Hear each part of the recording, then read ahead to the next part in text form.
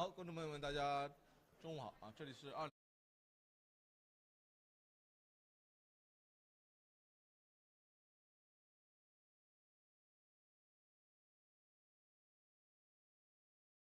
是总监 Roberto 和红龙杯赛事总监 Fernando 进行开幕致辞。然后我们先把画面切到现场。Clock is running. Okay, you guys can go. Let's go. You guys can go. Let's go. Let's go. Together. Together? Okay.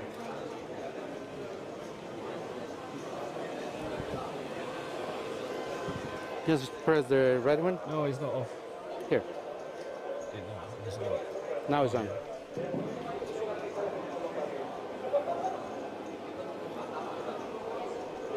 And on behalf of Red Dragon Poker Tour and Landing Entertainment, we would like to welcome you back. We're happy and thrilled to see so many familiar faces, and also to announce that Landing Entertainment has created a new brand, KPC Korea Poker Cup, that has been created with the intention to improve the poker culture in the country and to offer better and more experiences poker-wise.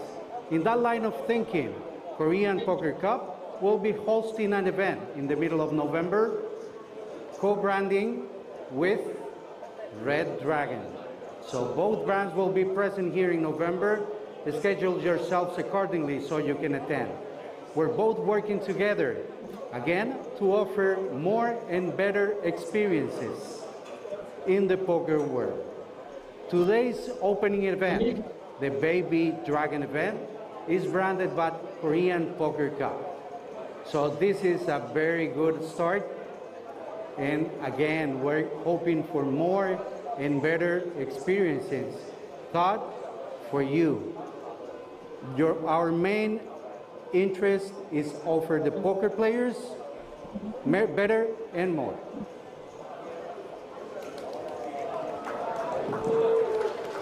大家好。首先很荣幸 KPC 能够冠名红龙扑克的 Baby Dragon 赛事，也很高兴可以看到很多熟悉的面孔。我希望这次红龙扑克赛事在蓝鼎娱乐界里可以取得巨大的成功。未来，我们计划年底和红龙赛事以及其他的扑克赛事品牌联合举办一个扑克赛事嘉年华，目的就是为大家带来更多元的扑克体验。最后，希望大家在这次红龙赛事取得好成绩，谢谢。Good luck. Thank you. Photo? Okay.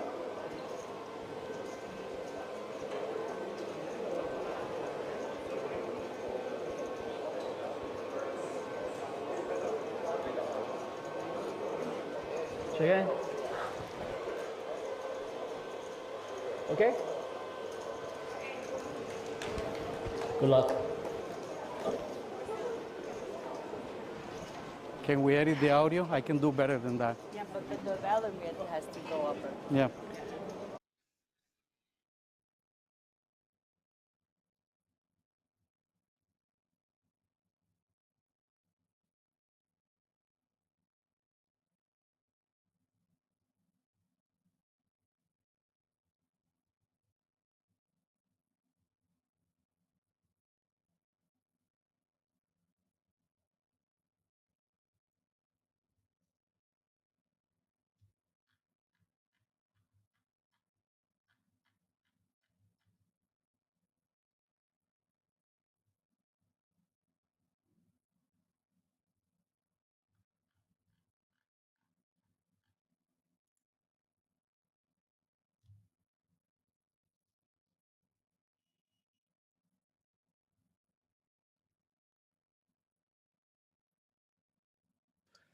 Testing, testing, 1, 2, 3, testing, testing.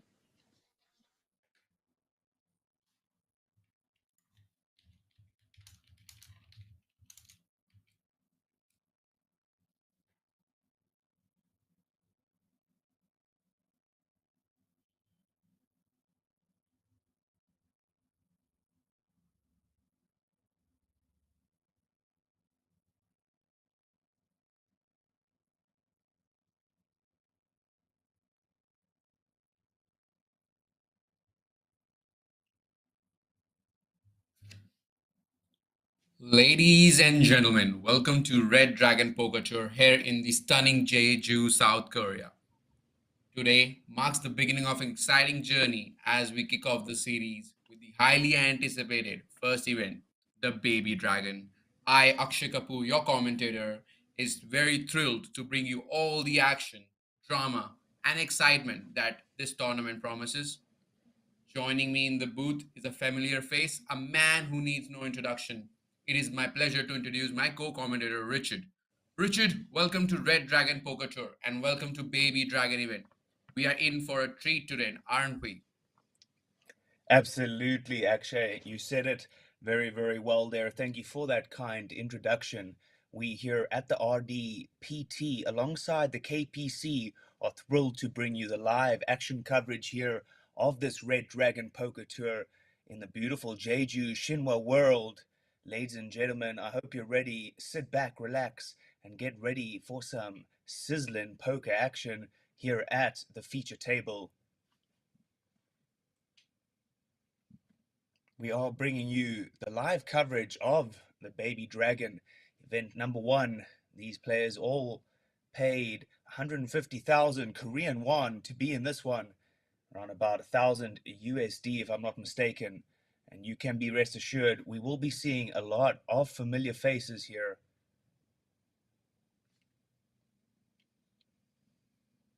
That is absolutely correct, Richard. Well, we do have a field of 44 players, out of which we can see that 39 are left. And we might be just seconds away to see our first hand.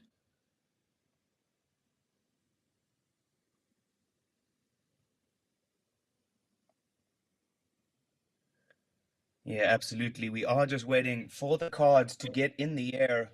And while we do that, folks, if you are joining us on Facebook or YouTube, please smash the like button, subscribe, follow us on Facebook, stay in tune with all of the events happening here at this Red Dragon Poker Tour in Jeju. And if you are feeling spicy and are in the Shinwa World area, come down, let's boogie. Well, Richard, what are your expectations of, from the series? What are you expecting from these players? Well, actually, I don't want to say too much and ruin all of the fun, but what I can say is that there are a mixture of players in this field, fish, whales, regs, and people who think they're regs. So when you have that sort of mix, it's always very, very exciting indeed. Well, I'm expecting some, loosey-goosey action, some, off the charts fights, I would say. And well, we do have our first hand. We see King Jack being opened from early position, and the big blind with mystery cards decides to defend here. Yeah, mystery man, Mr. Yay in the big blind. Whoa, waking up with the pocket tens, but will not be feeling too great. Ace Jack 6 on this first flop. Does decide to go ahead and donk it out there. King Jacko from under the gun of Mr. Zoo, just calling that one. And now we got checks around here.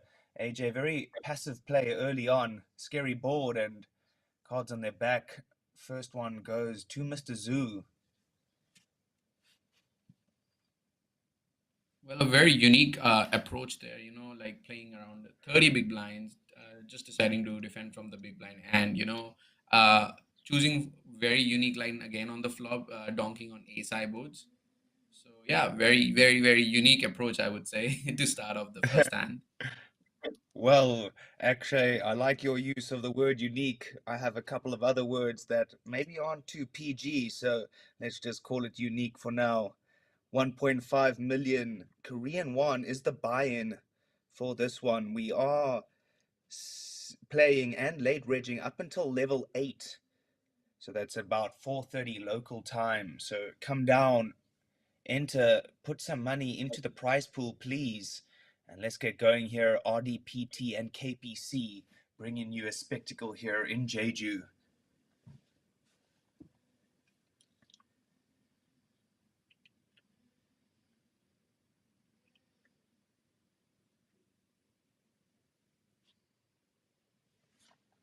right on to the hand two. We see again a mystery hand being opened from +1 position.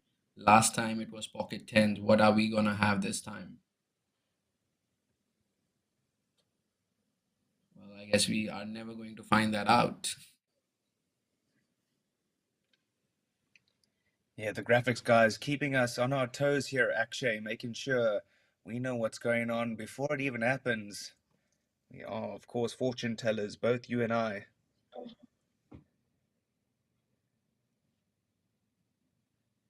There are 2 flights to this Baby Dragon, Day 1A, that we're currently streaming now, and Day 1B will take place tomorrow. Both of them are a 1.5 million Korean won buy-in.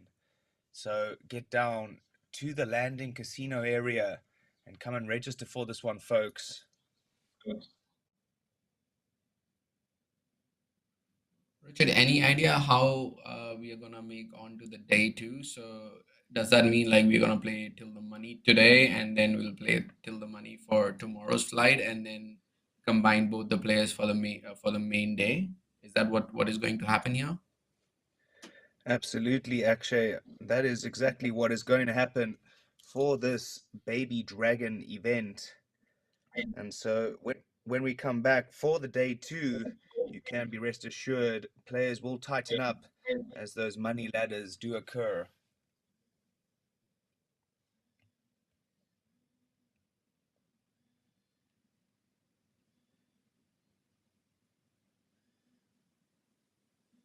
Yang Li decides to open up the hand with 3-5 suited, playing around 40 bigs, 40ish, I would say.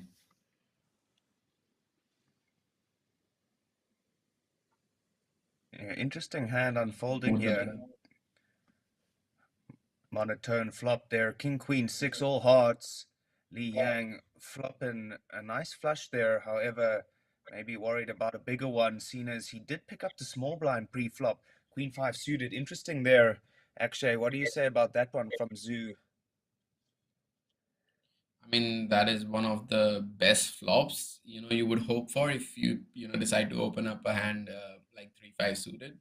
And I think he did show up his cards to the table. So now, everyone is like kind of like know that what his open range looks like.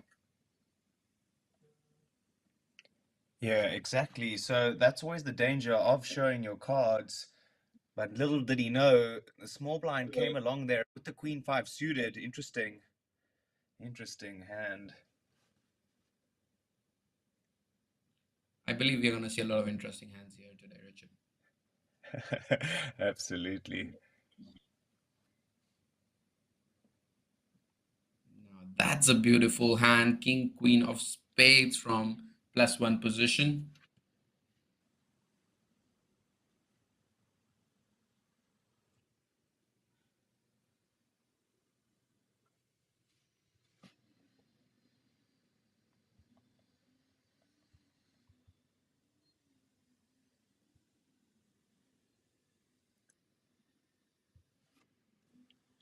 Whoa, interesting one here, Akshay.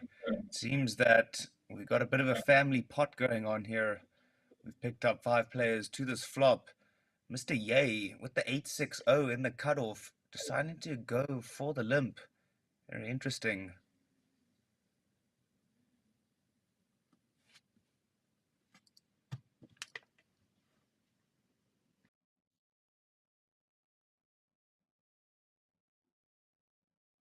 Here we go. The board comes ace, deuce, 4. And I believe everyone has missed so far.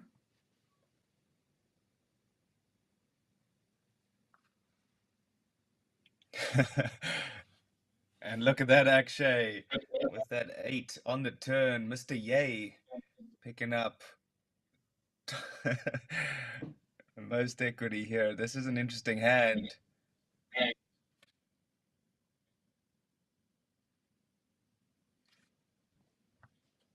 Well, Mr. Young did, make him fold the best hand with an 8 with 5, 6 of spades.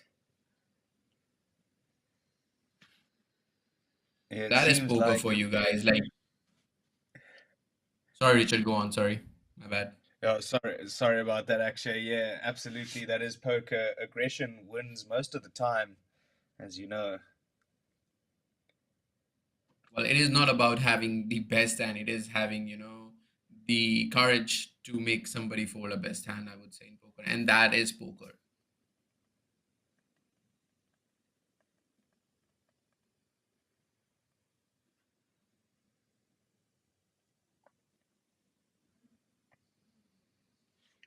And apologies about video stream, folks. We are working hard to get that coverage to you guys around the world. Please understand, the team behind the scenes are one of the best, so just be patient and we will bring you that smooth coverage very, very shortly.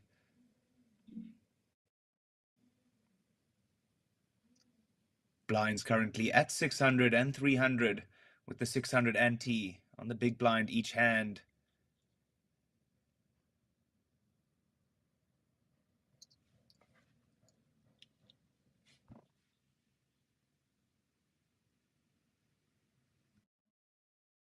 Something for both the players. Small blind having the bottom pair here and the big blind getting the middle pair.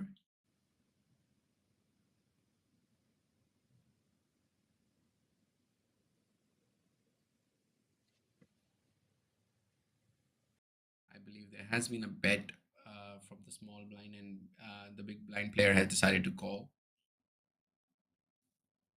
Well, that's an interesting card. Brings a flush draw with the third pair for our small blind player.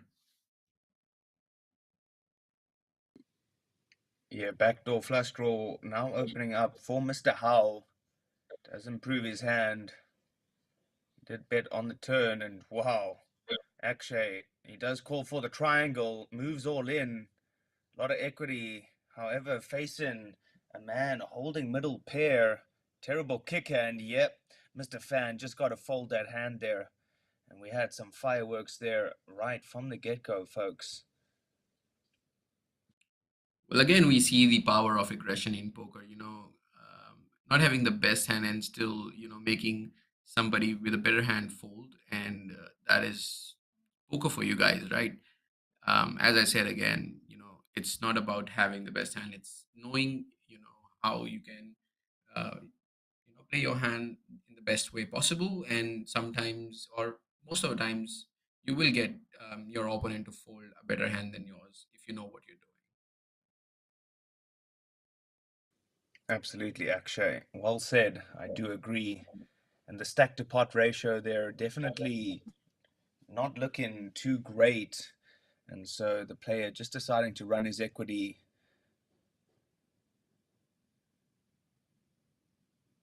Well, actually, it is. If I look back at it, I think it is an amazing move because what 7-5 of diamonds, when you bet like almost all in on the turn, what you're actually doing is, making a better hand fold, a hand like maybe a jack, and even you're asking questions from a top pair, and even if you get called, you do have a lot of outs to improve. So, I love the play there by the small blind, and I love to see aggression. Simple as that.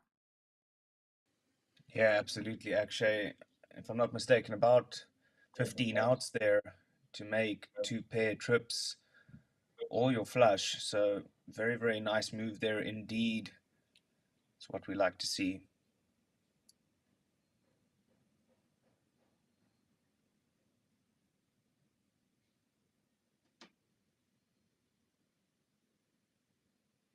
Interesting hand here, Richard, because the big blind has king of spades, so he can actually decide to bluff at it. But Zoo has a straight, which is going to be really hard for him to fold. And we see a swift call there by the straight, and both the players playing their hand to their best capability, I would say.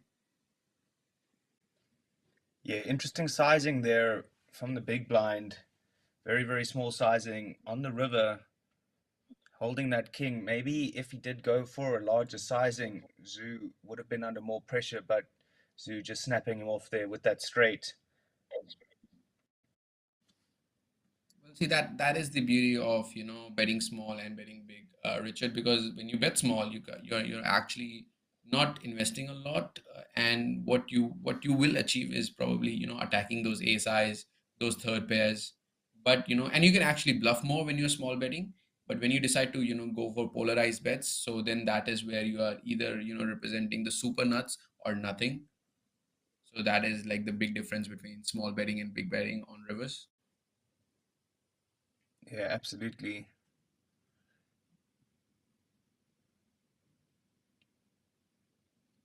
Zoo, the big stack at the table, about 100 bigs, so sitting pretty.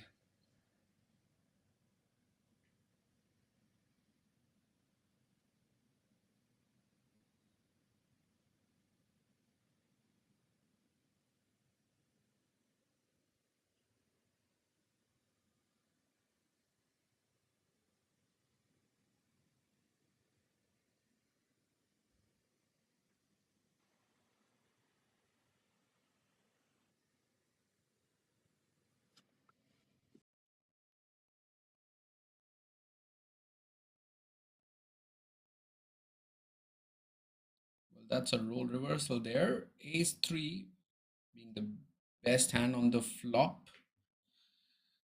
It was a hand that was not the best pre-flop, heavily dominated by ace jack, but now Mr. Sun just clipping that 3 on the flop, making sure that he has a better hand on this board.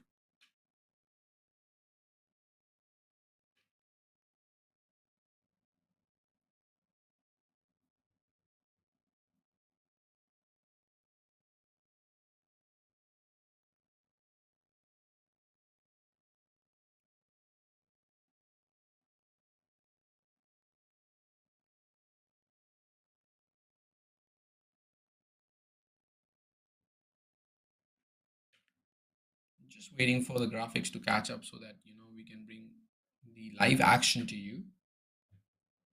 So far, what we see that the ace 3, Mr. Bin, is actually ahead with a pair of 3.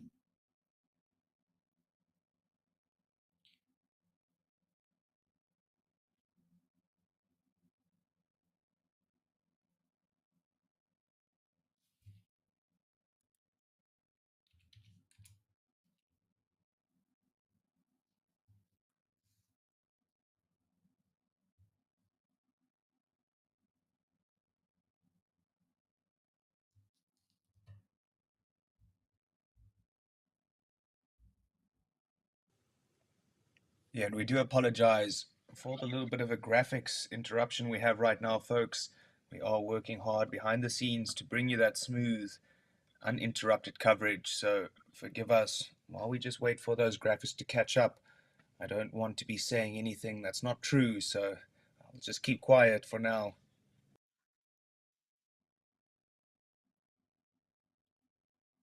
And this is day one of a very big series. So, and it takes a lot of efforts, and sometimes we do face some glitches, and I'm pretty sure the tech team is working really hard behind to bring you that live coverage that we all deserve to see. That that's the reason we are here actually. Absolutely, but for you conspiracy theorists out there, this could be Donald Trump.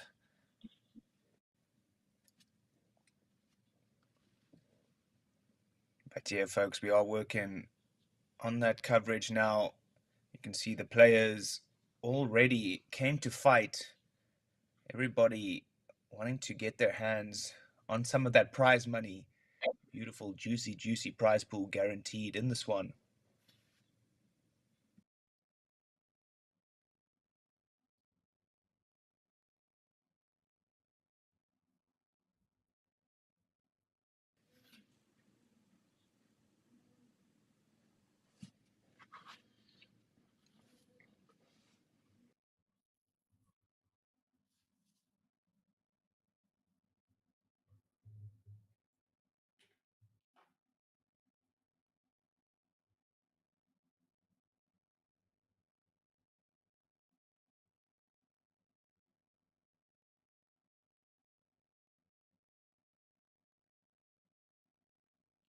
Richard, you know, while we get the graphics onto the page, what do you think of the debate that is boggling everyone in the poker world, which is using the solver on poker tables.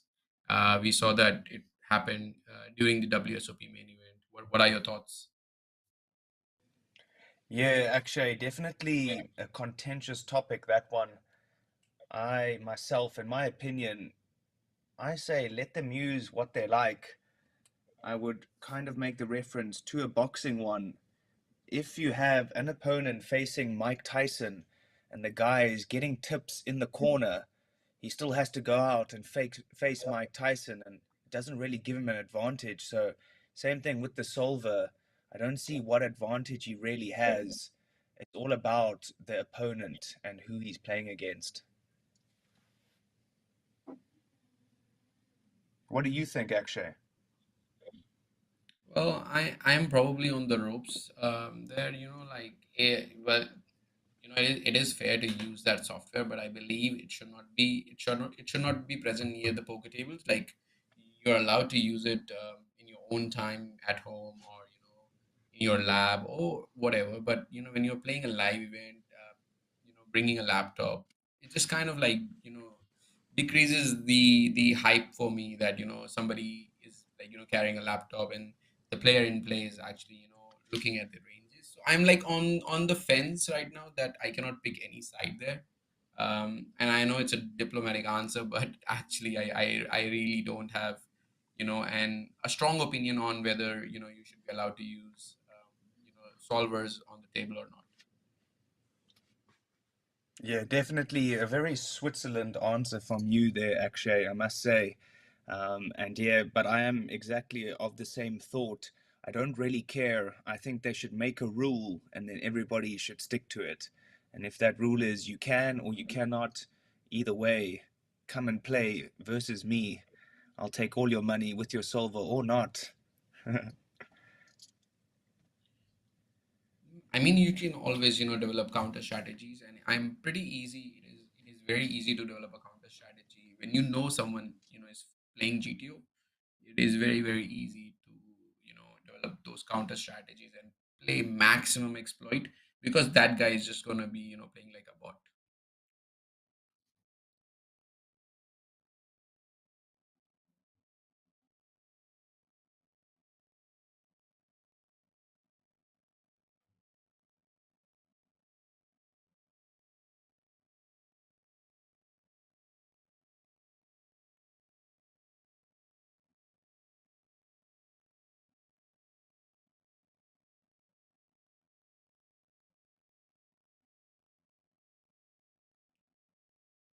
But I do think these solvers have really helped amateurs who want to learn poker. It has made very easy because they're very accessible. They're very knowledgeable. The information that you get from these solvers are really immense. So that is pretty good on the solver side. That is the biggest plus side, that it has made very easy for a normal guy to understand poker, and the to learn strategies.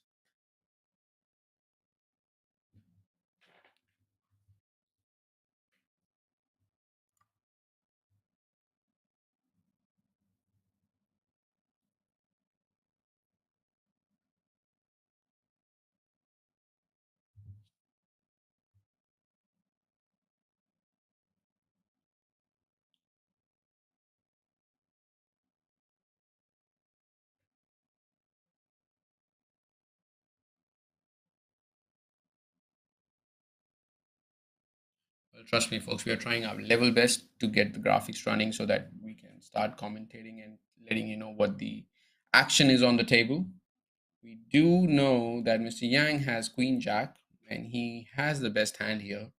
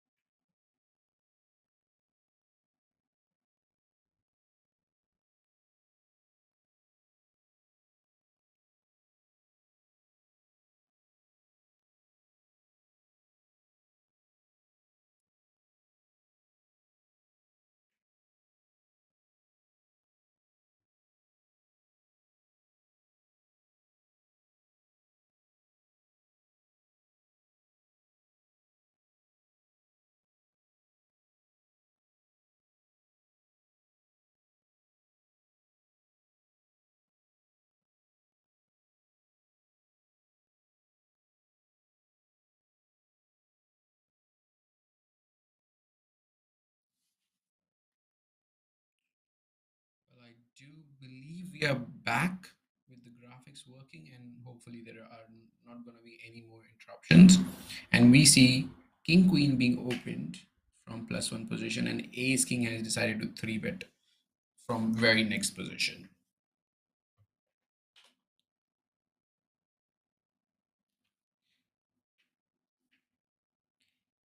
Oh my God, Richard, we do have Queen 10 of diamonds for betting. Now, this is why I am here.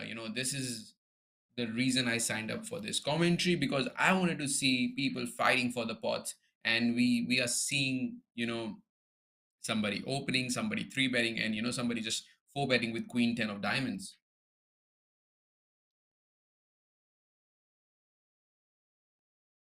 And here we go. We have seen our first 5-bet. Mr. Bin has decided to go all in with Ace King, pinning his opponent with Queen 10 of diamonds, who decide to 4-bet him.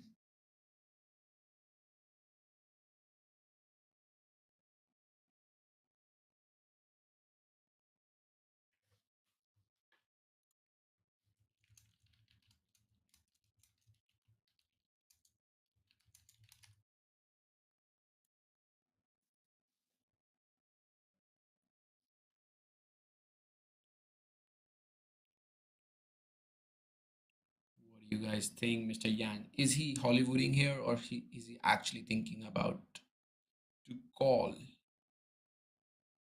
This is probably more than 60 big blinds.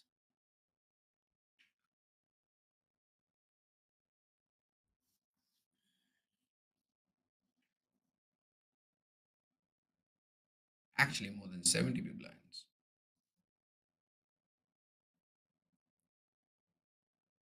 Well, he does decide to fold.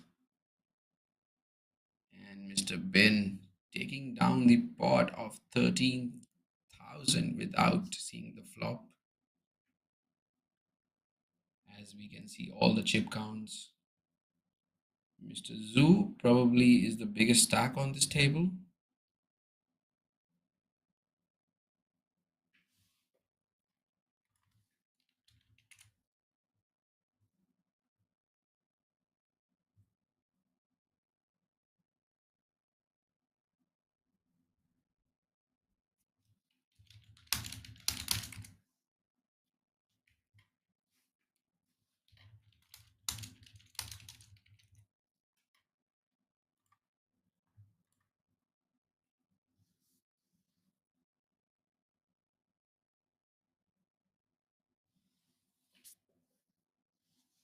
Oh, Mr. Bin again with Ace King.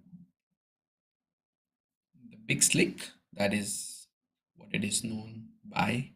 Oh wow, we do have pocket aces by Mr. Zifan. Now that is a cooler, my friends. Ace King versus aces, and aces has decided to 3-bet. Play this hand aggressively as it is supposed to be played.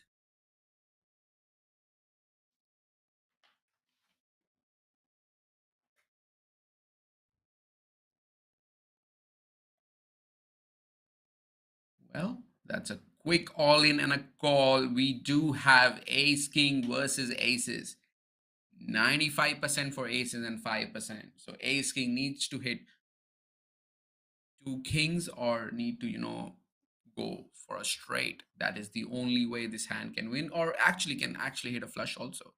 Well, 3, 7, 4, 2 hearts, no help to Ace King. Ace is still ahead. Turns a 10 and Ace King are drawing dead. Aces are gonna be doubling up in this hand. And well, we do have Mr. Zifan picking up 21,000 chips in this spot, going to almost 60 big blinds.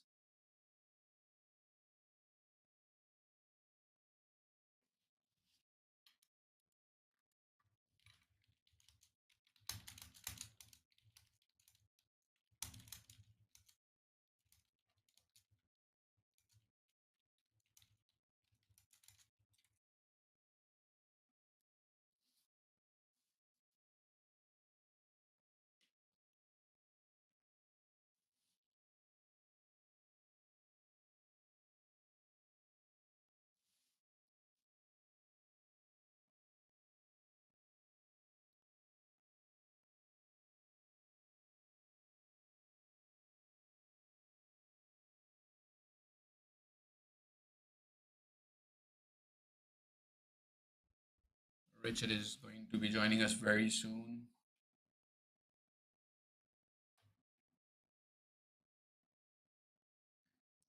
Well, Mr. Bin does have another hand, King Jack off from early position, decides to open up.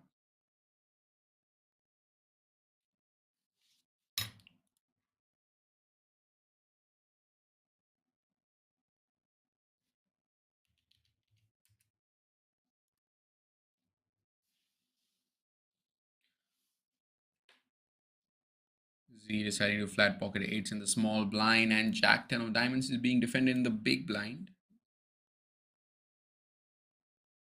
Everyone misses the flop, but Mr. Z is ahead right now with his pocket eights.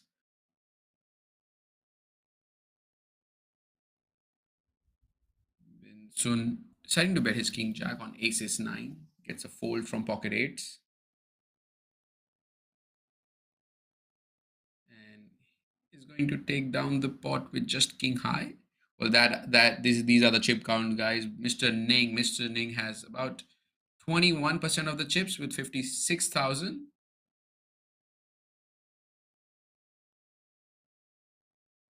We can see players on the table giggling about something. I'm pretty sure it is about aces or ace king that we just saw, or maybe some banter that we can't hear right now. Maybe soon, maybe in the future. Maybe Richard is in Korea and just trying to catch up on what these players are talking about.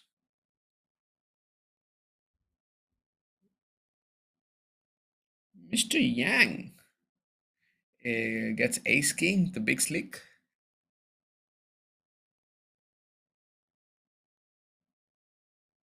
A lot of ace king is being seen on this table to start off, and we do have ace queen by Mr. Ning, who is our chip leader.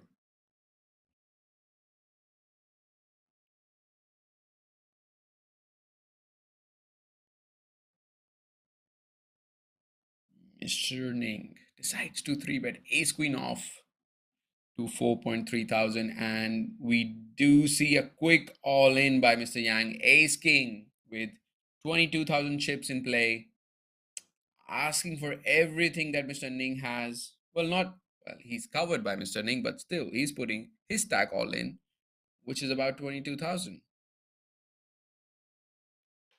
Mr. Zhu has a decision here.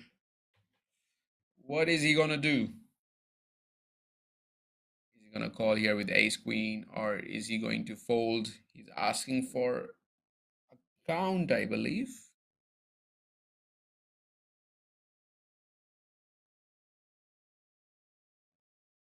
Well, he did decide to call here. We have ace king versus ace queen being highly dominated by ace king. Yang is just about to double up. He just needs to dodge a queen. 3 outs for Mr. Ning. 9%. Only a queen. Well, it is not a queen, and Mr. Yang is going to double up.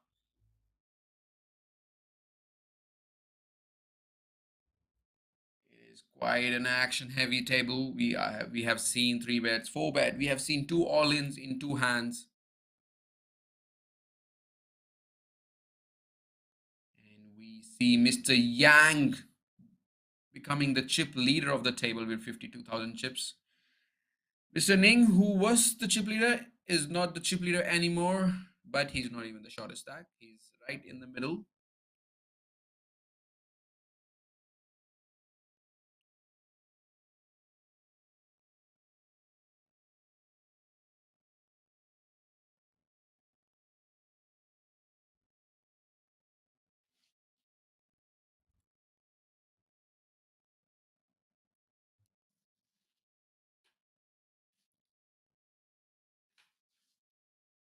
I really hope I could, hear these people talk. Although it would be really hard for me to understand them, but I would probably have to hire a translator. But it'll be really fun to know what they're talking about. It has always been, made me curious to what these poker players talk while they're making such crucial decisions.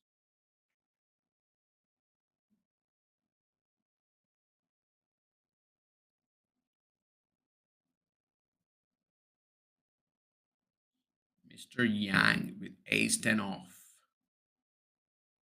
Decide to open to 1.7k with ace 10 offsuit.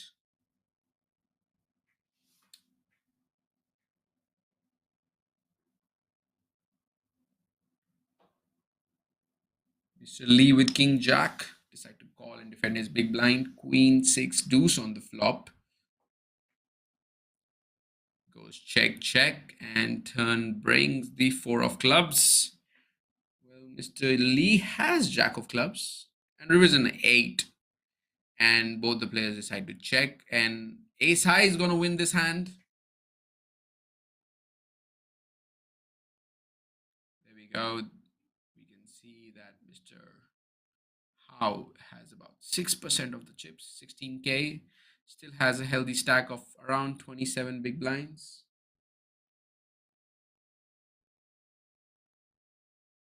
Well, this is a Baby Dragon event with a buy-in of almost 1100 USD.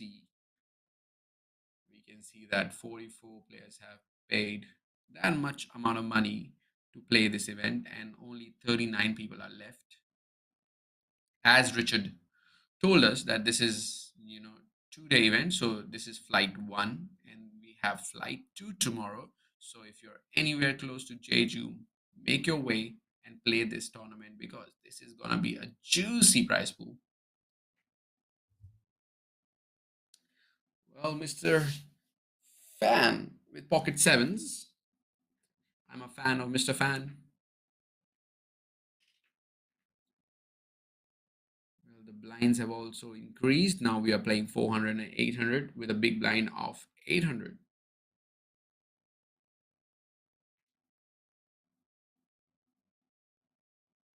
Well, I do see a 3-bet, a really aggressive 3-bet with king 3 offsuit from the button.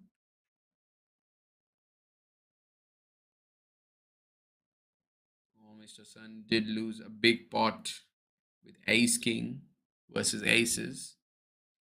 Decide to play king 3 off from the button in a very aggressive manner.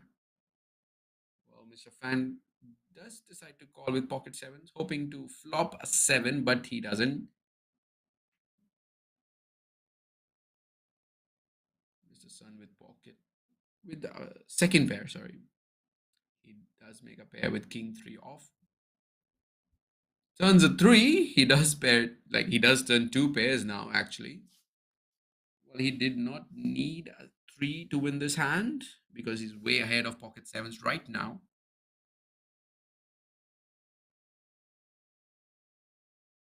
We're gonna see a bet here by Mr. Bin.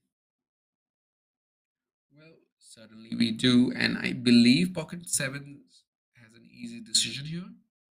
But I have been surprised before, and I won't be surprised if we see anything funky here. But we don't. Mr. Fan deciding to bin his pocket sevens.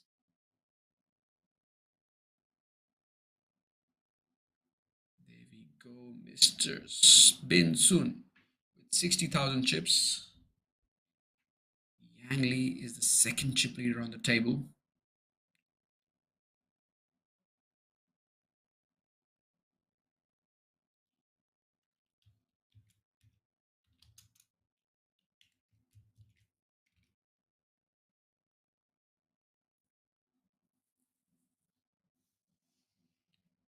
Make sure that you subscribe to the Red Dragon Poker channel on the YouTube, so that you are always notified when the stream goes live. We do have the stream being done on Twitch and Facebook as well, so you can follow Red Dragon Poker Tour on Facebook as well.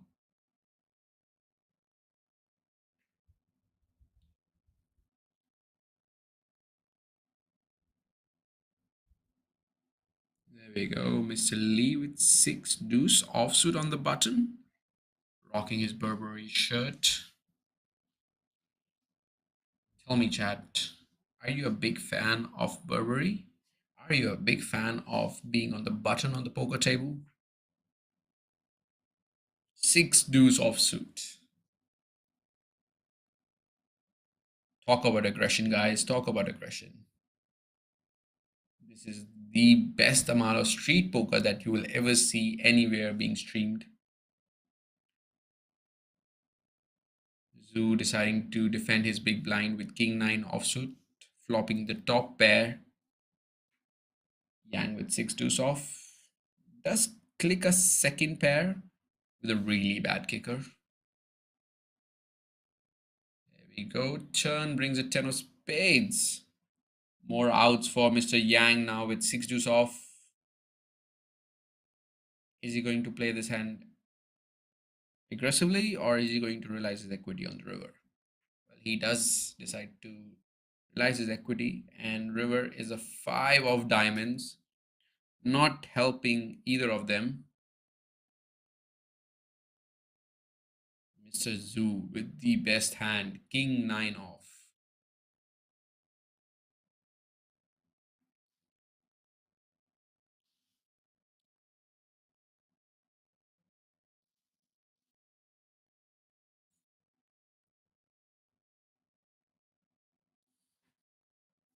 Well, Mr. Dude did decide to bet very, very tiny on the river, 30% of the pot.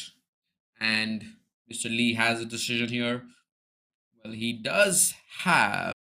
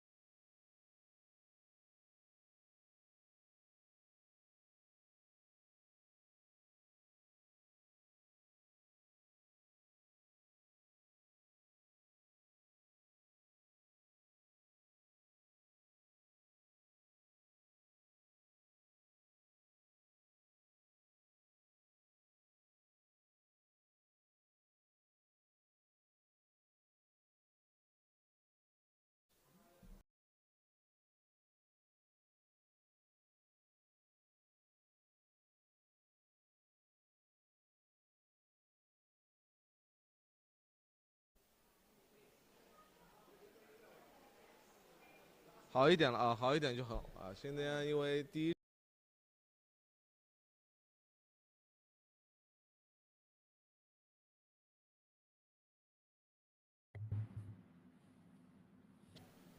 本来有人问这个豪克赛怎么没出啊？因为豪克赛是临时现在没有开出来。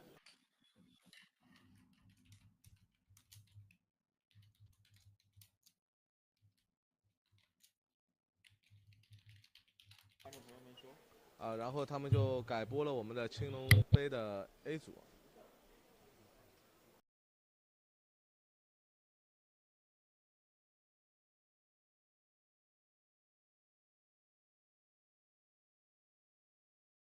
其实打的也没有任何问题。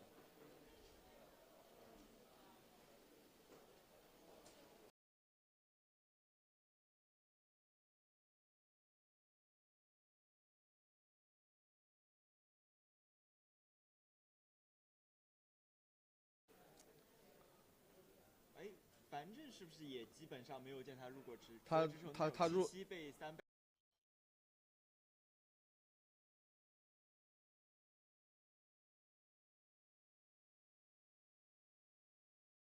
积分牌就是12个大盲，在 button 选择了跟注，非常标准的一个打法。他是希望后面有人 squeeze。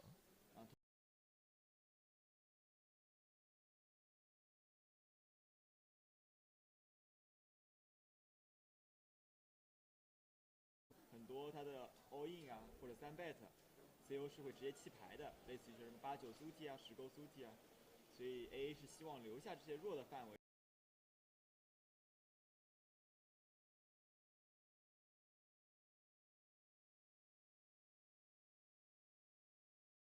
的勾8欧带了进。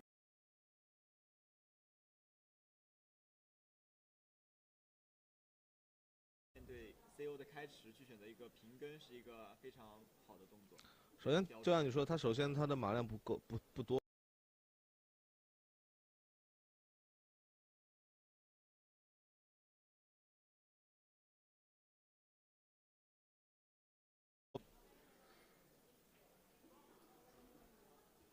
从这手牌我们可以看到，刚刚这个2号位这位选手。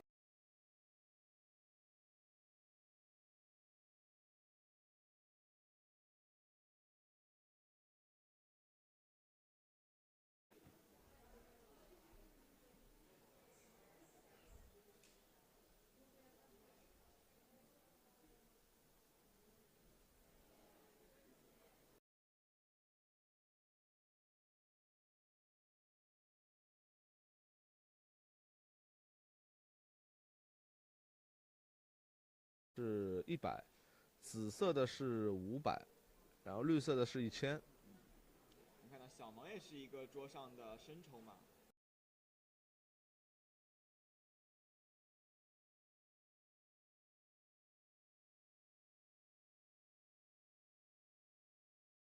什么？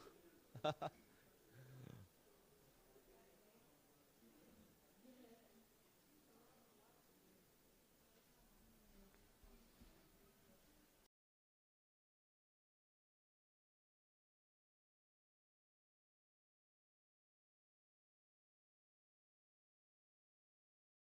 是在1万到2万，然后孙膑跟他的下家是2个非常大的筹码，有7万。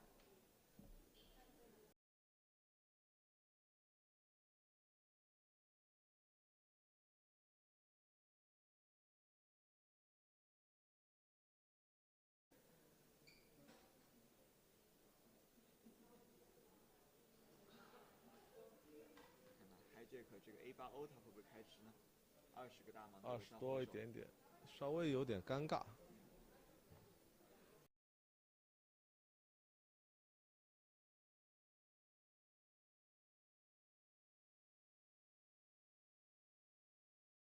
5苏、3、4苏的，5、6苏。开了 open。红桃3、5，黑桃5、6跟注是吧？嗯。下3路王者。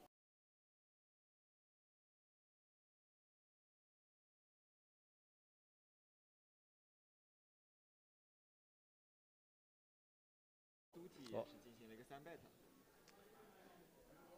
但是这个3bet 就相对来说尺寸比较小。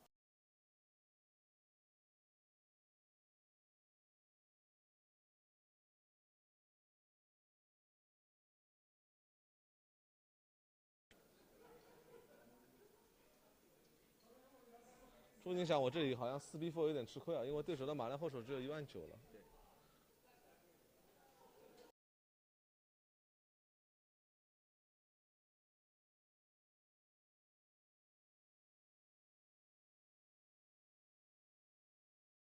不冲突，而且他的庄位是吧？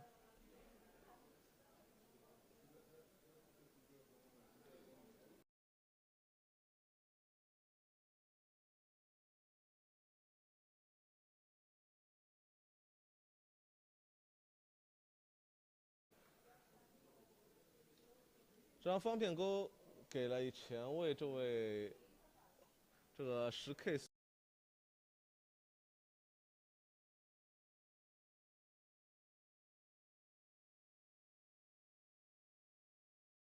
只能逼着我来了，真的。但是我们可以看到，至少有一家会跟住啊。问题是 K10苏勾了 A8O 会不会盖了？A8O 打盖。对啊 ，K10苏这里跟。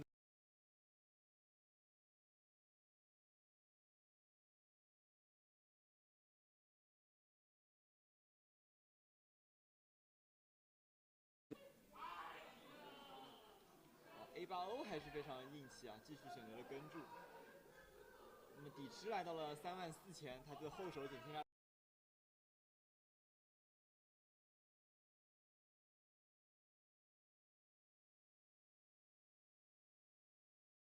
后门花 miss 或者是。3-4苏提还是选择了继续去偷啊，在这个34000的底池去全下了对手的。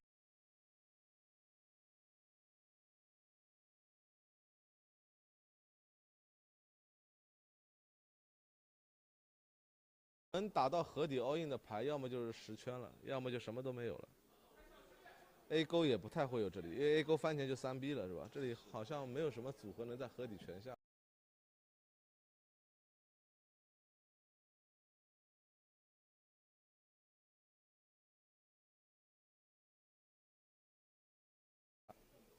我觉得整体问题不是在这个翻后的问题，整体问题是在翻前这个10K 苏，这里3B 的是。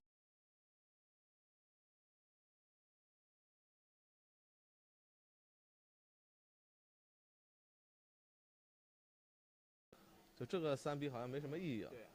我们俗称叫炒抛。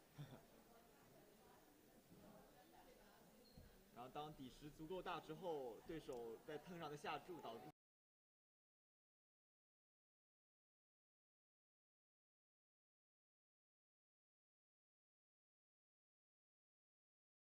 顺子有一张不是他的odds，他觉得啊，这里亏得很。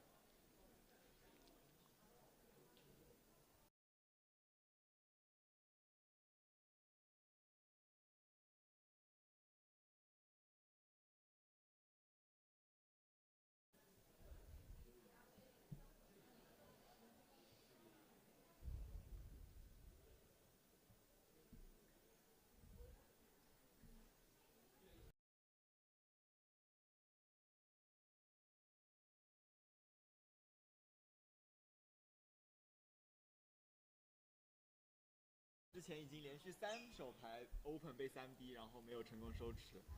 那这一手 KK 看看能不能成功收下底池，他的计。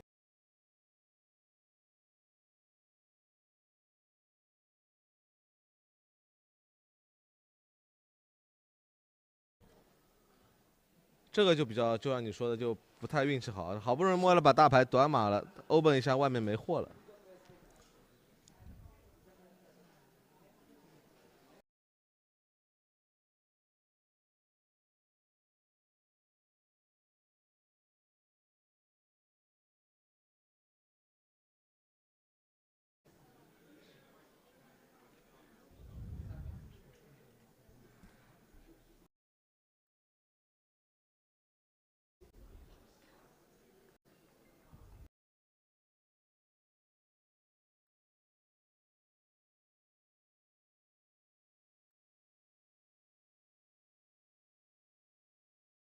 买入已经来到了69个人次。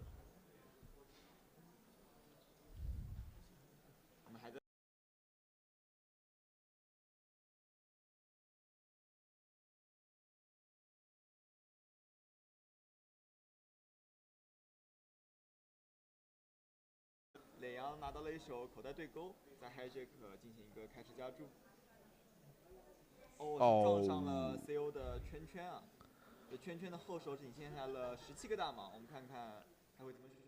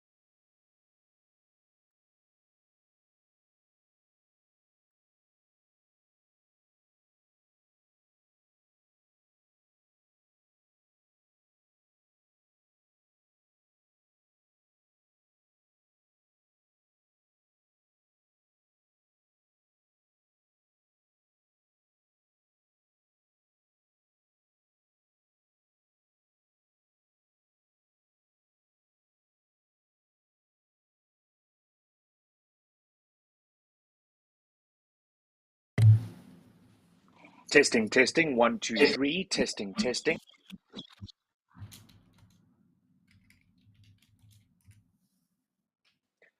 Alrighty, folks, we are back with this feature table coverage here of the Baby Dragon Day 1A. Well, it is good to have you back, Richard. We did miss you. And I believe we have more players joining us. I can see on my screen that 69 players have joined this Baby Dragon tournament.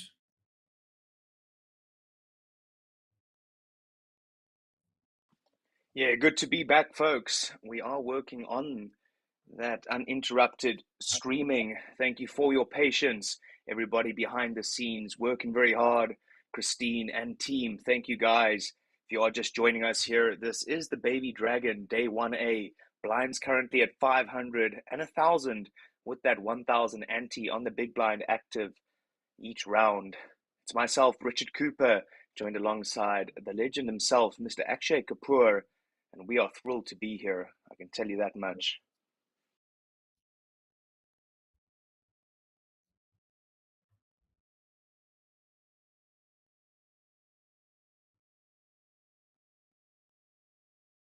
I was watching, I was trying to watch the stream while you were gone, Richard, and what I saw was that, Korean players love their button and they would, open almost 100% of their range from the button, even if it's 6 too soft. So, that tells you a little bit about, these players, that how fierce these opponents are, and how badly they want to take all the chips from their player from their opponents. Sorry. Yeah, absolutely, Akshay. We have seen quite a couple of interesting hands. We saw the ace queen move all in or make the call versus the ace king. And then we also did see that spicy four bet with the queen 10 suited. So, yeah, some action early on here at the RDPT and KPC Red Dragon Poker Tour live from Jeju.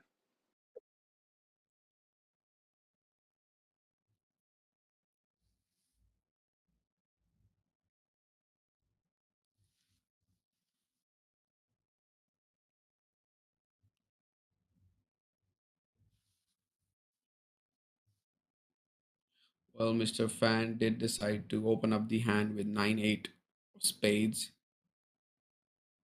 That's kind of like a bold move, considering his chip stack, only playing 22 big blinds.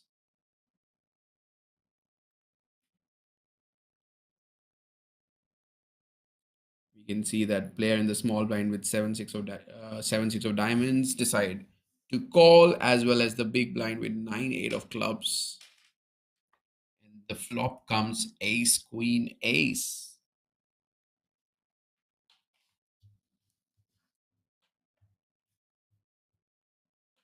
And Mr. Fan is going to take down this spot with just 9 high. Yeah, absolutely. The ace queen ace board not looking too great for either one of those players, and the pre-flop aggressor able to take it down with the c bet. So nicely done there, Mr. Fan.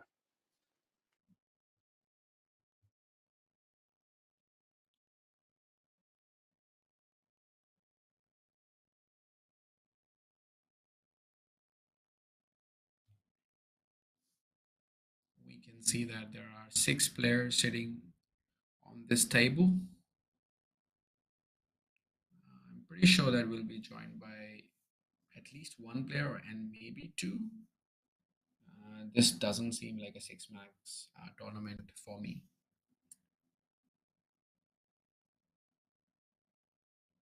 Mr. Well, actually, Sun some of these decided. players definitely playing a 6-max range, so who knows? Maybe, Richard, they're playing heads up range,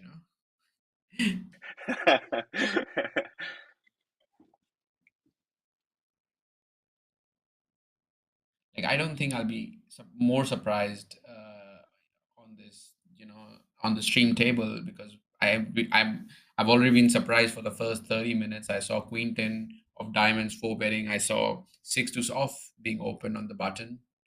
So yeah, quite an interesting feature table to start off the action.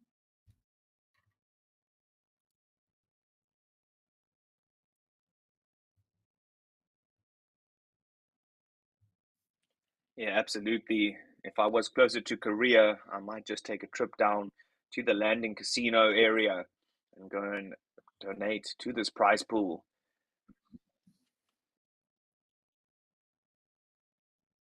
I see some of my Indian friends joining the stream. Hello there, everyone.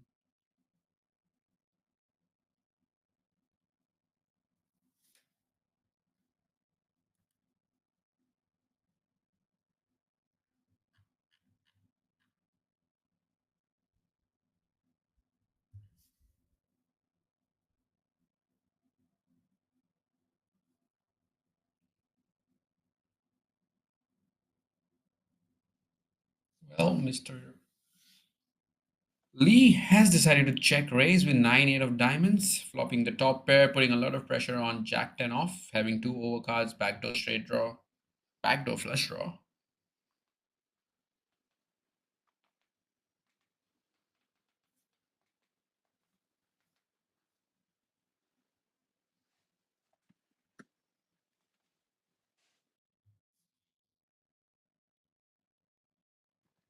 Yeah, and if you are just joining us, we are streaming live on Twitch and YouTube. So pick your poison and go ahead and follow us on one of those socials to stay up to date with all of this live coverage here of the RDPT and KPC Red Dragon Poker Tour.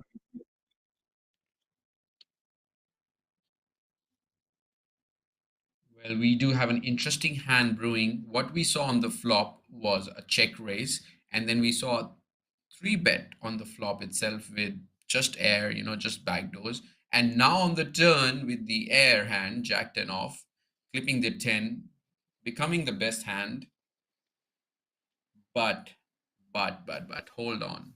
Mr. Lee did pick up a diamond draw there.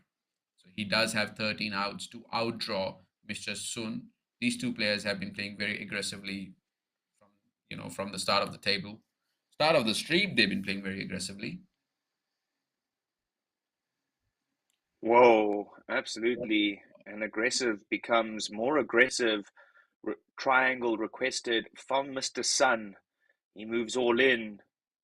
And Mr. Lay now with the decision. Oh, snap call.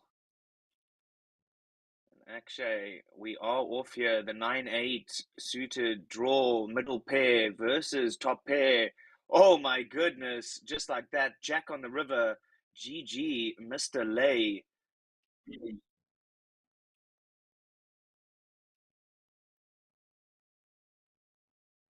Mr. Sun, nice pickup. Up to 144K now for this gentleman.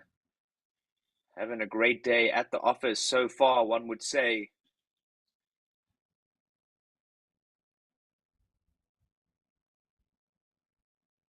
Well, this hand just started as of a single raise spot, we saw an open by Jack 10 and 9-8 decided to defend. Then we saw a check raise on the flop. Then we saw 3-bet on the flop, and all the money went on the turn, and it was not a small pot, guys. It was 140 big blind pots. Yeah, massive pot there.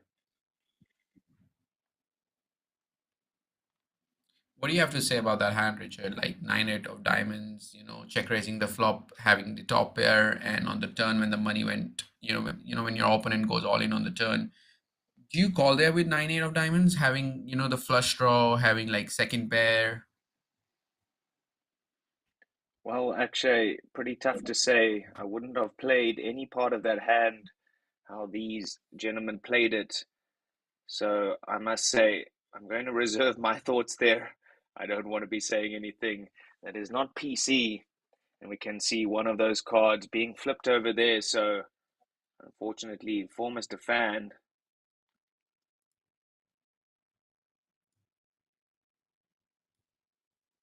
did you get a look at that card, Akshay, or did we not see that? No, I didn't. What was it? Did you see it? Not sure. Not sure. Couldn't make out from here.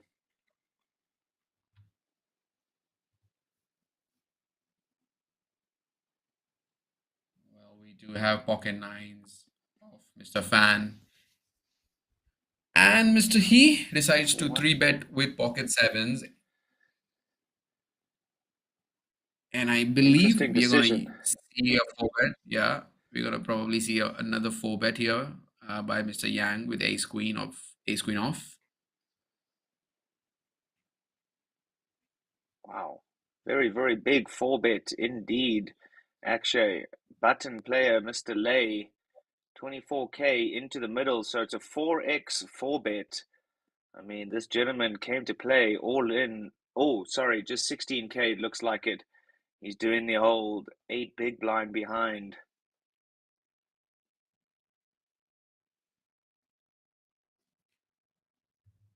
Certainly looked like he was moving all in. He does go for 16K. Just under 3x.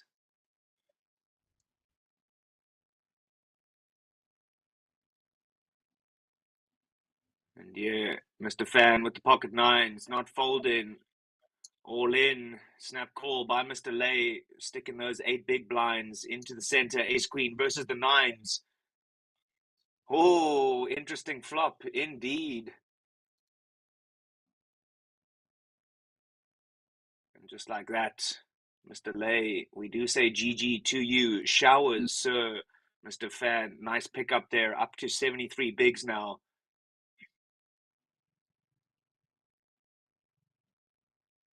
Well, Richard, it takes 100 days to build a empire, and it takes 2 days to, just destroy it. And that is what just happened with Mr. Yang, I believe. First, he lost a big hand with 9-8 of diamonds, and now he just lost another flip with ace queen versus nines. And I believe he's going to re-enter this tournament as the re-entries are still open. And if you are anywhere close to Jeju, anywhere close to this venue, right, just hop in your car, hop in the bus, whatever it takes. Just get yourself here to this venue and start playing this tournament. Well, actually, if they are hopping in their car, it better be a Ferrari because there's only 3 minutes left of late reg. Remember, late reg here up until 4:30 p.m. local time. We are bringing you this stream, of course, on a delay for the safety of the players. We here at the RDPT and KPC do take player security of utmost importance. And here, a little bit of blind v blind action. Everybody loves that. Yang Queen 7-0, C-bets on the Queen 4-3. And Fan will make the call, should he, just to try and peel a king. And oh my goodness, nothing good for him on that turn. Yang finds three of a kind.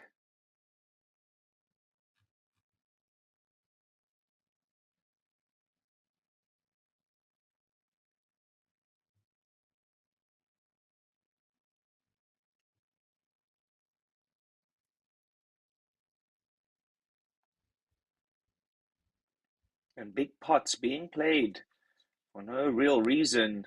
20 big blinds there. Queen 7 versus the King 10-0. One would say it's almost like they're throwing chips around at this stage. And we all know, very, very important now to be gathering as many chips as you can and not trying to play a 20 big blind pot with a Queen 7-0 or a King 10.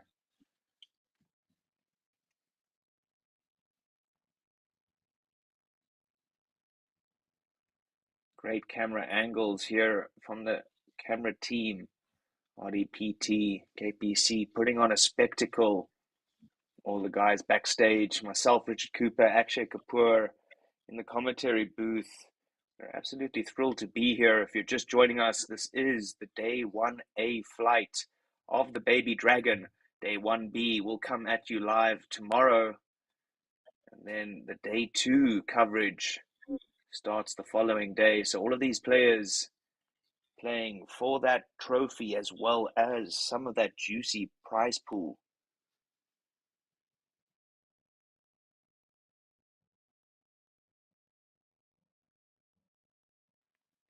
And we see 7-5 of diamonds being open on the button. And Mr. He decides to 3-bet with ace queen off from the big blind, a standard 3-bet. Like, I believe this is like a value part of their 3-bet range. And we are gonna go post flop with 10 deuce 9 2 diamonds. The button does have a flush draw, has a gut shot. Oh no, maybe. Well, backdoor gut shot, I would say. And we're just hopping in on the flop. Yep. We do have the flop back on our screen. Yeah, interesting decision by Mr. Yang calling the 3-bet pre-flop. That flop in very, very nice on this 10-9 deuce 2 diamond board.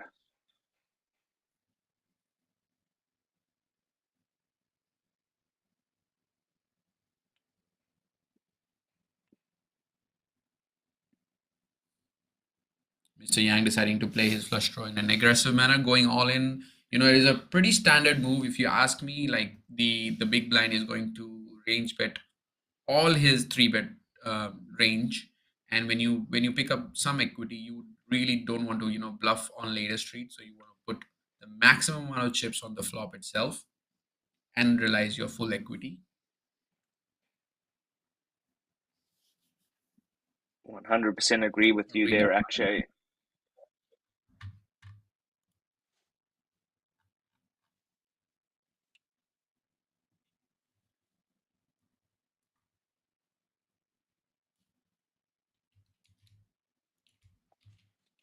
Alrighty, couple of fish hooks here for Wang under the gun. 23 bigs will go for the open. Only 20 bigs behind. So if any other player in the blind wakes up with anything, it could be interesting. And here we do have the ace 10-0. We'll try and peel this flop.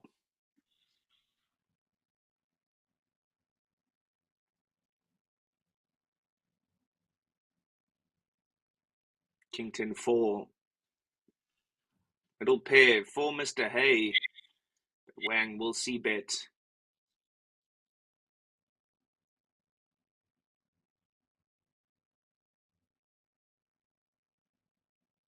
A little scary flop for Mr. Yang with pocket jacks, king being on the flop. So, yeah, that is going to be an interesting turn. Turn is a 9 of clubs. Both the players do not have any club in their hand. Mr. Wang picking up a straight draw with his pocket jacks. And Mr. He has ace 10, second pair.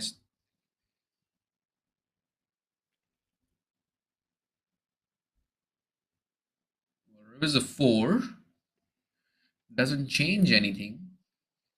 But we see Mr. He lead out. Very, very small. 25% of the pot. Trying to pot control. Trying to, really pay very less if his opponent has a king, a sneaky king, or even a 4. What does Mr. Wang gonna do with pocket jacks? Facing a very, very tiny bet. What do you think, Richard? What is going to happen? Yeah, interesting one here by Mr. Hay, going for that 25% bet on the river. I do like it, to be honest. You can see he has put Mr. Wang in quite an uncomfortable position. But as played, he will throw that one chip in there, and good news for him. Jacks are good.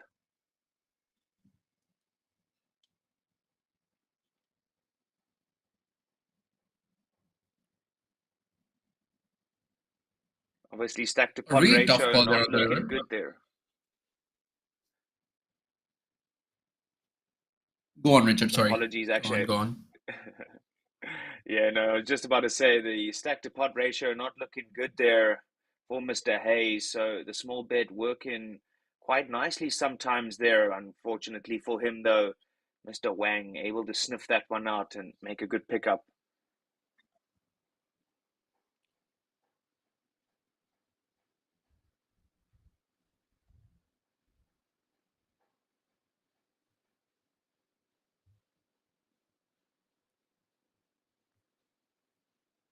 I mean, you're just beating a bluff there on the river, because not a lot of tens are going to bet. And then when you face a bet, you're not, beating a king or a 4 and not even a flush. So it just, and especially when you don't have any blockers, um, it actually is a very tough decision on the river to make that call. The only thing that was working for him was probably that he was blocking a straight. But other than that, it's a really, really tough decision on the river.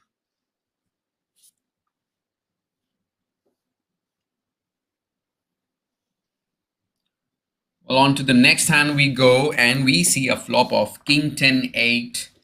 Mr. Wang again with Queen 10. It's Mr. Wang versus Mr. Yang. Yeah, definitely keeping us on our toes. Having to make sure we aren't getting tongue twisted here. King 10-8. Mr. Wang finding middle pair. And the ace high, though, will continue the story with the C bet. And nicely done there. Mr. Yang picking up his top pair on the turn.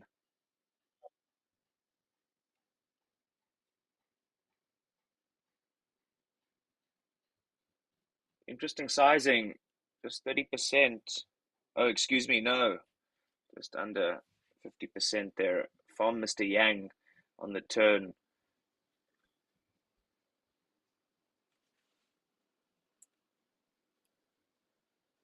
Well, a great, great lay down there by Mr. Wang, realizing that his 10 is no good anymore, and deciding to really make the best decisions there, like folding his hand when he was beat and calling when he was ahead.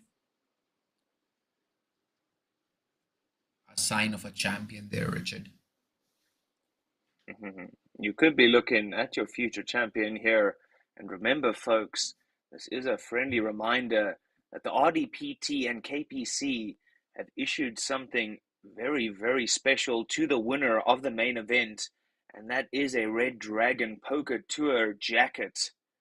And man, oh man, I don't know if you've seen it, but it's beautiful. And the only thing more beautiful than that jacket, Akshay, are looking down at a couple of aces under the gun.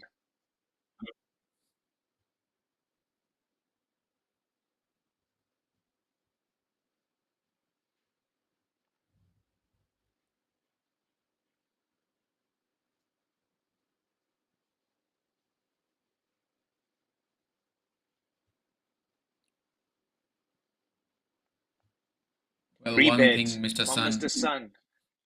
Yeah, on the button, Akshay, using that button to his advantage. The King Jack O, though, doesn't know that he's staring at a very beautiful hand.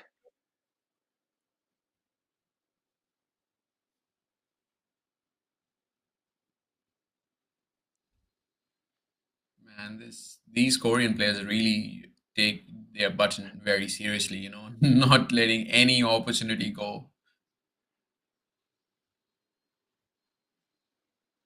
Yeah, I don't know if they're playing a special type of event, like Win the Button or something like that, Akshay, but they're very, very fond of it.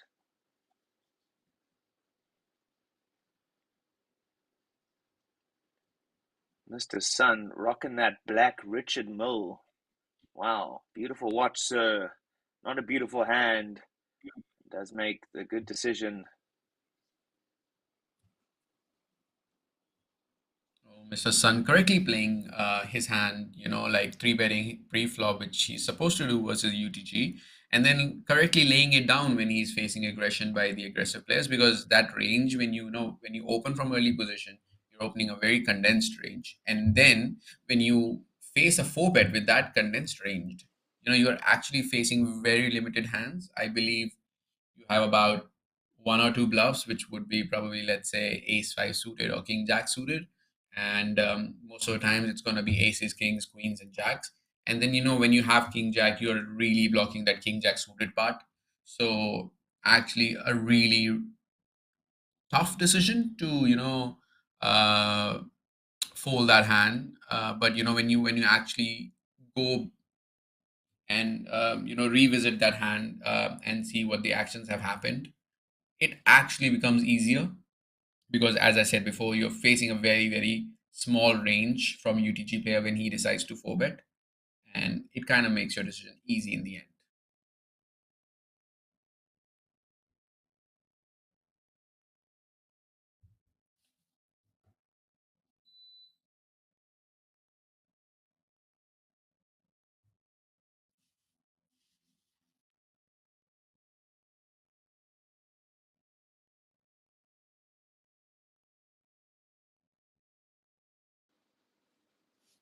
Well, I'm not really sure what to say here, Akshay. If my eyes don't deceive me, I thought I saw an open with a 6-3-0.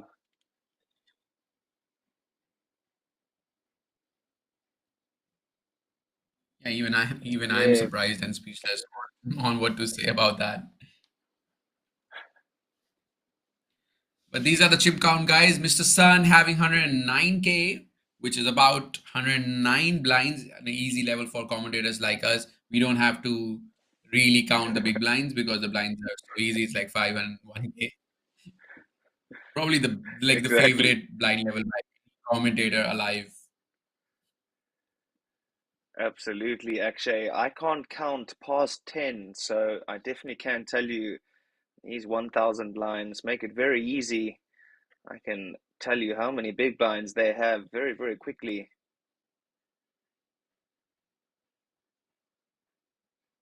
And this player just showing off his name, as dope as his Burberry shirt is, so is his undershirt, his sunglasses, and his necklace.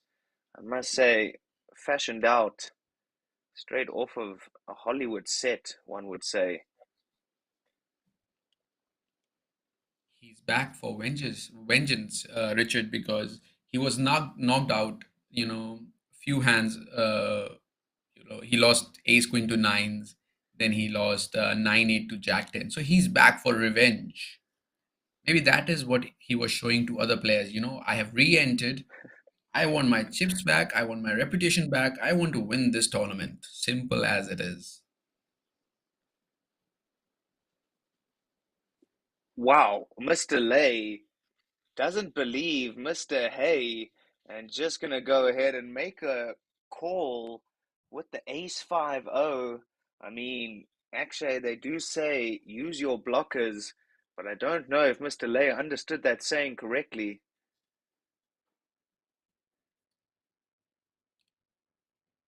Well, he's up against his nemesis. He does have ace 10 of clubs, and I don't think he's going anywhere. Well, he is not. And he's in a very, very good position. Ace 10 versus ace 5. The old nemesis meet again. Onto the flop we go. And we have king, king, queen. Some chop outs there. Well, turns a jack, turning nuts for Mr. He. And we are going to see Mr. Yang lose another of his bind. Maybe there's enough time to rebuy again, Richard. What do you think?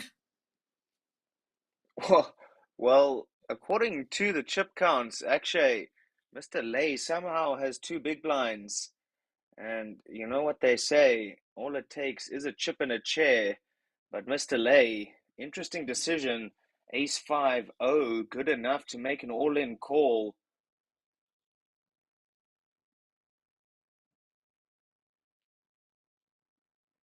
Well, a chip and a Entry for chair. this one is only 1.5 million Korean won, about a K US. And you can see this man not short of any dollars, dripping with swagger at our feature.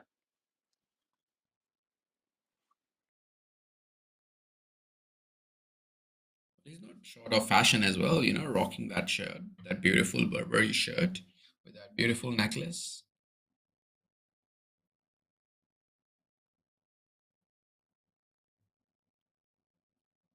And he does decide to go all in with king 10 off for about 7K, which is 7 big blinds, or not even 7, like less than 7. The blind levels have increased to 601.2K. Mr. Zoo doing the honors with ace 7 off, calling his all in. Almost a flip, Richard, there. King 10 versus ace 7 off.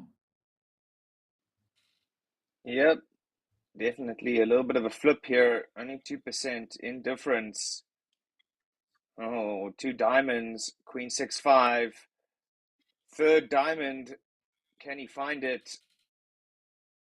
No, he can't, but just like that, Mr. Zoo, ace high, good enough. Mr. Lay, GG. Don't worry, Mr. Lay. There are many more events coming up, just like the day 1B of this Baby Dragon taking place tomorrow. But right now, folks, late registration is closed as of 4:30 local time here in Jeju.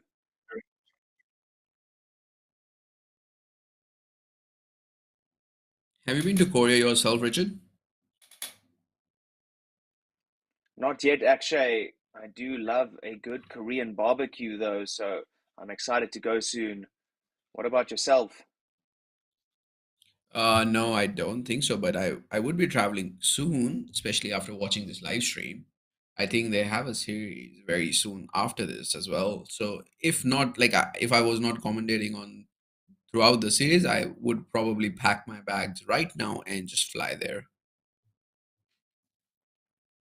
Yeah, and But as yeah, you say that, really Akshay, excited, really excited, really excited to travel to Jeju. It's a beautiful island, I believe, beautiful country, beautiful island. So yeah, very very looking forward to visit it one day. absolutely. I've heard great things, and great things await the big blind of Mr. Sun, Big Stack. And he's got a big hand, Cowboys. And unfortunately for Mr. Wang, the ace-queen suited looking so good. Now facing this 3-bet. Only 20 bigs behind. Does he just flat here, or does he go for it? We've seen aggressive play so far. Either option won't surprise me at this stage.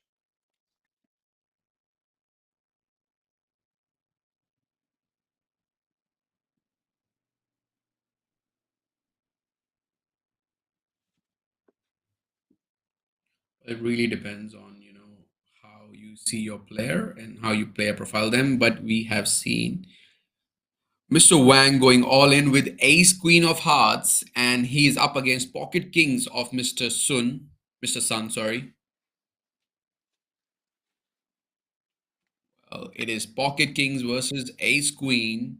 Ace queen needs a little bit of help.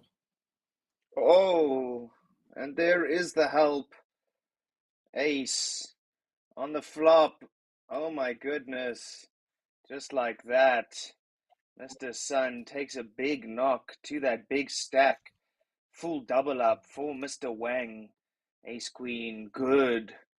Wow, Akshay. Cowboys not feeling great after losing that big pot.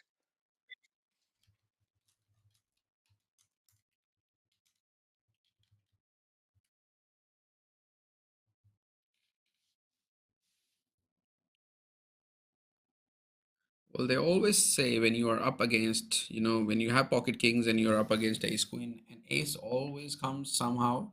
The berry always comes, and the berry does come on the flop. That's it, Akshay.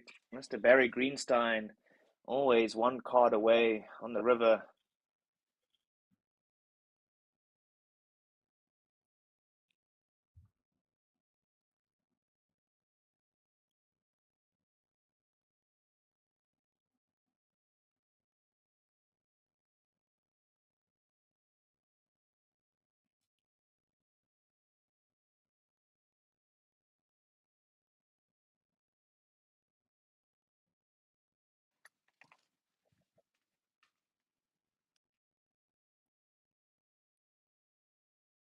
Well, the dealers are very professional and very fast here. Like the hands, I think we've seen a lot of hands being played on this table, and it is not taking time, which is great to see. Players not wasting any time, as well as dealers, dealing very professionally. So kudos to them. Yeah, absolutely. The full team here at the RDPT and KPC Festival always put in on a very professional show. So thank you to everybody, dealers, tech team, audio team, Christine in the back. Thank you guys.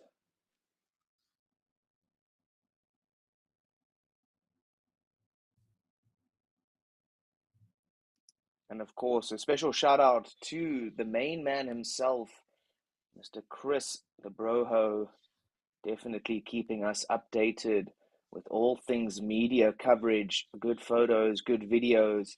When that man is in charge, I can tell you I'm downloading every picture and saving it to my favorites folder.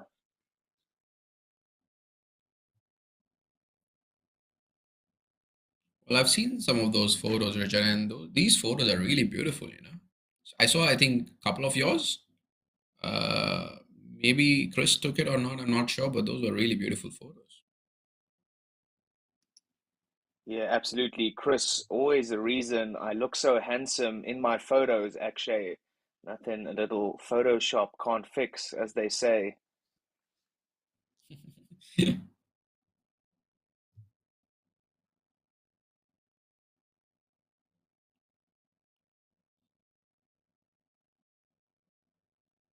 Oh, Mr. Yang opening up 9-8 offsuit from early position. Very optimistic open by him, I would say.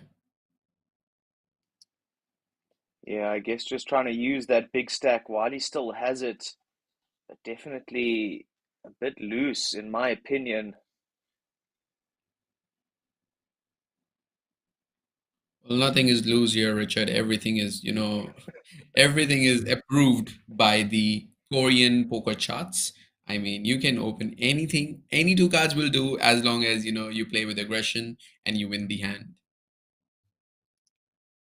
Absolutely, Akshay. I can tell you for sure, no solvers being checked here in between hands. Just look at it, right? He bet the flop and he got two callers. On the turn, four of diamonds, his hand doesn't improve. And he's still going at it, betting versus two players when he only has third pair, sorry.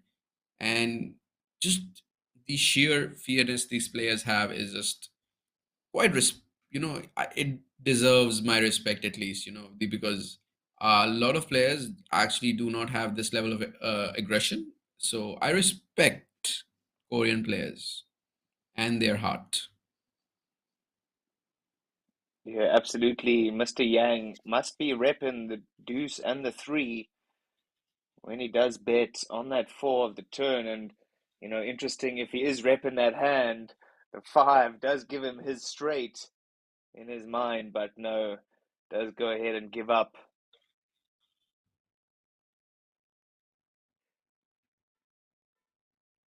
Look at your chip counts there, folks. 80K for Mr. Sun up ahead on top. And Mr. Goo, the short stack at the table right now.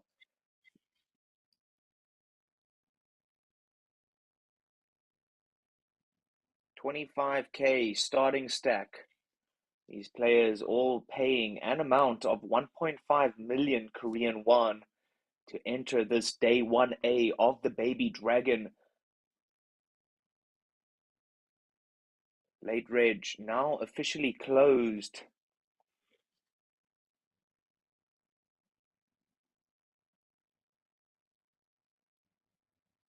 And we will be live streaming this event today up until the dinner break. Don't go anywhere, folks. Still quite a bit of poker action to come your way. A lot of those short stacks will be in the danger zone below 15 big blinds, and that always provides some fireworks.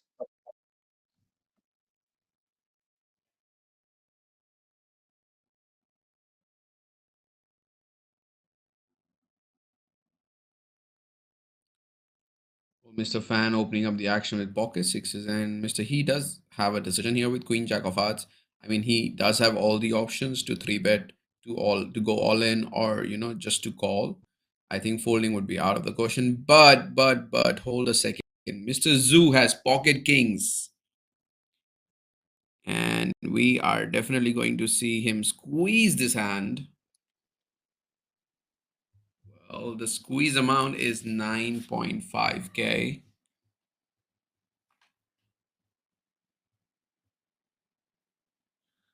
Mr. Fan, a tough decision with pocket sixes here, facing a squeeze, especially coming out of the small blind.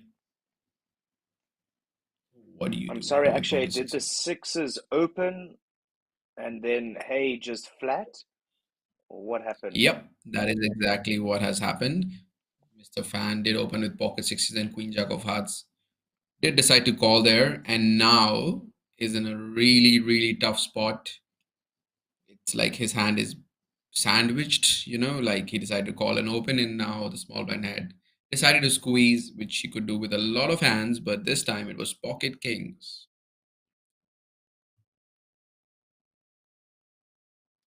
Yeah, And we interesting there won't because get the to. Queen Jack did look quite strong, well, quite polar there with the flat, either a little bit of a mid range or top of his range aces, kings could do that too, but they are quite big stacked. So who knows what that Queen Jack was thinking, but laying down there versus three bet makes you think that was not his intention.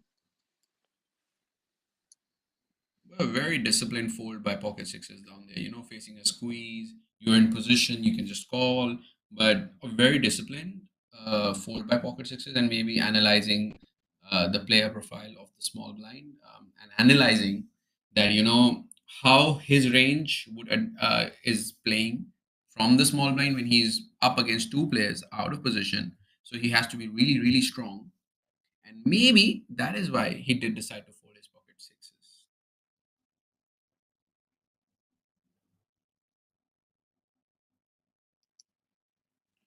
Oh, a familiar face, Mr. Goo, joining us from the big blind. I have seen this gentleman play a few times. He's not afraid to get spicy, I can tell you that much.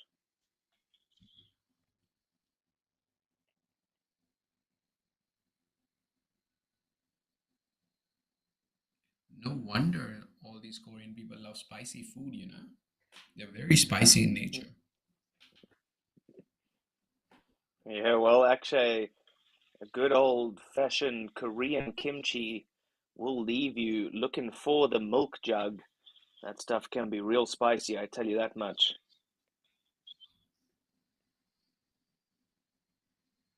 I can definitely agree on that. Like being an Indian, I might be afraid of that kimchi.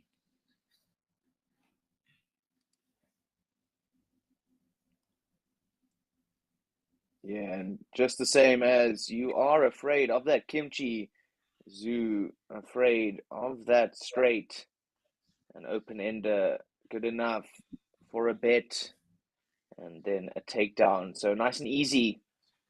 Chip counts remaining the same after that one. Mr. Sun still out ahead on top of this feature table.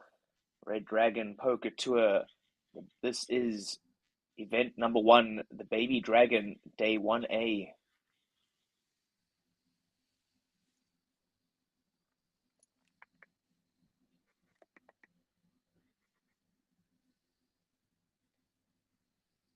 And shout I out mean, what is to Psychic Motivation in the YouTube chat saying that they're having a bowl of kimchi noodles at the moment. Well, I hope you enjoy that. Sounds delicious.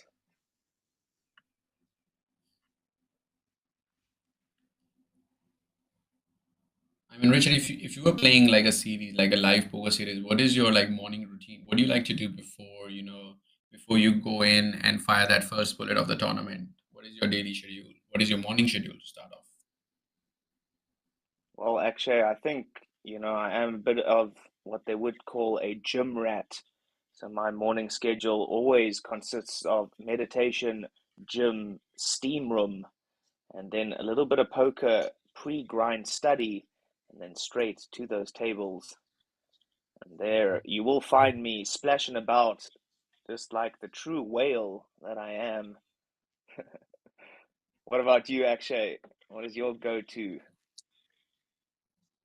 Well, when I'm traveling international waters, I would probably like to sleep a lot because my daily routine does involve me sleeping very late in the night. So even if I'm traveling, I can't, go to sleep, let's say 10 or maybe at midnight. So I normally go to bed around 3 or sometimes 4 in the morning. So when I'm traveling and all, most I don't like to study. Like all the study happens in the lab for me. So when I'm traveling, so I'm more focused on my sleep, which is very important to me and to keep my focus level, and that is what I prioritize.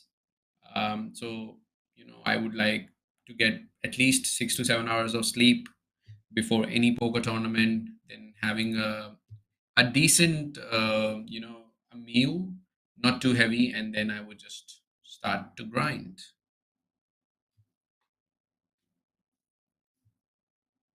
Well, that sounds like a winning setup to me, Akshay. So carry on with that. And I'm sure there's a lot of people out there that need to follow in your footsteps. Some of these guys you can see came straight out of those KTVs, long nights, clothes smelling like cigarette smoke and cheap perfume, but ready to play for it here. I mean, it's probably my nightmare, sitting with a guy who's thinking on a poker table. Like it is really like I have nightmare, like sitting onto the guy who's just thinking of cigarettes or not just thinking in general.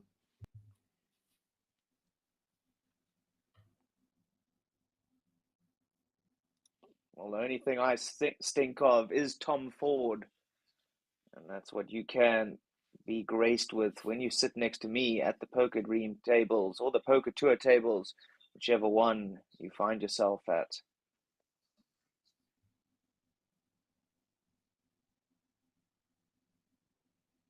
So, being a gym rat, Richard, what is one advice that you would give to the young audience that is watching us?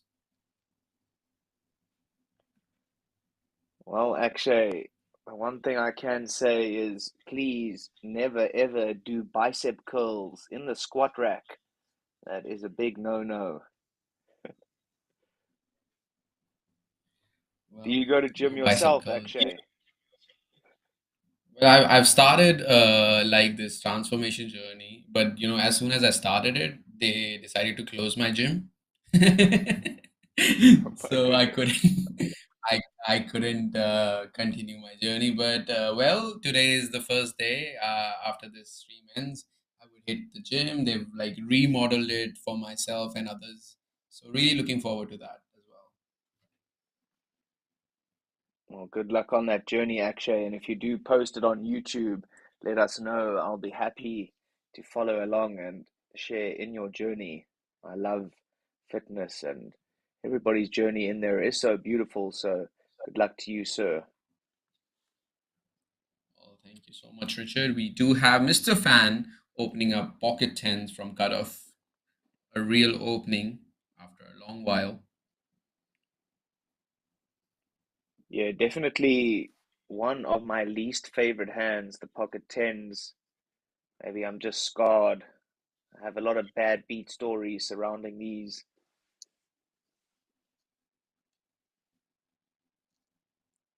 We will get to that. We have 10 days of poker series. We will get to your bad beats. We will get to my bad beats. It's like the most talked about topics in poker. Like, what is your biggest poker bad beat? And I'm pretty sure we all have one.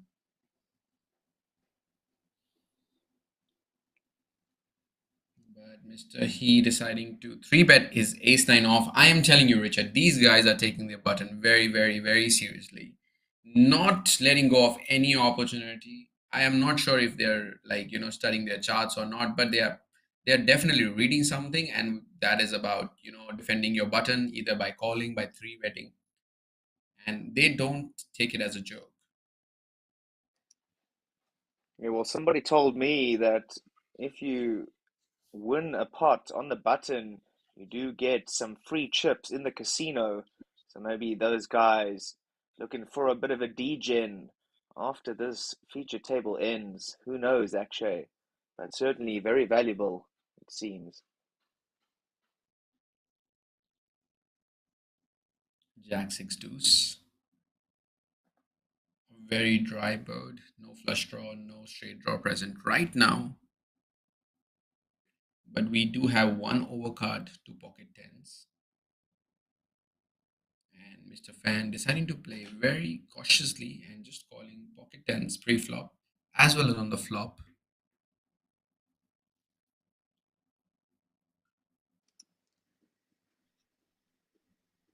Psychic motivation, wanting to know how much you deadlift, Akshay.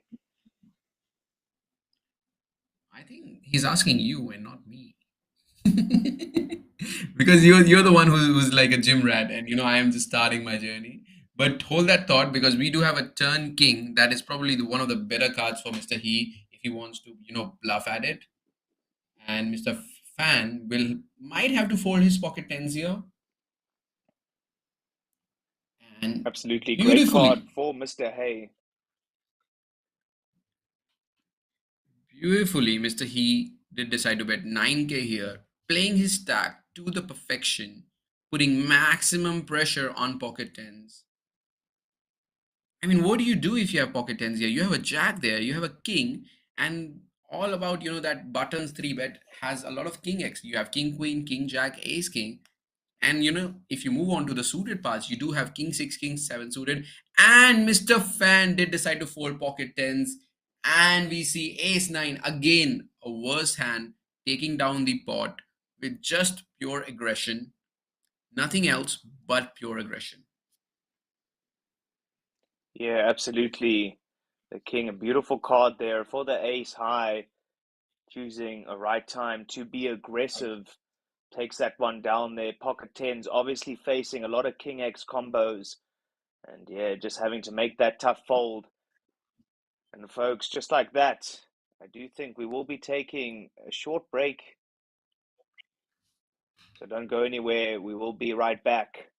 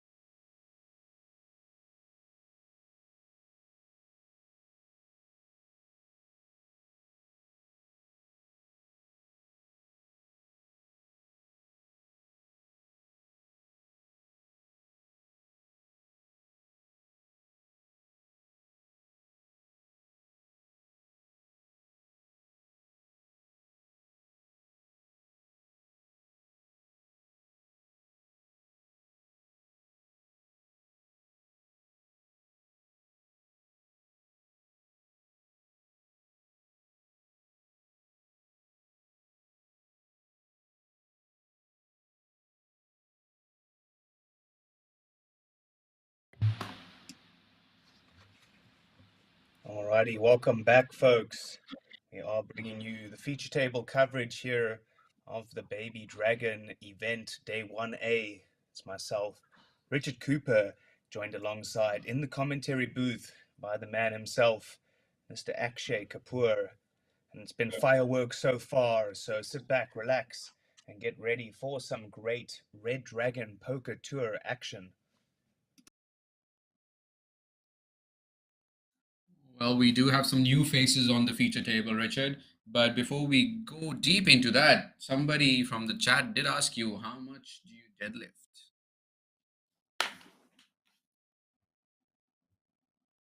Well, quite a personal question. I'm not that strong, but thank you for having faith in me, Mr. in the chat. I can tell you I deadlift enough to pick up my girlfriend, as I am a gentleman.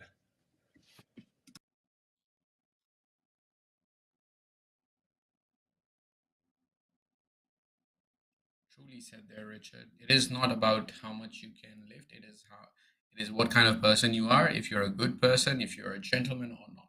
Well, we do have King Queen off going up against Queen Jack of Diamonds. King Queen off in the lead right now. Well, the flop is no help to Queen Jack of Diamonds. Only a 10 or a Jack is going to help Queen Jack of Diamonds. And it is not going to come on that river. River is a 7. King Queen off, eliminating Mr. Wang. Yeah, just like that, we do say GG to Mr. Wang. All in action here.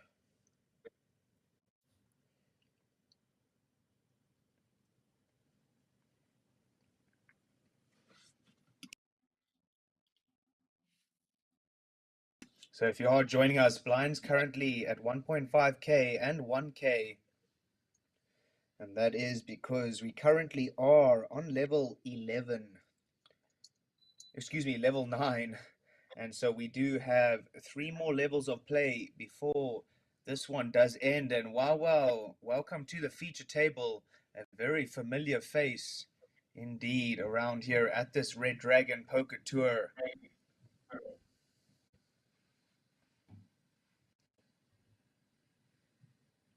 So yeah, as I was saying, level 9 currently being played here at the feature table. We will play up until the end of level 11.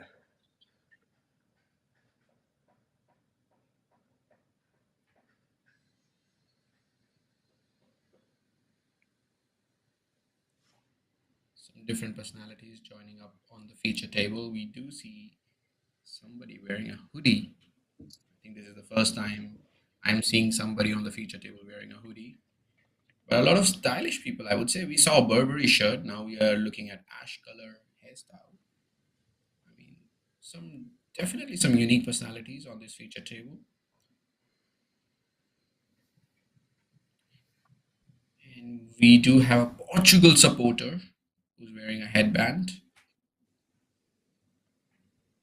Well, these are the chip counts. The chip leader on this table has about 132,000 chips. Well, the bottom of the table has about 32K, if I saw it correctly.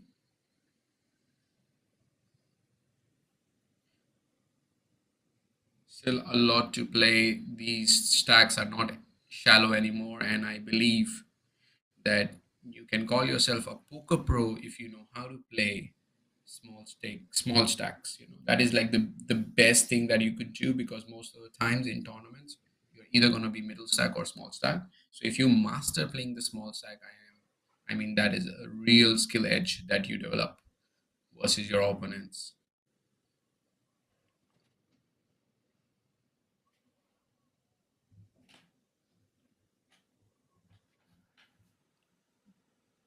Zhang opening up the action with the ace queen off from +1.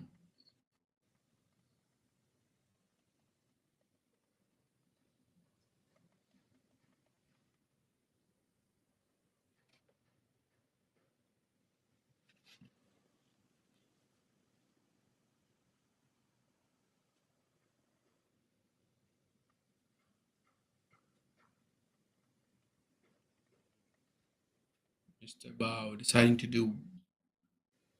what to do from the big blind with Queen Jack off. He has a big stack, 130k. I believe he's the chip leader of the table. Does decide to fold Queen Jack off, slightly on the tighter side. Well, not exactly, sorry, my bad, because he's actually not facing an open, but he's actually facing a 3 bet from +2. So my bad there.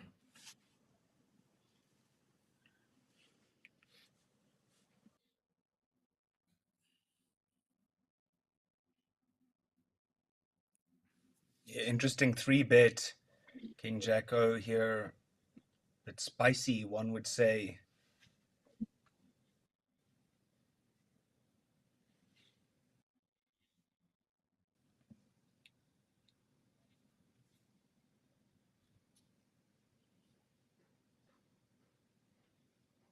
And yeah, the 4-bet there from Mr. Zhang.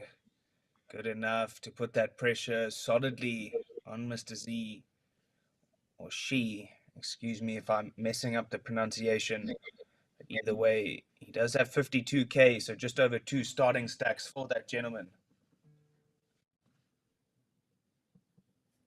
I really like the size of the 4 bet there, Richard. Like just min clicking it, almost min clicking it, with to 14k. Really, really interesting sizing to choose, and a big fan of it actually, because when you're 4 betting, you're really uh, using a very small condensed range. So even if you're bluffing with that kind of a range, you want to go small, because if your opponent does have a bluff, he would fold.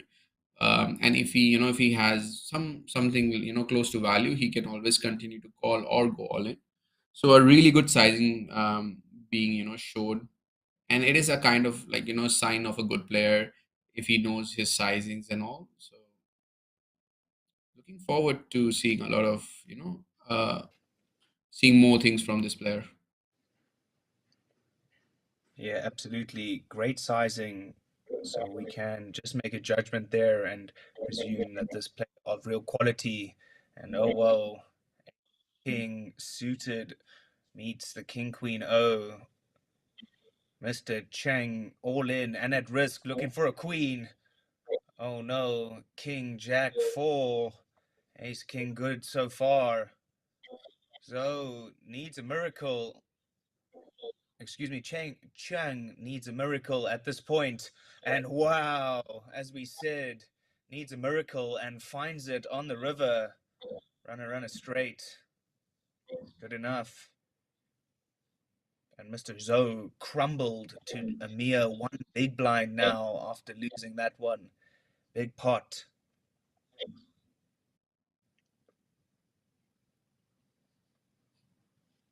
I think I have played versus Mr. Zo once in Vietnam, if I recall it correctly.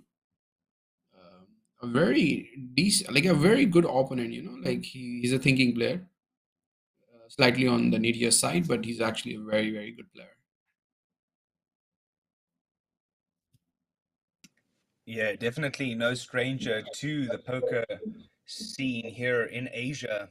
So I'm not surprised you have played against him. I've definitely seen him myself at the poker tables.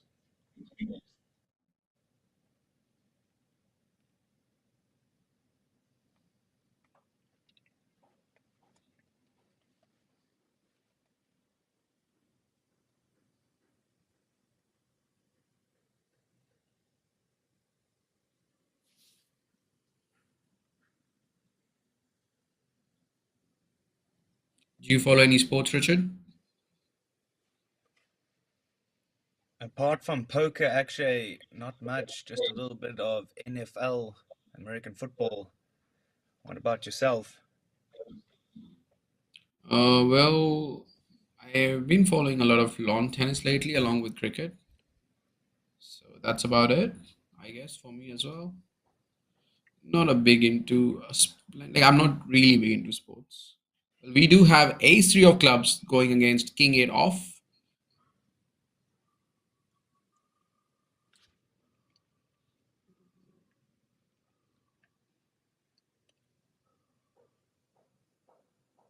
Well, looks like Mr. Zoe is gonna get his double up. From one big blind, he's almost going to go up to almost three big blinds. Yeah, how's about that house on the river, Mr. Zoe, safe as a house. And a nice trip up there for the shorty at the table, courtesy of Mr. Zhang.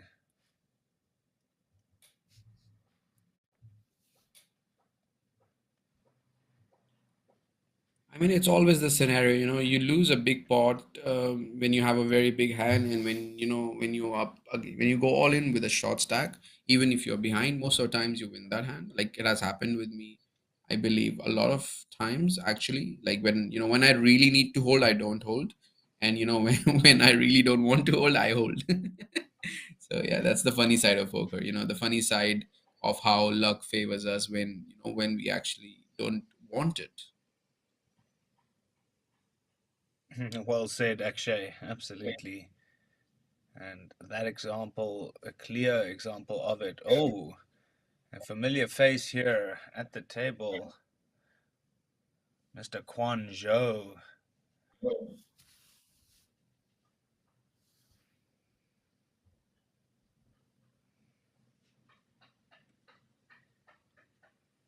Mr. Quan Zhou, one of the big Chinese superstars. Massive earnings on the Hendon. I'll bring it up now and give you the exact amount.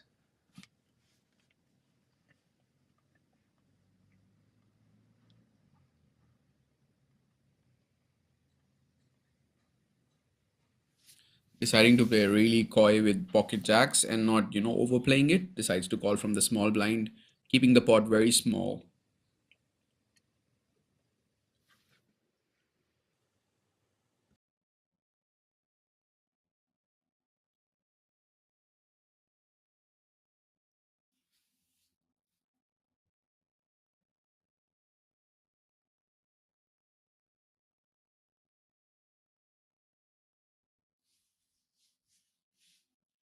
Mr. Bao deep in the tank, deciding what to do versus two other players,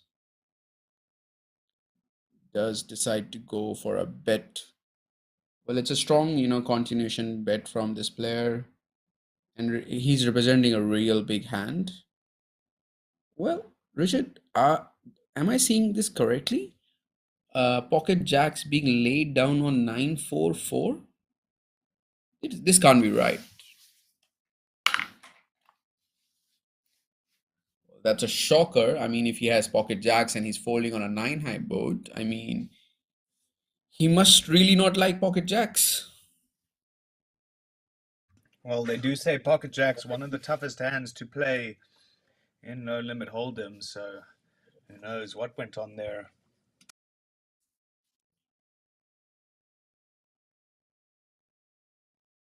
And if you're watching this stream from any part of the world, do not forget to smash that like button and do not forget to say hi using that comment section. We would love to hear from you, like which country are you watching this stream from, and do not forget to click that subscribe button as well, so that when we go live, you get like that notification and you're right on the point.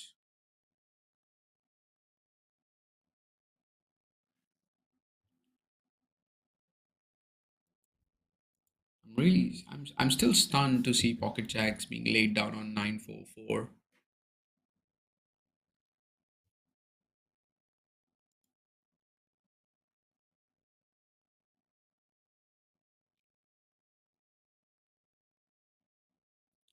Let's have a look. What is Mr. Yang up to? Well, Mr. Yang does decide to open up with 10-9 of clubs from early position. Our Portugal supporter, has pocket sevens. I believe this is Cristiano Ronaldo's number, if I'm not wrong. I can be. I'm not sure if it's 7 or 10, but if he's a Ronaldo fan, if he's a Portugal fan, he is going to play this hand. Now the question is he going to 3-bet or just call? Well, not a surprise. Like, I'm really not surprised that he's electing to 3-bet. He's a Portugal fan.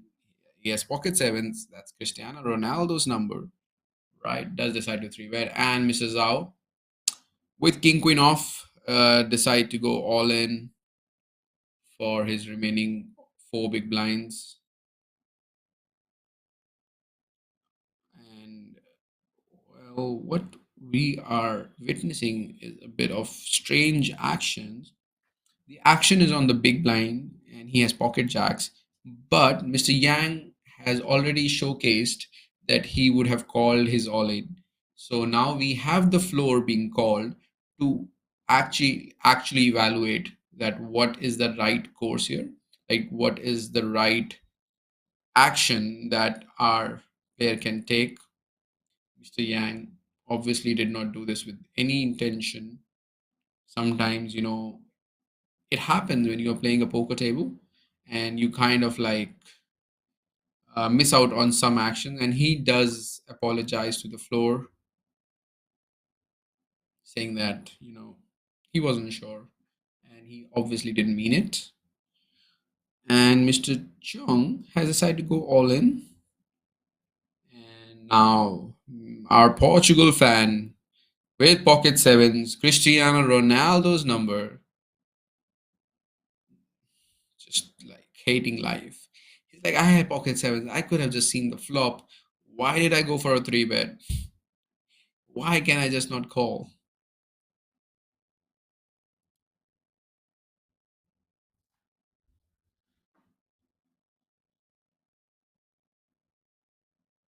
Almost 30 big blind jam by Mr. Chong with pocket jacks.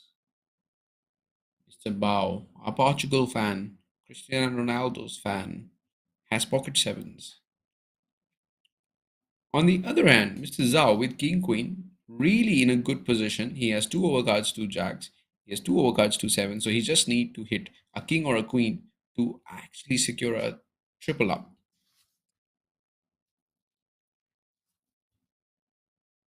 Alrighty. It is pocket jacks versus king queen off. Mr. Zhao needs a bit of help from the poker gods. He Yeah, needs a Mr. king or a Zhou, queen. the Chinese poker star himself, needs a little bit of magic, and he does find it. Ace, queen, 8 does give him what he was looking for. Needs to dodge a king and a 9. Oh, and he does so successfully. And just like that, Mr. Quan Zhou, full double up. King Queen O with the suck out on the jacks. And the Chinese superstar, over 9 million in earnings on the Hendon. So the rich getting richer, as they say.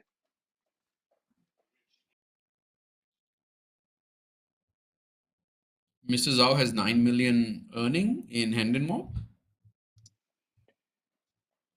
Yeah, absolutely. And I did follow him through the WSOP this year. He had over 12 or 15 caches. So this man knows how to find the money. I can't tell you that much.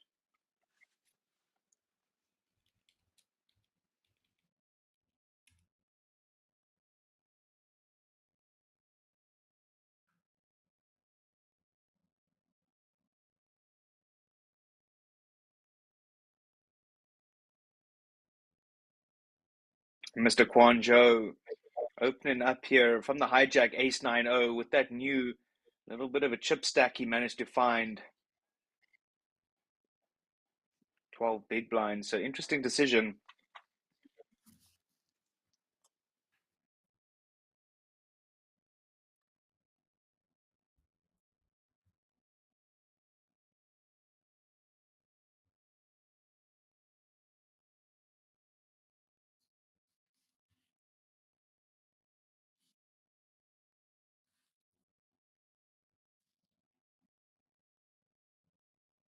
Alrighty, checks around to the pre-flop aggressor. Mr. Zhou will continue this picture with just the ace high, C-bet. Oh, Mr. Chung, pocket fives. Good enough for the small blind to peel 1. Somehow does have the best hand and knows it.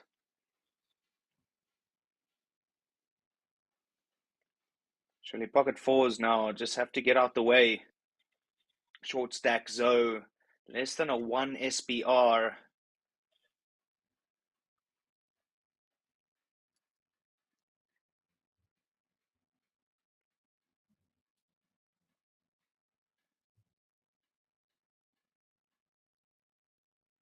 And just like that, Mr. Zhou picking up top pair on this turn. Ace coming from space, saving him. Short stack now, 15K behind, 22K in the middle. Does have both the blinds. So both of those blinds very rich in the ace-x combos themselves, especially the small blind just flatting. So interesting decision for the Chinese superstar. Don't go anywhere, folks. We'll just put in some more anticipation on this. We're back, Mr. Zhou, still thinking.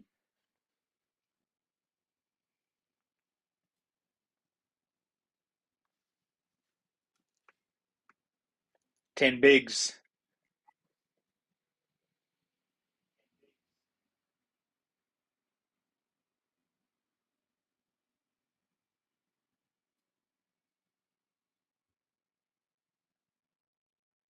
Well timed. A little bit of aggression there, Mr. Zhou. Last two hands playing very well for this gentleman. Up to 37K now. Up from a mere two big blinds or something crazy. So, you know, folks, don't take your eyes off of this feature table for even a second.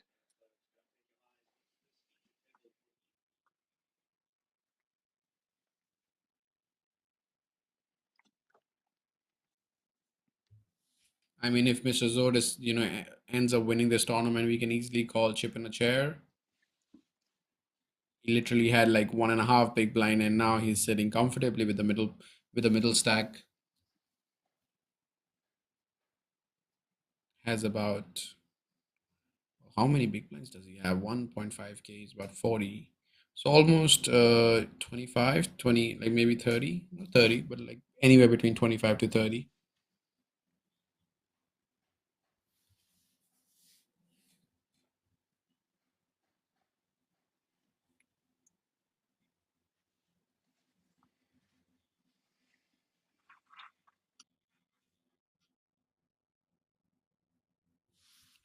Mr. Han deciding to open up the action with King Jack off.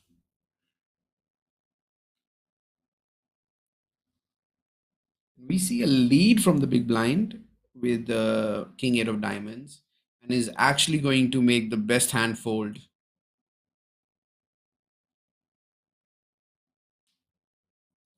I mean, that is one kind of a flop that, big blind gets to lead a lot, especially versus early position, because it kind of favors to their range versus the UTG range. Like when you look at these all low coordinated boards, the big blind does actually get to lead somewhere about 70%. And like you can lead either small or half pot, put a lot of pressure on your opponents holding, especially hands like king jack off, queen jack off, and even a lot of suited ace-x uh, really have to fold there.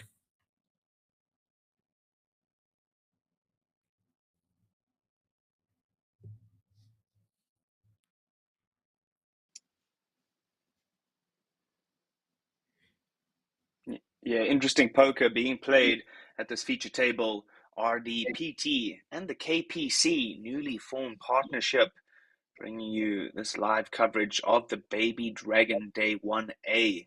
All of these players paying 1.5 million Korean won to enter this one. Starting stack was 25K. And as you can see, those stacks right down to the last bits. Mr. Sun now, the good old Jack 9-0, and does reach for that triangle, all in 10K versus the pocket threes of Yang.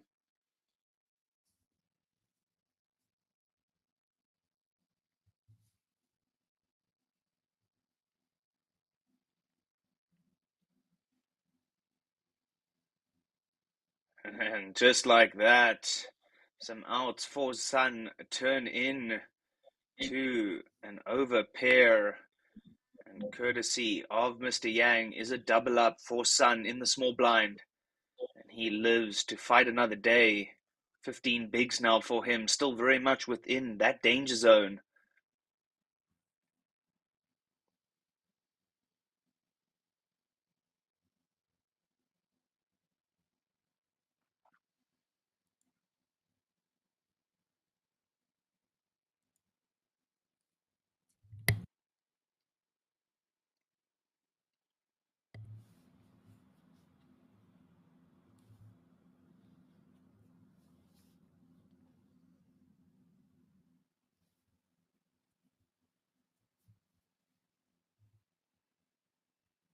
A lot of If you are aggression is just being joining shown on us, this.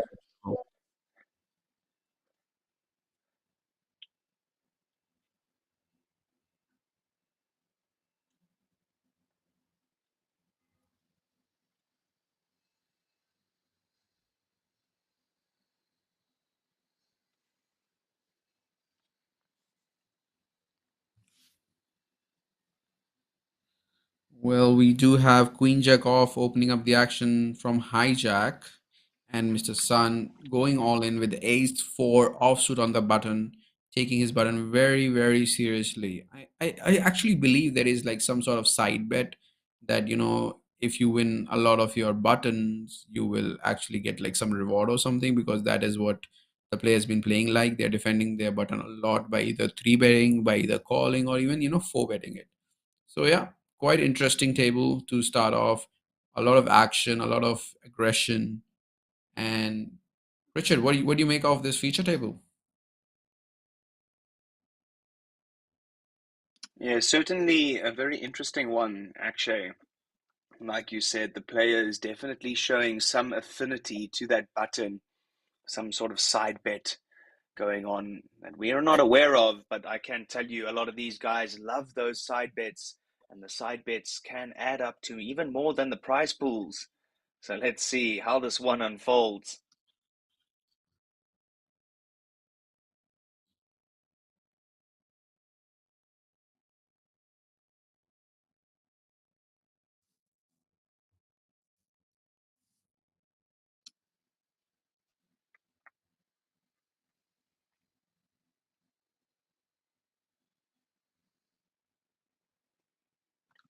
And everybody loves a little blind v blind action. Mr. Biao Guo, Jack 5-0, will go for it. And Mystery Man, Quan Zhou, big boy, with that beautiful Richard Mill. I see generally he does rock that baby blue, but today it looks like he's got the lavender on. So, wow, wow. We are being spoilt for the fashion at this feature table.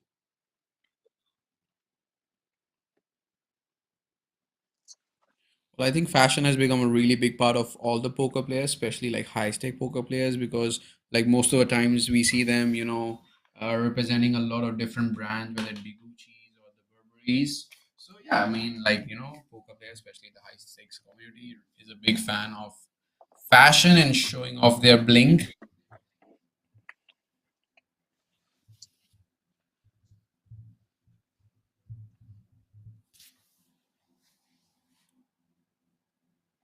Well, talking about bling, we do have Mr. Han with Queen Jack of Clubs facing an open by Mr. Sun, Ace 9 off. Queen Jack, a really good hand, can do a lot of things, but does decide to call and play in position.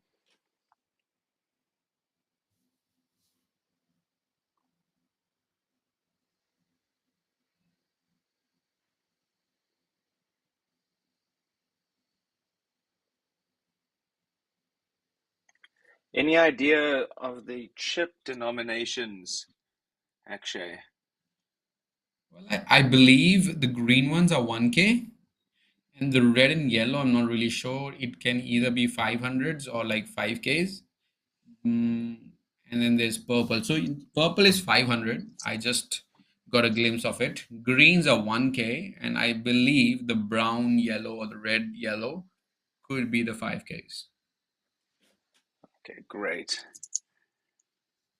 Yeah, it's the brown yellow ones I don't know.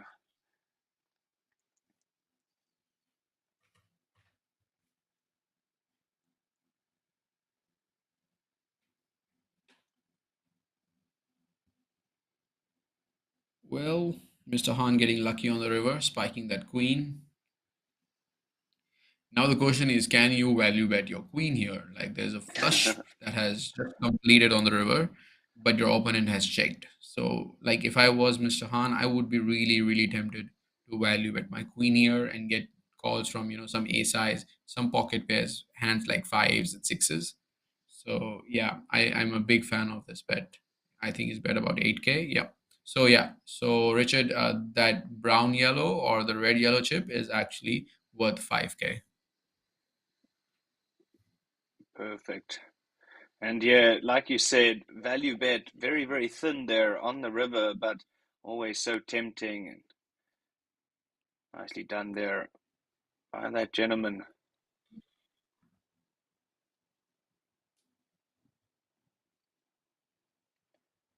VPIPs up on your screen, pre-flop raising quite tight, nobody wailing it off.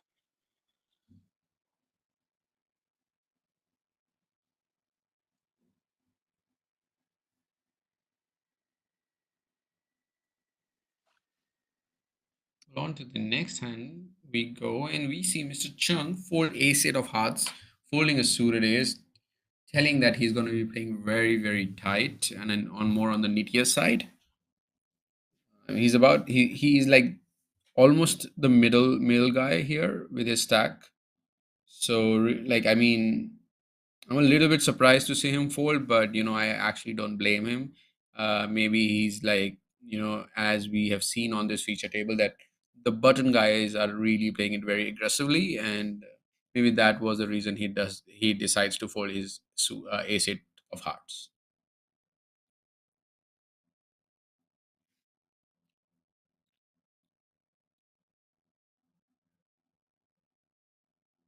Well, as you mentioned earlier, no, like blind on blind we go. We have king four of diamonds versus queen four off.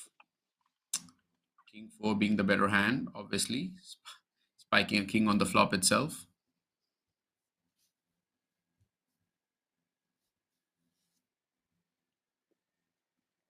Yeah, everybody loves some blind v blind action, Akshay. And I can tell you that these players loving it themselves. And what a beautiful flop that is for the small blind. Mr. Zhang does see bet it gets called.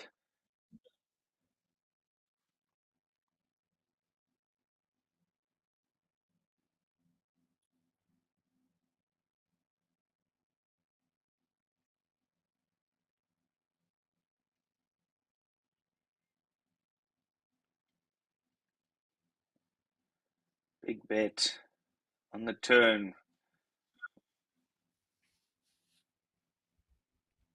65% pot, so guess quite polar. And wow, Mr. Shi making the call. Playing it very sticky, and he's not going to be happy to see that showdown because he's going to lose 16,000 chips in that pot. I was really impressed with his flop call on king 10-10 with two spades. He had queen of spades. He had like backdoor flush draw, backdoor straight draw. Maybe I thought, he was thinking to, maybe turn his hand into a bluff on the turn when it comes a spade. But when then he decides to call a very big bet on the turn and actually don't convert his hand into a bluff on the river when his opponent is checked, then I was doubting myself that maybe my analysis of the hand was not correct, and maybe he wants to just take it to the showdown and see if his queen high was good or not on the river. Yeah, certainly interesting. One would think if he calls a big bet on the turn, he has to go for it on the river. But interesting decision for him there.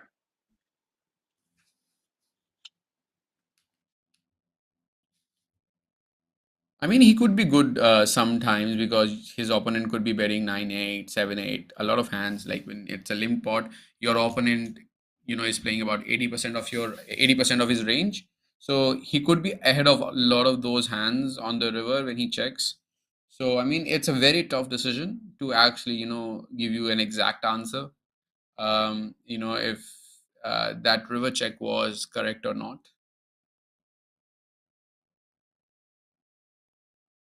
Well, on to the next hand we move. Queen 8 versus 7-6, and again, it's a blind battle. And as we can see, the ranges are very, very wide. It's a limped pot. I believe it's a limp pot, Richard. Yeah, it is because it's like 6K. Yeah, it's a limp pot. Yeah, absolutely correct. Limp pot there, 760. And we haven't seen many limps blind v blind. We've seen quite a lot of aggression from the small blind versus that big. It's an interesting decision now. Queen high, good.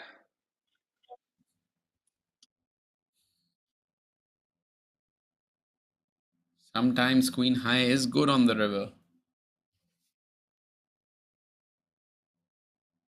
Well, actually, as they say, the key to happiness is a lady on the river. So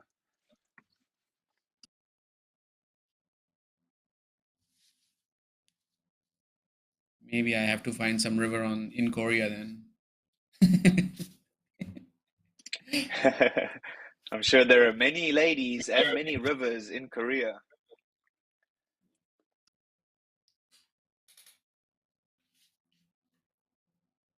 And a lot of poker events.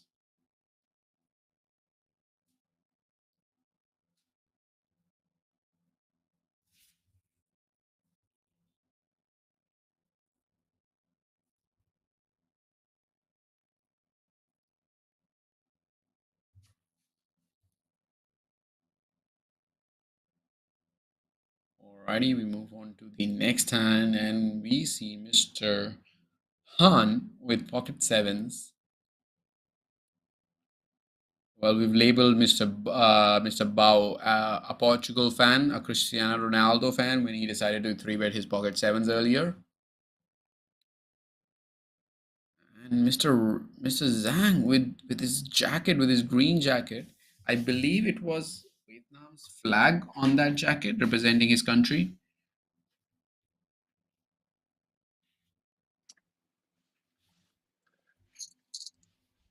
Well, Mr. Zhou is wearing the green jacket.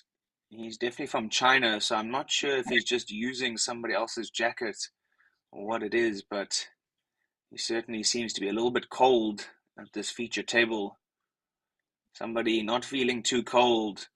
Here's Mr. G with the pocket nines. Requests that triangle and moves those 15 bigs into the center. And Mr. Guo opened that king 4-0 very, very loosely, one would say. Loosey goosey king 4. I mean, he's got a king, so he might as well go for it. Here's the big stack as well at this feature table.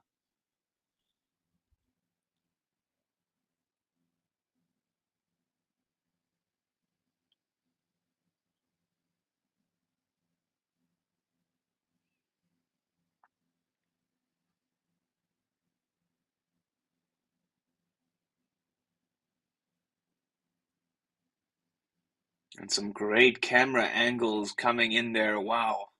I must say the production great here at the RDPT and KPC Red Dragon Poker Tour in Jeju. Chris Lebroho, I'm sure, is the mastermind behind this.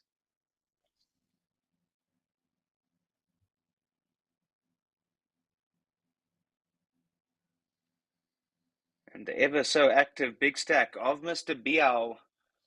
He gets involved with the snowmen, making the flat call.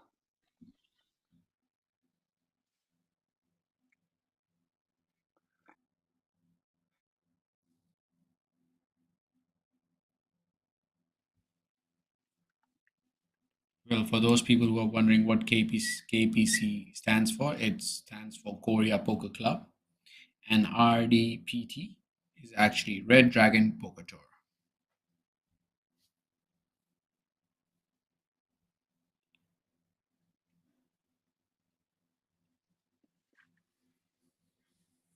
Ace-5 deuce, rainbow flop.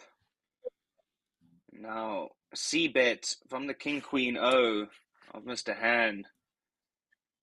Pocket eights of the big stack.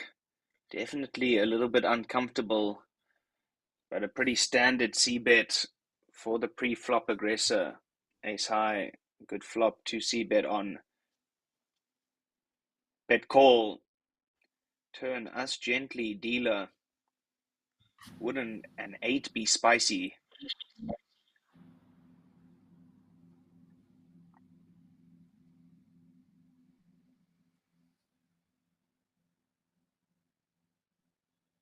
And if you are in the Jeju Shinwa World area, please feel free to stop by, run down to the Landing Casino area. Come and register for one of these events. We've got tons of different events here. Everybody welcome, all buy-ins welcome, from the micro stakes all the way up to the big boys, the super high rollers. We've got you covered here at the Red Dragon Poker Tour, brought to you live by RDPT and KPC. A power partnership being formed here by these two entities, bringing you this live feature table coverage. Mr. Bao deep in the tank with pocket eights.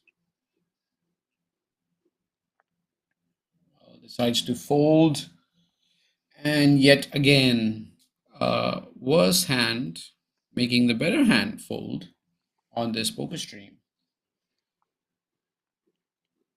Yeah, Mr. Guo, just seeing his favorite number of his favorite soccer player appear on the turn, that 7 of Cristiano Ronaldo, very, very tough to fold when you see that card. So, good laydown, sir.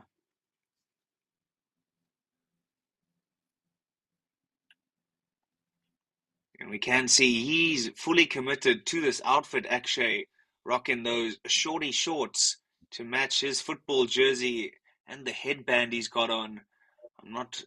Would be surprised if he hopped straight out of a 7 versus 7 football match and came in late regged this one. Well, he came in prepared. Earlier he had pocket sevens and he was facing an open, and he didn't even hesitate to 3-bet with pocket sevens. He's a man of his appearance, I would say. Absolutely. As they say, WWRD. What would Ronaldo do? Mr. Guo following that strategy very closely.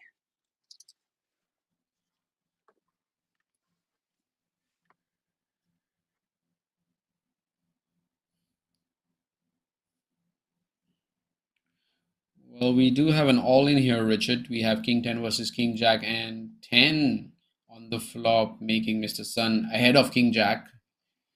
Well, the River 4 is not going to help Mr. Han, and King 10 is going to double up.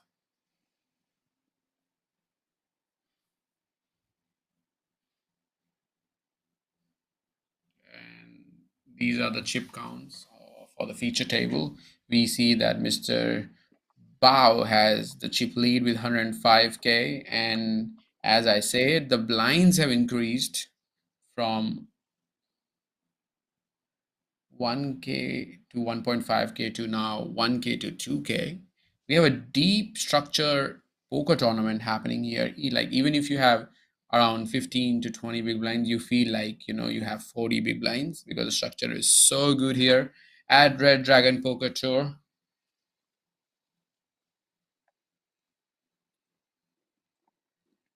Somebody get Mr. Zhou some coffee. He looks very, very sleepy right now, Akshay. Yeah, maybe a coffee or a double up. I mean, he would take either of that, I would say. Coffee and a double up. I think both would work very well together. Big Slick for Mr. Xi will open this one up for us. Raise and take it easy as you like.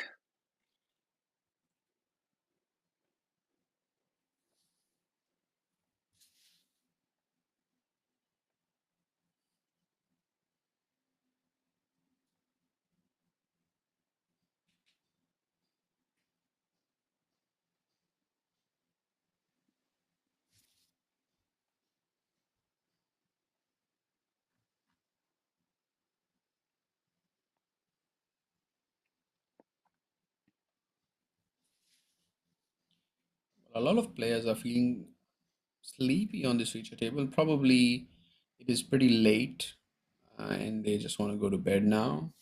Or maybe they need just more chips and that would just wake them up. It can be either of those scenarios. Yeah, one of the other. It is only 6 p.m. local time in Jeju, so some of these players starting to fatigue quite early. Like I said, those KTVs, they run all night, and some of these players love themselves some singing karaoke action.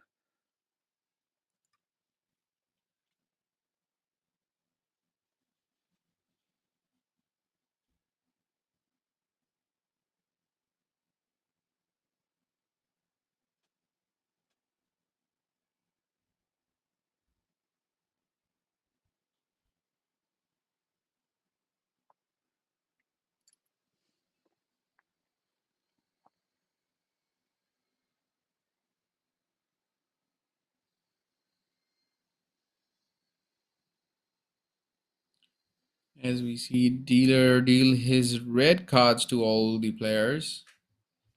We have Mr. Chong with pocket kings.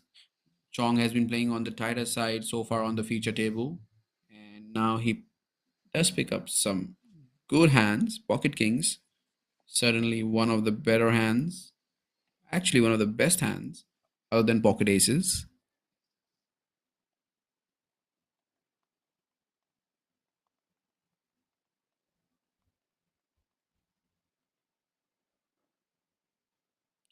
Well, Mr. Zhao sitting in the small blind with ace jack of diamonds. Well, he does decide to go all in, and he's not going to be happy to see pocket kings call. Well, he does have three aces left in the deck.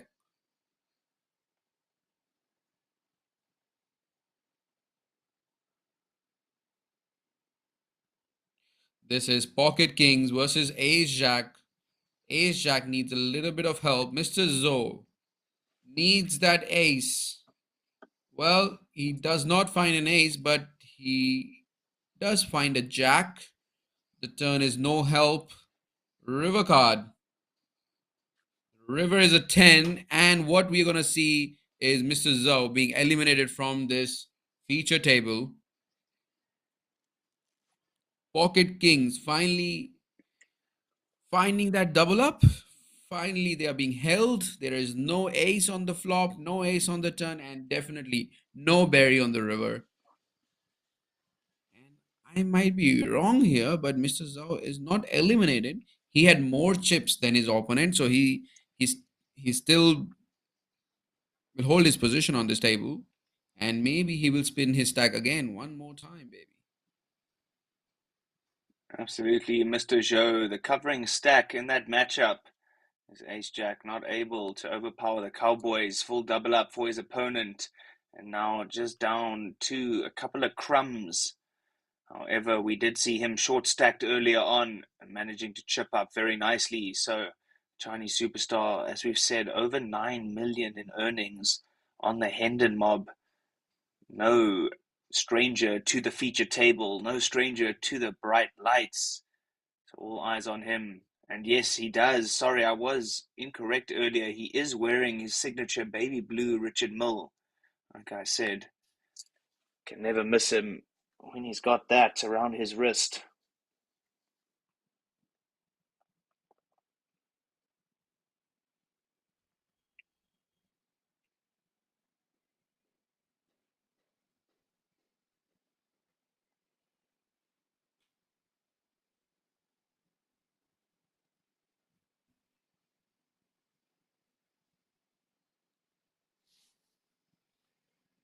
Mr. Zhou deciding to go all in with his remaining chips, which is about 2.5 big blinds.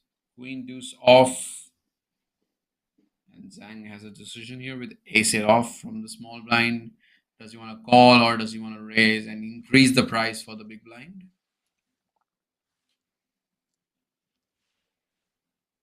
Looks like he's going for the min click, making it 11K, getting the big blind to fold his hand, and now 3 out of 10 times Queen Deuce is going to win this hand. Is it going to be one of those 3 times? Let's find out. On to the flop we go. Yeah, absolutely. The Well, computer hand, as they call it, actually, Queen Deuce, are able to find what they're looking for. 7 on the turn. Queen or Deuce, Mr. Zhou, unable to find it. And just like that, actually, we do say GG to Mr. Zhou. And I'm sure we'll see him around in a couple of the next events.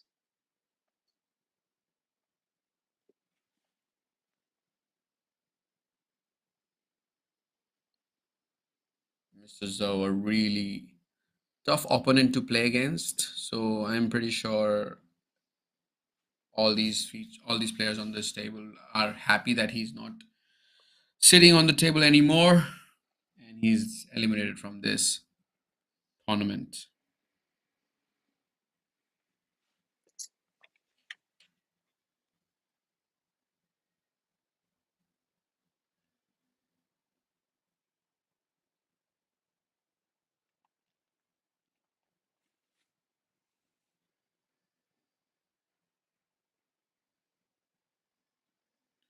Well, if you're just joining the stream, you're watching the Red Dragon Poker Tour. The event name is Baby Dragon. This is happening in Jeju, South Korea. I'm your commentator, Akshay. Right with me, I have Richard, and we are bringing you live action, live and intense action from this great venue. And as I said, we do have another blind on blind battle with King Jack of Diamonds versus Ace 5.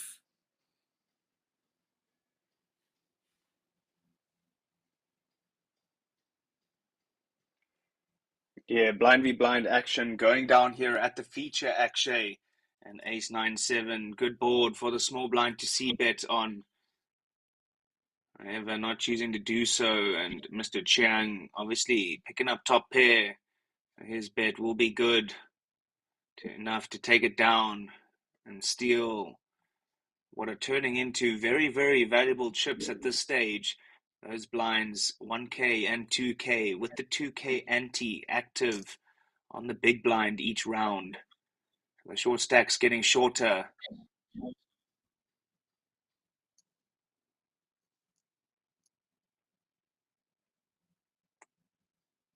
And we can see there's a big gap between the chip leader and the shortest stack. The chip leader of this table has about 50 big blinds, whereas the shortest guy has about 10 big blinds.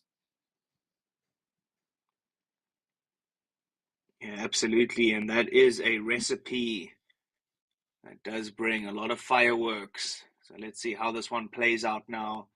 We only have one level of play left after this level is finished. So the stream won't be running too much longer, folks. So stay tuned. A lot of action still to come at this Baby Dragon Day 1A. And there are only 29 people left in this event.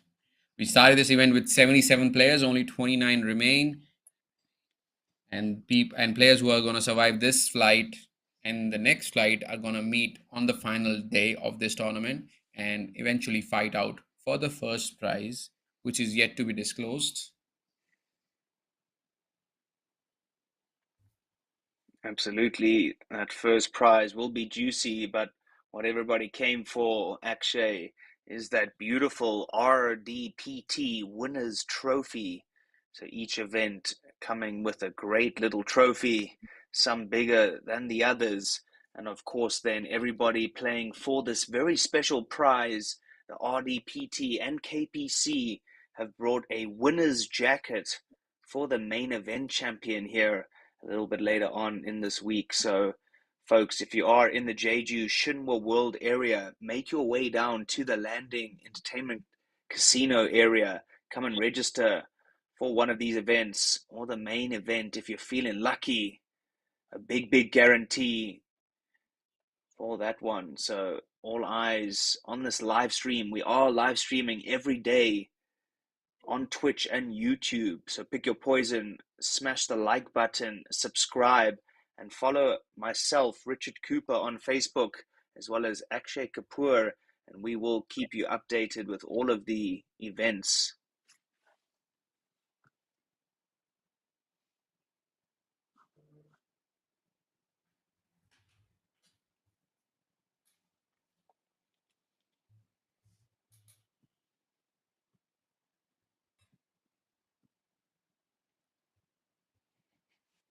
Alrighty, we see a flop of Queen Jack 8.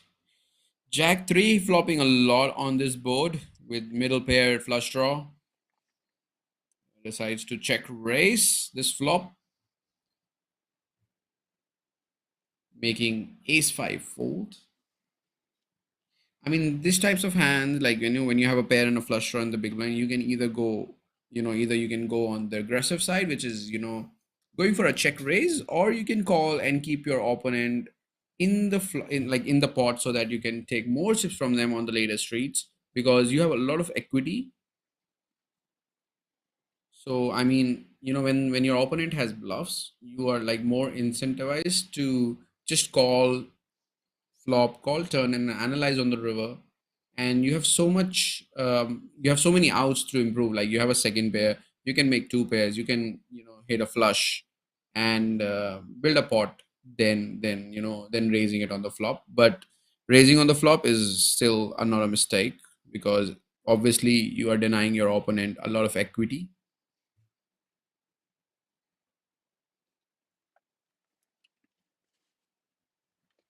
Well said, Akshay. Denying equity while increasing your potential EV, but as well protecting that jack.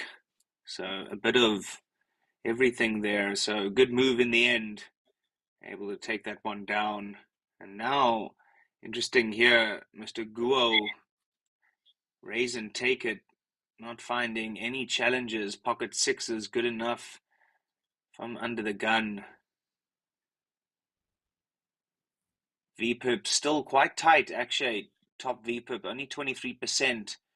And then we've got some players playing a mere 7%. So very, very tight at this feature so far. Everybody trying to make it to that bag and tag. And then come back for the day 2 on Wednesday. Excuse me, in 2 days' time, not on Wednesday, it would be Sunday. I'm still living in the past. Well, that's all right, Richard. I'm pretty sure you had a lot of fun last Wednesday. As you can hear, I'm very, very fond of those memories.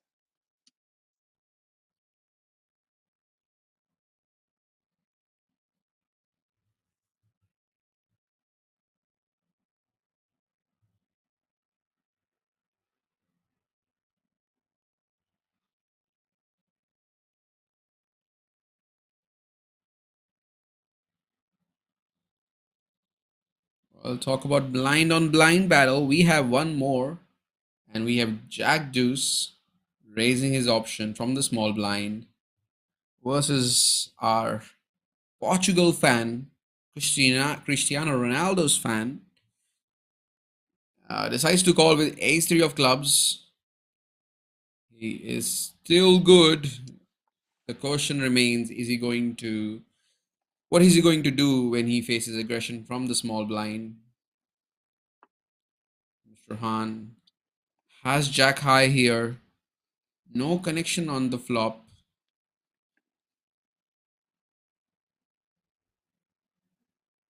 Yeah, 30% C bet on the small blind, Mr. Han. Guo not going anywhere, ace high. Oh, just like that, Mr. Han does find what he was looking for. Picks up some showdown.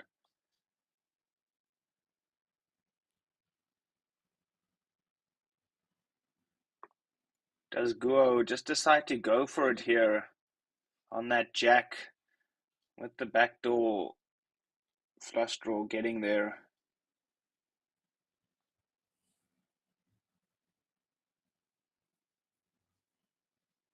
excuse me, front door flush draw, I would say. And yeah, that's exactly what he's going to go. He will rep. I'm not sure what he's trying to rep. Some would say some diamond highs, but Mr. Han turns middle pair and does find himself with that backdoor straight draw, backdoor flush draw, excuse me. And so we'll make this call. Ace of diamonds would be spicy. It's the 6 of diamonds. Checkmark, Mr. Han finding the flush. And we have a lovely graphic of both the opponents facing each other. You can see on the left Mr. Han with Jack Deuce, a Deuce high flush, and Mr. Gao with only Ace high. What is he going to do? I mean, I'm loving this display. The graphics here, Richard, are like really, really good. Kudos to our graphic team. Absolutely, giving us that double insight, double shotgun camera angles here. Both players in the spotlight, and Mr. Guo continuing that story, 16K into the 40K in the middle, and the deuce high flush being beaten by so many better cards here. Mr. Han definitely in a tight spot. Well, a crucial spot for Mr. Han. He needs to really pick his moment to get his chips inside the pot. The pot is about 56K. He needs to call 16 to win 72. Is his opponent bluffing 25% of the times? Probably less. Like he even probably needs to bluff maybe 20% to make this a profitable call. Well, Richard, Mr. Han has decided to call with deuce high flush and is going to rake all the chips inside this pot. 72K, a big pot going his way. Yeah, great call there by Mr. Han, sniffing that one out. And just like that, up at the top of your chip count now, Mr. Han. Impressive at the moment, 115K. And we are playing the 2K blinds, so around about 57 big blinds for this gentleman.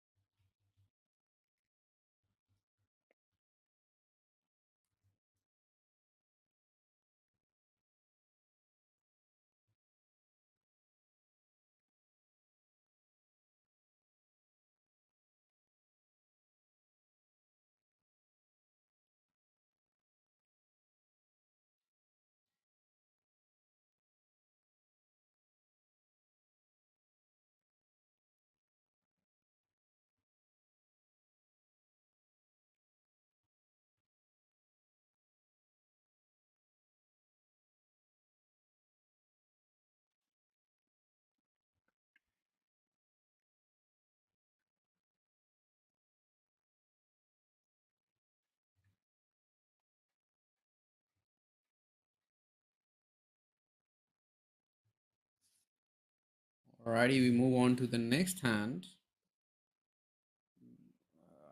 I saw a player joining us. I'm gonna wait till the graphic team shows his name. Well, definitely we have one player taking Mr. Zhang's position.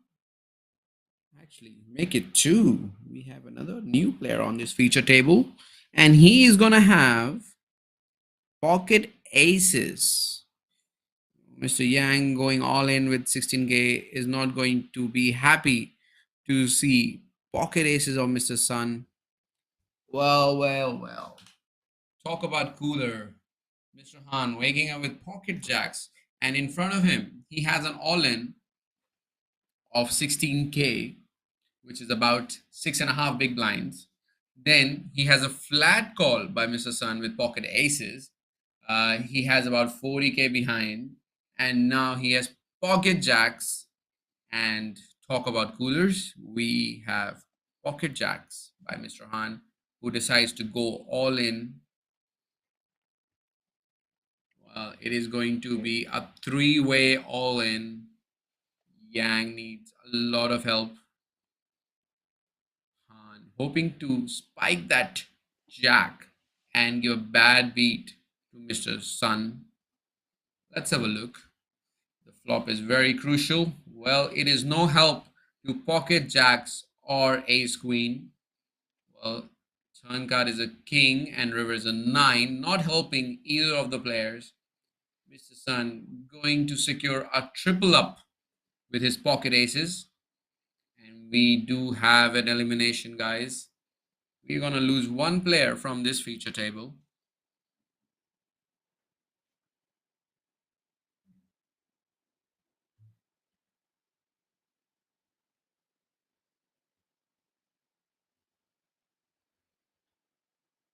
Yeah, and just like that, we do say GG to another member of our featured table.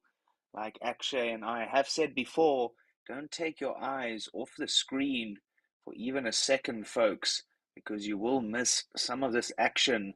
This RDPT first event, Baby Dragon, Day 1A, proving to be nothing short of the action. Well, a crucial triple up for our player there. They played it perfectly and got the result they needed. Perfectly calling it pre-flop, keeping it cool, playing as if they had a very weak hand, bluffing his opponent to make a mistake, and that is what happened indeed.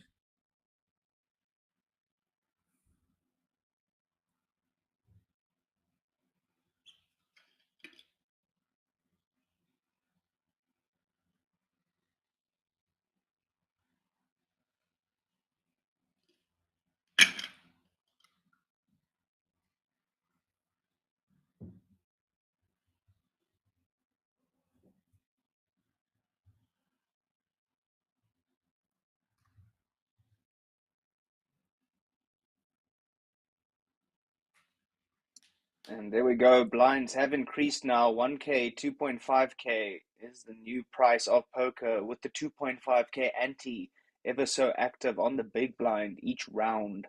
And this is the last round before we break for dinner. So 30 minutes until these players have what I believe is a 45-minute dinner break.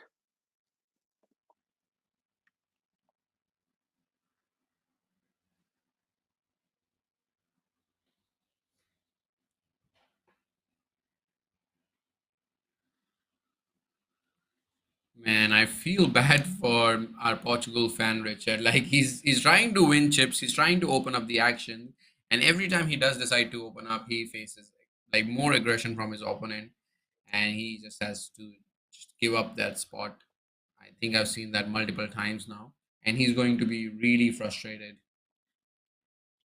right now. Certainly not a great round of plays we've been seeing from Mr. Guo. Unfortunately, just not going his way, losing a large portion of his chips in the last 20 to 25 hands here at the feature.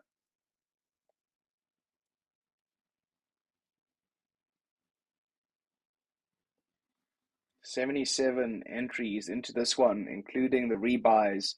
We did see a couple of players firing those bullets in here. So all of those adding to the eventual prize pool. 2 flights for this one, Day 1A, which we're currently streaming and then day 1B coming at you tomorrow. So if you are in the Jeju Shinwa World area, make your way down to the Landing Casino. Come and register for this one. It will cost you 1.5 million Korean won, around about 1,000 USD.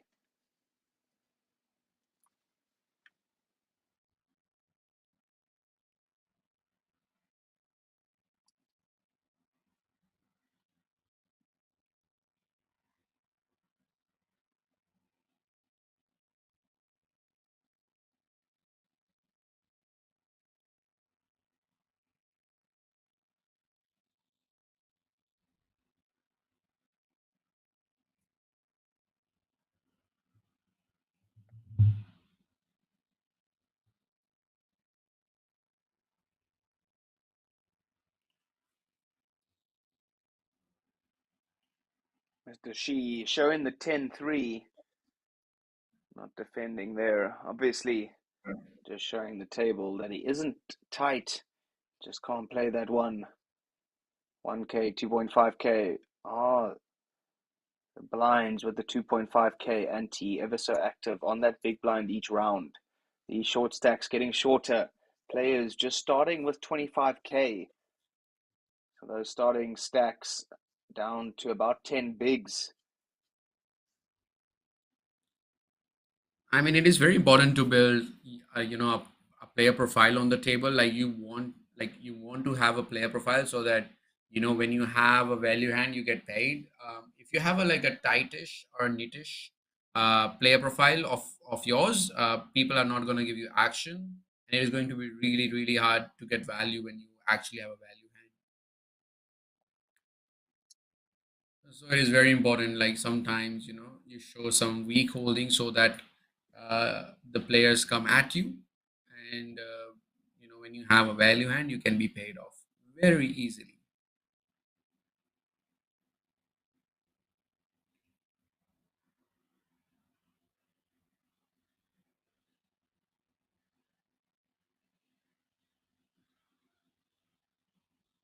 Well, Mr. Sun opening up the action with ace-6 of clubs from early position, and Chong from cutoff decides to call ace-2 of hearts after thinking for some time.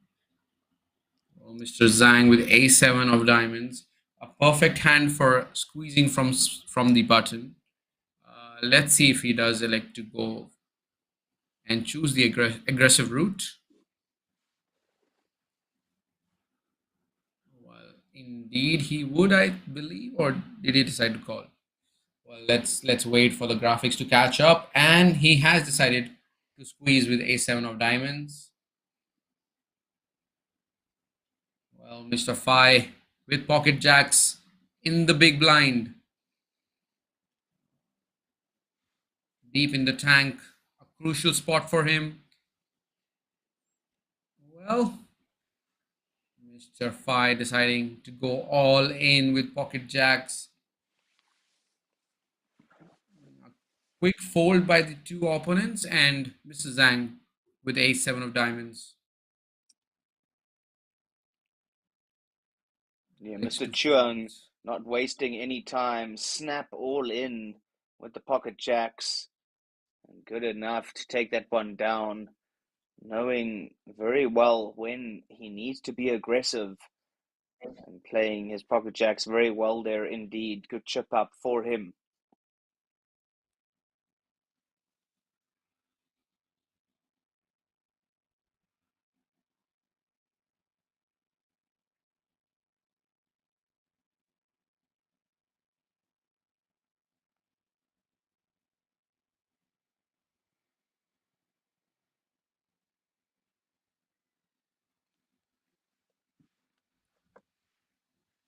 JG Hoon with 10-9 of diamonds from UTG. Deciding to fold.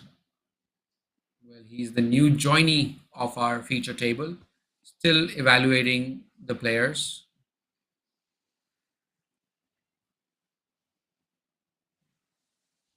Mr. Gao with ace-3 off, not holding back, trying to win the chips that he has lost in the last level.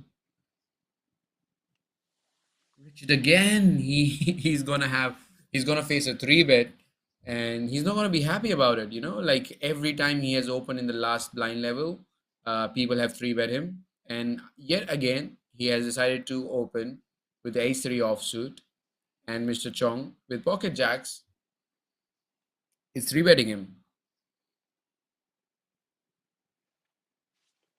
Yeah, definitely interesting here. Mr. Chung with the pocket jacks. Loving life.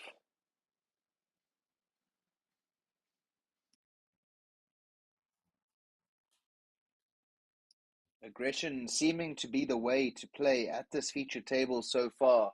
We can see the players choosing the aggressive route each time, and each time it just seems to work. So keep it up, guys. At this feature, you are keeping us folks very much entertained here at home.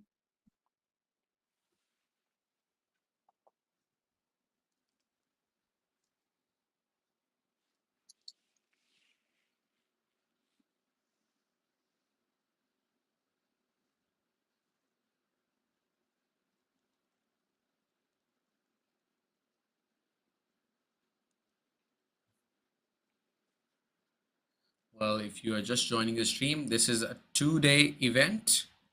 It has 2 flights. There's one more flight tomorrow, and then they're gonna meet after 2 days, I believe, for the final day.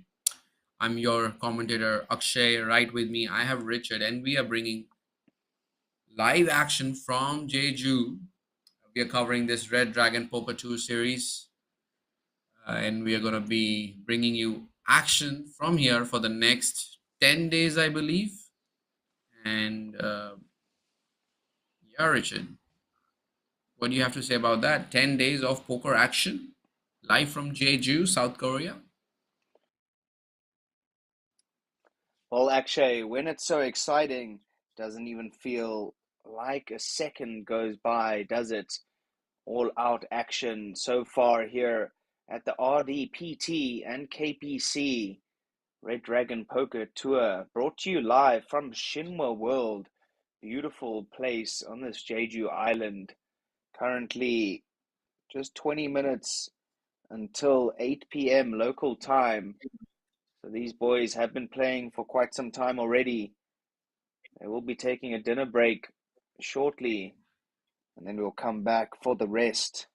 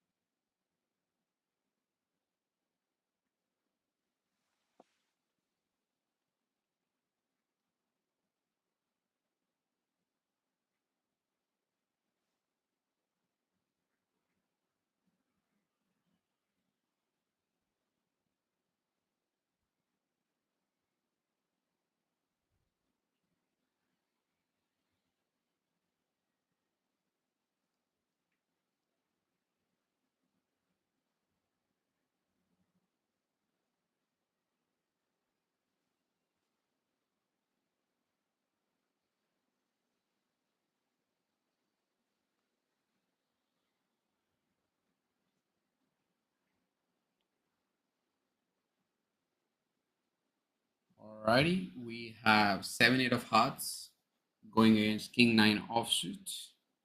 7-8 having that double gut shot.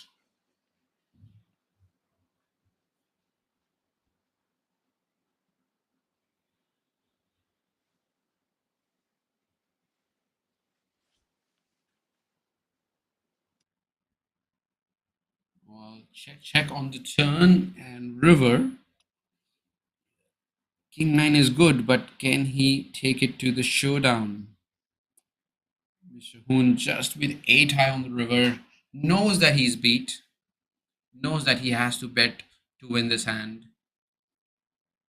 And it has to be really a big bet because what you're representing is a 10 and a 10 only. Let's have a look what he decides to do. And I see him grabbing. How many chips is that? Wow, that's a big bet. Well, in a pot of 25K, he likes to go for 16.5. And Jung has an easy call, I believe, for this size. And he makes a very, very fast call, taking down a big pot his way with King 9 offsuit, hitting a pair of 9, which is good enough to win a pot of 58,000.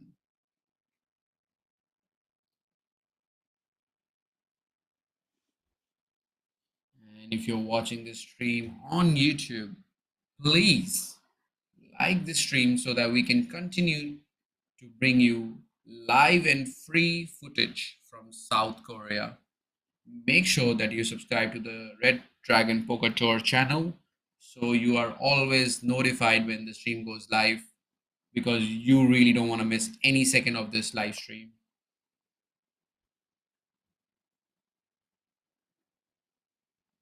Absolutely, Akshay. You said it there. You don't want to miss any of this action. We are live for this entire festival on Twitch and on YouTube. So whichever one you prefer, come and join us. Visit us in the chats. Let us know your thoughts and your comments, your opinions, your suggestions. Everybody is welcome. So join us for this great festival. RDPT and KPC putting on a great spectacle.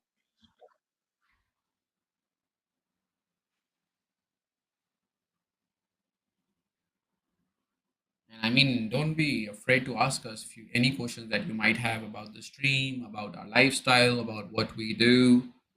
Feel free to ask us anything if you're watching us live.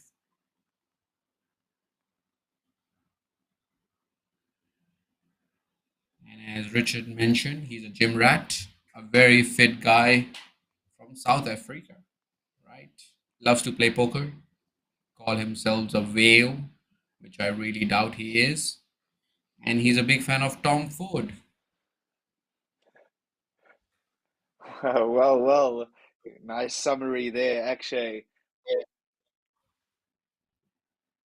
I mean, what a deadly combination there, Richard. Like gym rat, Tom Ford fan, and South African. I mean, very hard to beat, my friend. That's it, man. Well, We another try to friend of always ours. represent our. That's Sorry it, to cut friend you of there, Richard. ours. Another No friend of problem. ours, Mr. Gao, is just going through the scrutiny. Like facing aggression. Every time he wants to lead the pot, he's faced with aggression, and folding one more time. I mean, he would be a little frustrated with what is happening in the last two level. Every time he has tried to win a pot, he has faced aggression, and rightly so. He's always had the worst hands so far.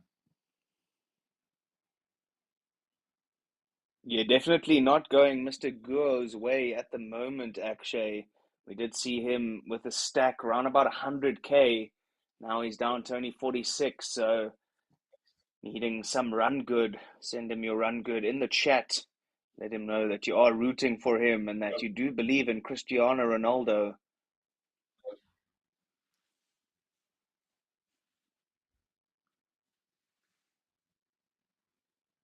And then you can see the gentleman in seat number one. I'm not sure of his stage name, but we call him Mr. Zhang here in his spare time. He does like to perform some K-pop, I've heard. So let's see what he has for us in the dinner break. Maybe a live performance.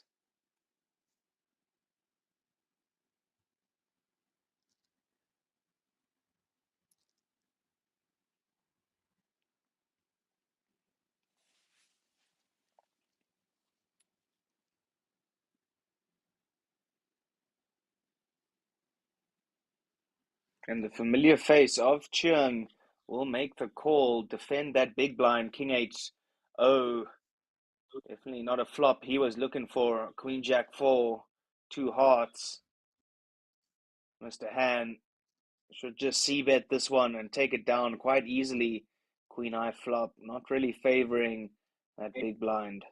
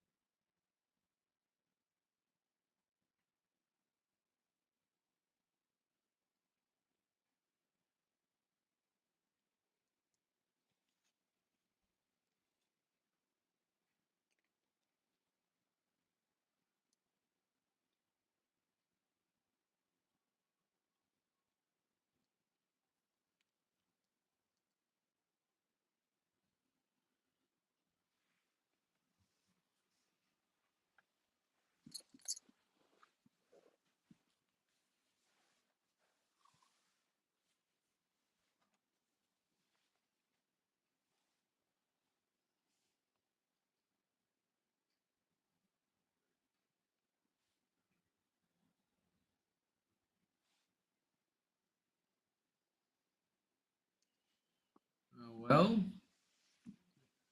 Mr. Gao picking up ace queen of diamonds on the button, a legitimate hand, and I'm pretty sure if he faces aggression from any of his opponents on this hand, he's more likely to go all in.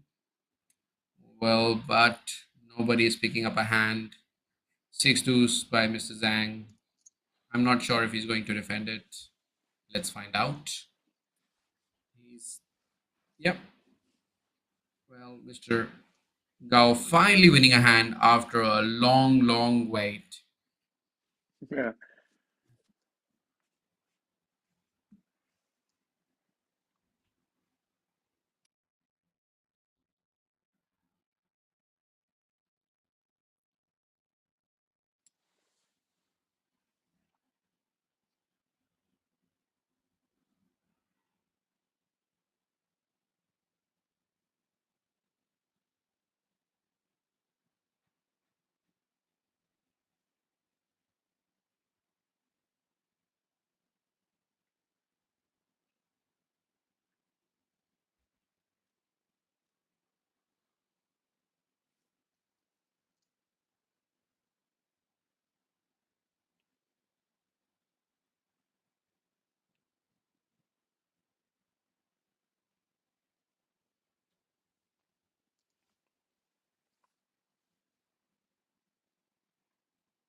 Mr. Guo should open this up here. Cut off.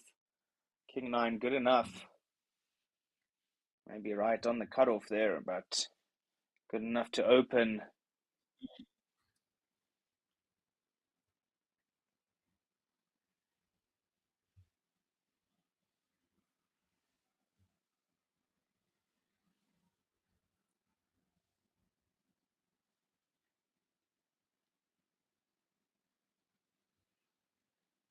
And what are you opening in the cutoff, Akshay?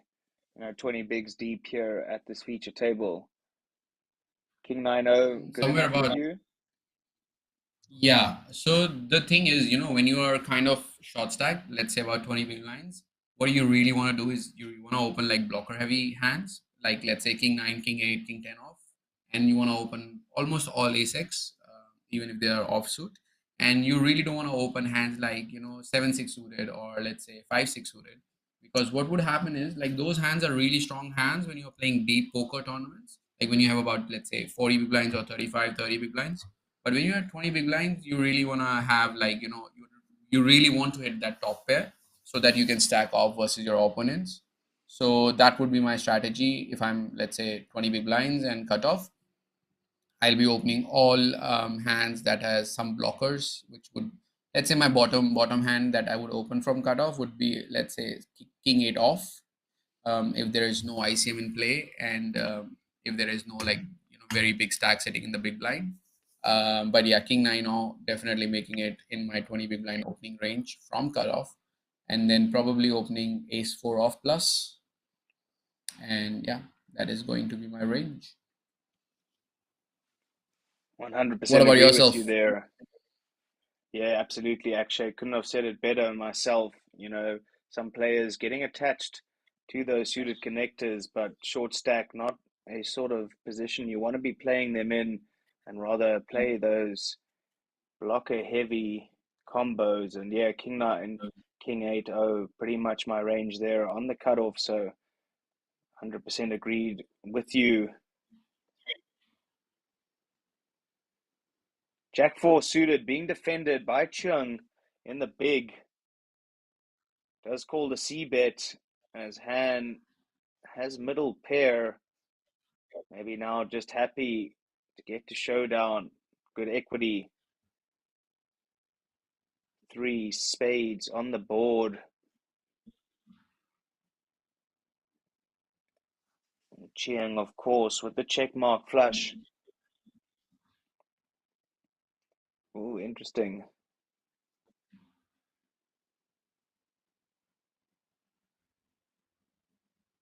Passive play there by Chiang.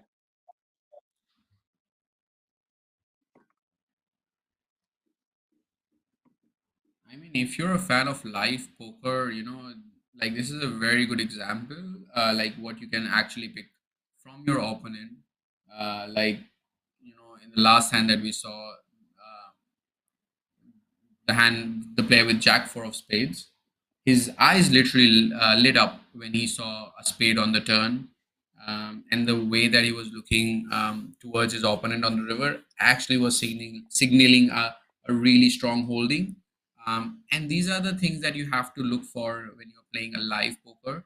I mean, this is like one of the biggest differences between online and live, because in online poker you can't see your opponent, whereas in live you can. So you can actually pick a lot of tells, even in 2024, in the era of poker. A lot of these players, especially the live players, are giving a lot of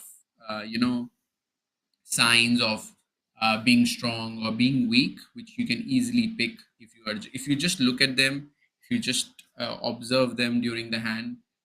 There's a lot of things. There's a lot of edge that you can actually pick, and which is what I saw in the last hand when a spade came on the turn. Yeah, 100%. Akshay, you said it beautifully. Table tells, definitely something that these players need to be taking note of, because a lot of free information does get given out there at these live tables. Always have to keep your eyes and your ears open. Pick up any little bit of information you can get.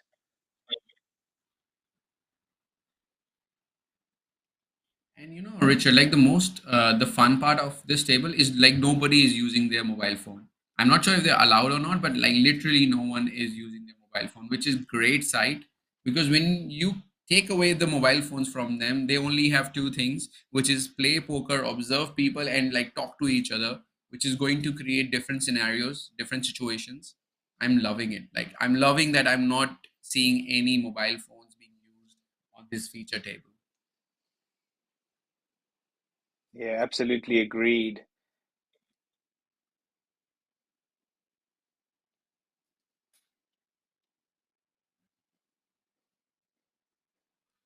So Mr. taking a Han. conversation back, sorry, go on, Richard. Sorry. Now, all I was going to say, Mr. Han opening up a very beautiful hand here, ace 10 suited. Always a nice sight, but finding some opposition on the button. Oh, interesting decision. Ace Jack O getting folded on the button there.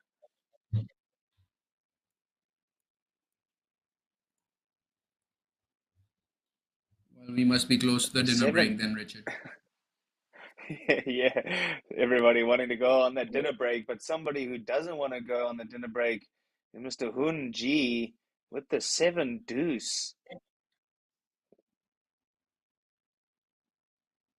Wow, aggression working out very well.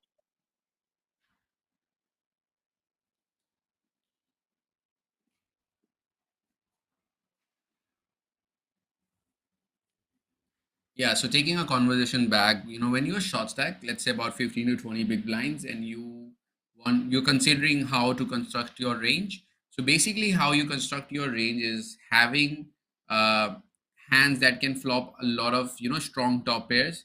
And strong, when you talk about strong top pairs, these are like your ace x, your king x, your queen eyes. And when you talk about the suited cards, I mean they're obviously beautiful. Like if you look at a hand like, let's say, 7 8 of hearts, or like even 5 6 of spades, these hands are beautiful hands. Now when we talk about small pocket pairs like pocket fours, pocket fives, these are very strong hands when you are playing deep, because you are going to stack up, like let's say when you have pocket fours and when you open up your hand, and the big blind calls you and you have about 60 big blinds and he flops a top pair, you flop a set, you're going to take all his chips. And that is the power of under pairs. Now sorry, not under pairs, like small pocket pairs. So but when you're short stack, right, the power goes to the top pairs, because technically if you talk about in the GTO world, and let's say you are in 15 big blinds, you can easily stack off with the top pair. Even if your kicker is not that good, you can still stack off. But let's say you defend a hand like, let's say, king deuce off from the big blind and you are playing about 60 big blind, you can't do that, right? Because your stack is worth more than just going all in with the top pairs. Otherwise, like we will go broke most of the times if we just uh, pay our opponent when we have top pair with no kicker. So the main differences between, let's say, tournaments and cash is actually, when you're playing a cash table, right, you have 100 big blinds, so you can play one sort of range. But whereas when you play a tournament, what really happens is like your stack kind of goes up, goes down, goes in the middle, goes up, goes down, and then keeps going down, and then you find a double up, right? This is like a sort of table graph, chip graph. That is how it goes in most of the tournaments, unless you sunrun. So then you have to observe how are you going to build your ranges according to different stack depths. For example, you can't play a range which is supposed to be played for 40 big blinds. You can't play that when you have 20 big blinds, because like if you talk about like in the GTO world, if you have 40 big blinds and your button RFI should be around 50% or like 52%. But whereas if you play it from 20, like if you have 20 big blinds on the button, it should be around somewhere close to 36%. And that 36% will have some jams as well. So really your strategy would change depending on how much chips you have and how much chips your opponent have, because you have to play effective stacks and not your stack. What I mean by effective stack is, let's say you have 50 big blinds and the small blind has 15 big blinds and the big blind has about 10 big blinds. So the effective stack that you are playing is 15 and not 50, 50. So you have to be really careful about these things when you're playing an MTT. And that is how I would construct my range, like obviously we can't learn all like the GTO charts and all, but this is what helps me to remember what I'm supposed to open, what are the hands that will flop better when I'm short stack, what hands will flop better when I'm deep stack, things like that.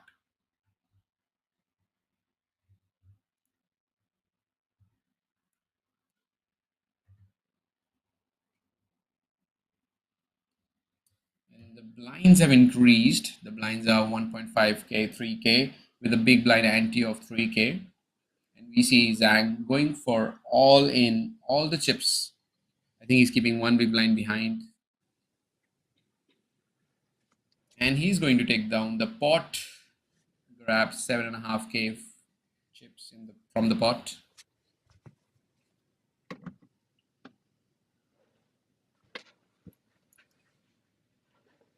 Yeah, chip counts up on your screen, Mr. Chung. Still our big stack bully at this feature. Over 40 bigs for him, so playing a nice stack there. However, a couple of his opponents short stacked and at risk at the moment, looking for some run good.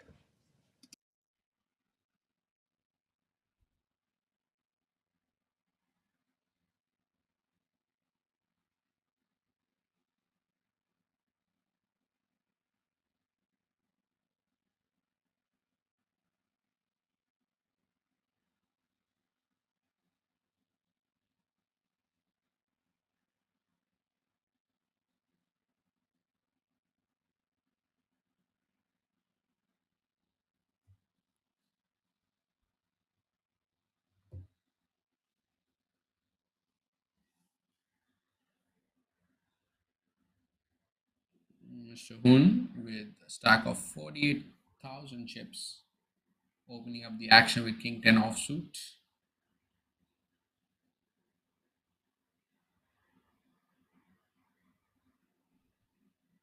And I believe that is a white penguin, Richard, that the small blind had. Looked like a white penguin to me. I'm not sure. Yeah, You it's can his verify like that for me. his signature mascot or whatever you'd call it. I've seen him don it a couple of times here at the RDPT festivals.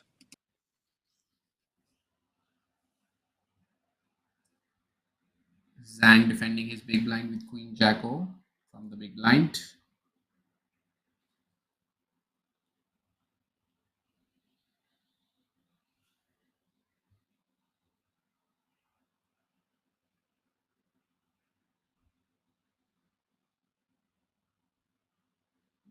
Ace 5-8. This is kind of a board that the pre-flop raiser gets to range bet because he has the range advantage here, also has a nut advantage. And what I mean by range advantage and nut advantage is basically, so when we talk about range advantage, it is basically your whole range has the advantage on that flop. So your whole range versus his range. If you do the comparison, like your strong hands and your weak hands versus his strong hands and his weak hands, your range would be better off. And when we talk about the nut advantage, is basically who has the nuts. So, for example, Ace 5-8, pocket aces uh, are the nuts which you have. Then we talk about pocket fives and pocket eights, right? And I believe from that cutoff position, you have pocket fives and pocket eights as well. Whereas the big blind will not have aces. And he might not have eights. So that will get you the nut advantage, making you bet that board 100% of the times.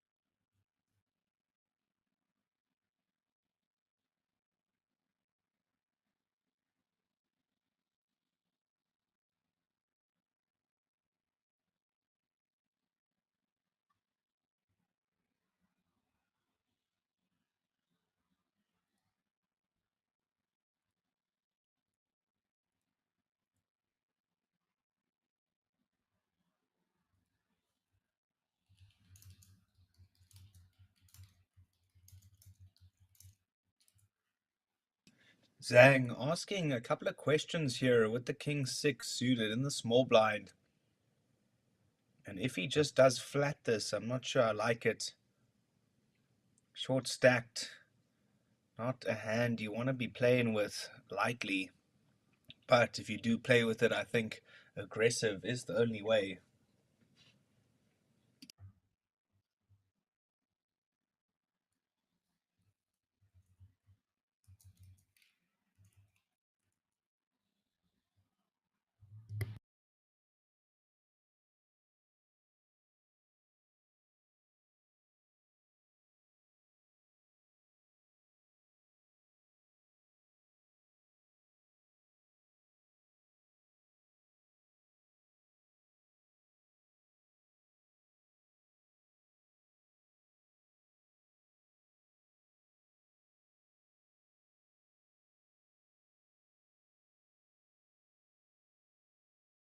And interesting body language being shown by Mr. Chi, just looking extremely uninterested and then just flicking the chips in the middle and requests a triangle. So interesting if he was trying to be polar there, but the ace-9 does meet him in the center. But oh my goodness, 4-3-3 and just like that.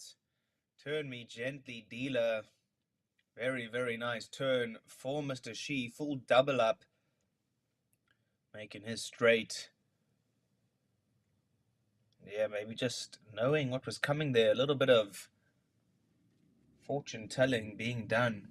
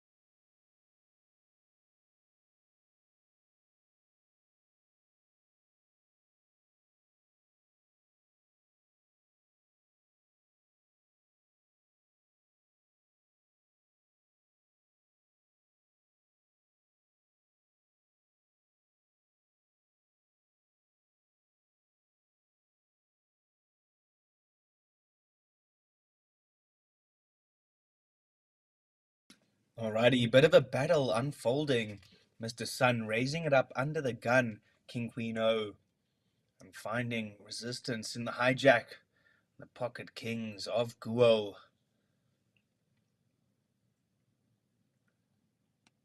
Guo been on a bit of a run here in the last couple of hands. Good to see.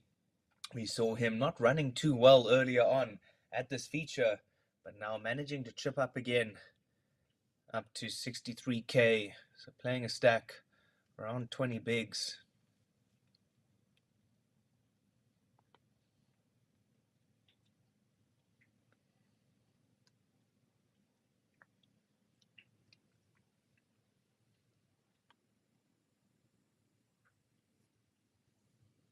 Varying stack sizes at this feature. 25k was the starting stack.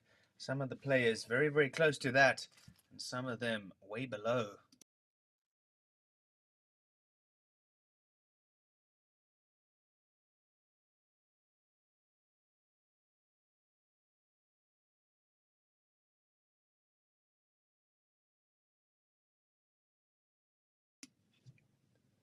Blinds currently 1.5k and 3k, with the 3k ante ever so active on the big blind each round.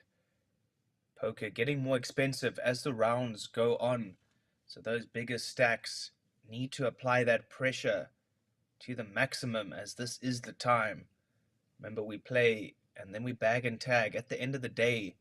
Come back for day 2 in 2 days' time.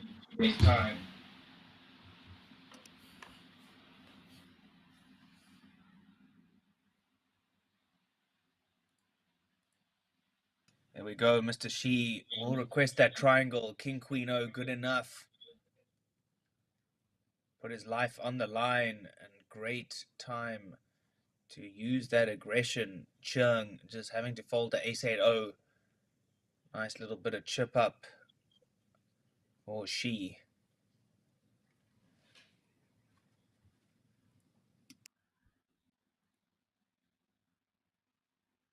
Mr. Han, pocket sevens, sailboats moving all in.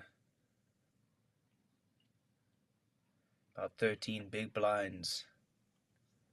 Gotta take this spot, one would think. Let's see what this dealer has in store for him. Quite spicy so far.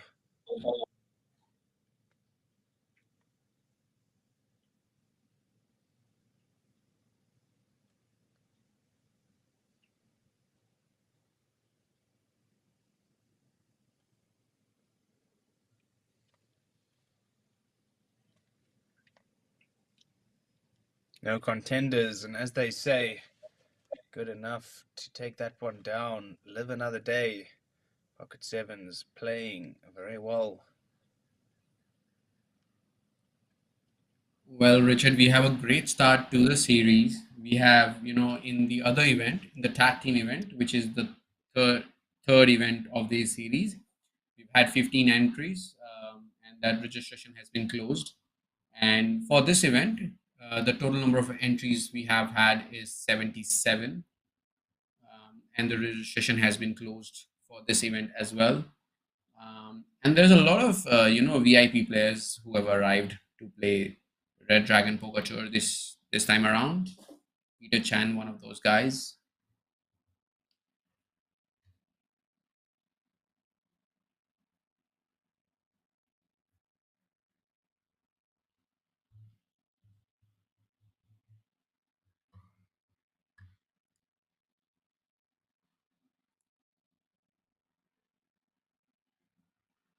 We have a mutual friend, Richard, showing up in our YouTube chat.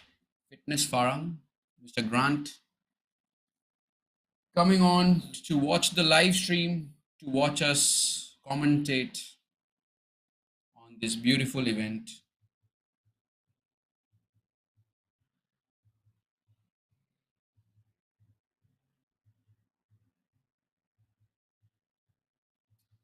How many remaining and what level the day ends? Well, as we can see, there are 26 people left in this event. In what level does the day end? Well, Richard would have a better idea. Let me check and get back to you on that.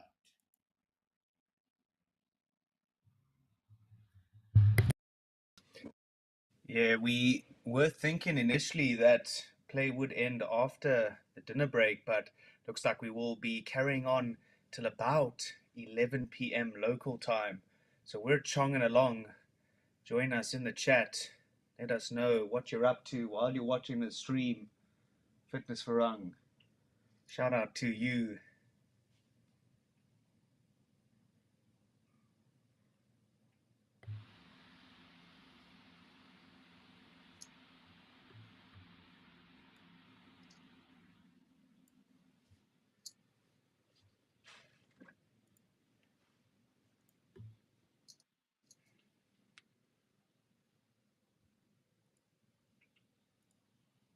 And action on Mr. G.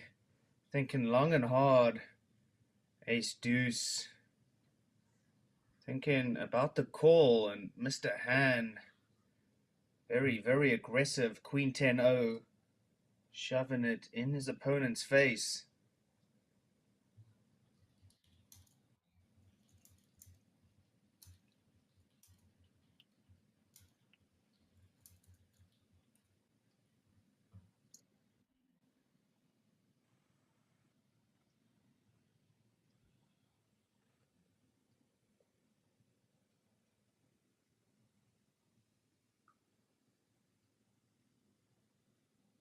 Deep in the tank, Mr. Hoon with ace deuce of diamonds.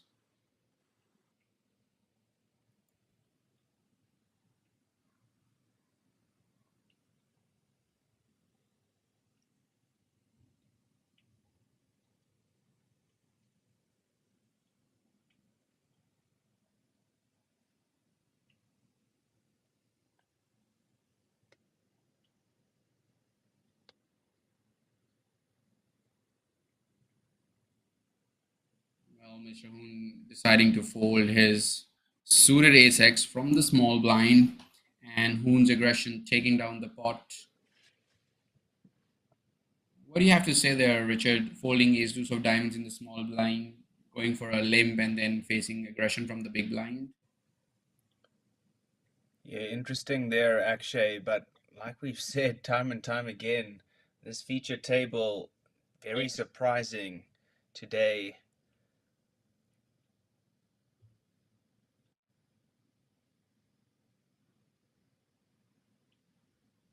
But yeah, the ace deuce definitely close either way.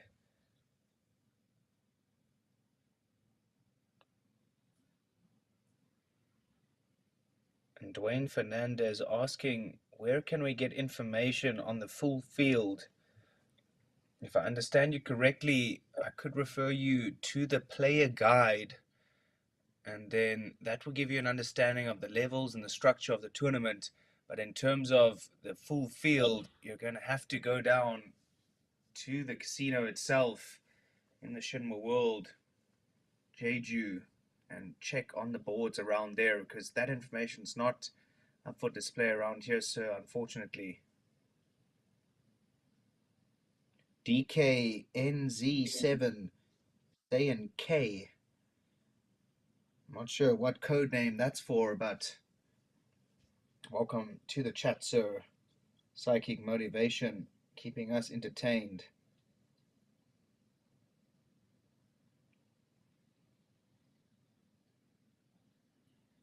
Oh, Hoon is opening up the action with king 9 of diamonds from the button, taking down the pot.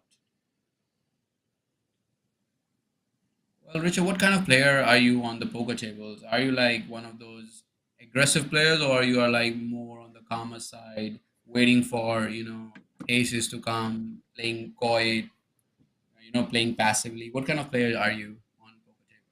Sorry, what kind of player are you on poker table? Well, Akshay, I can just tell you what my number plate is. And my number plate says gamble, gamble, because that's my motto. I like to see flops. I like to chase my dreams. Fair What about enough. you, Akshay? Well, I don't have a number plate. I really wanted to say 6969 just for the lols. But I don't have a number plate. I probably kind of like a more on the balanced approach. Like it depends on what stack depth I have, right? Like if I have a short stack, I am probably on the needier side, and if I have like a big stack, then I'm like a shark, going after my prey.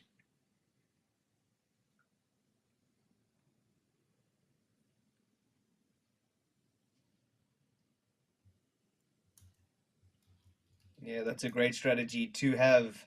I can tell you, Akshay, none of these players, though, at this feature follow a similar strategy to that. A bunch of very, very interesting loosey gooseys at this feature, but I love it.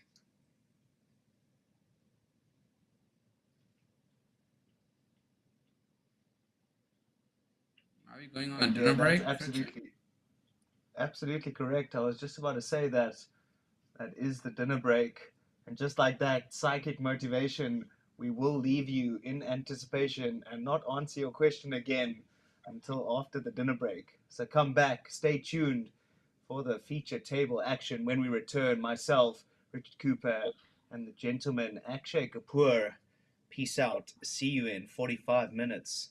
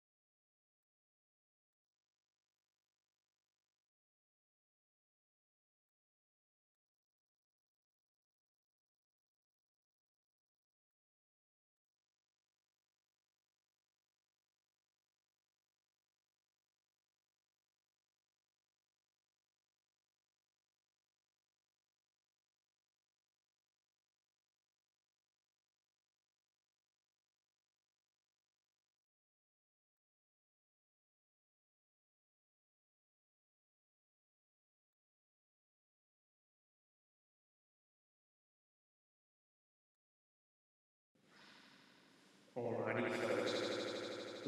The featured table bringing you this live featured coverage of the Baby Dragon Day 180.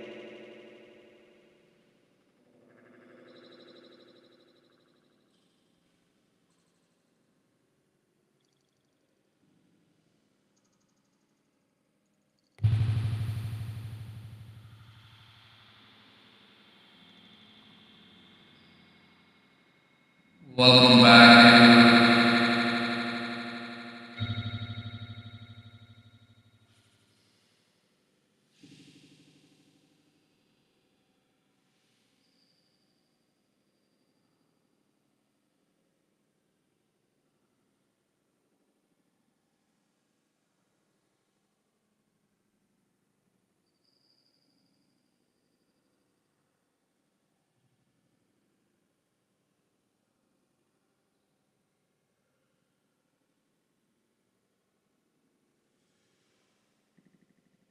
Yeah, welcome back. Echo.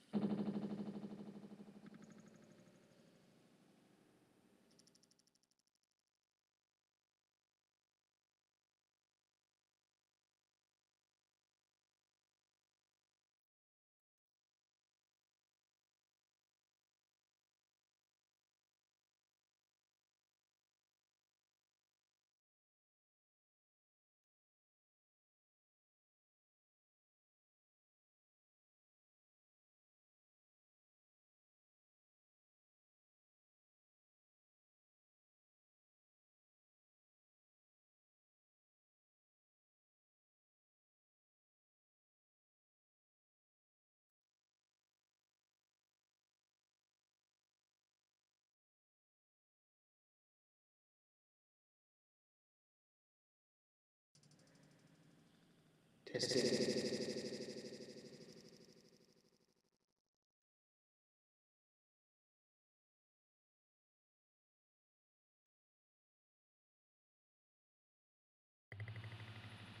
My test.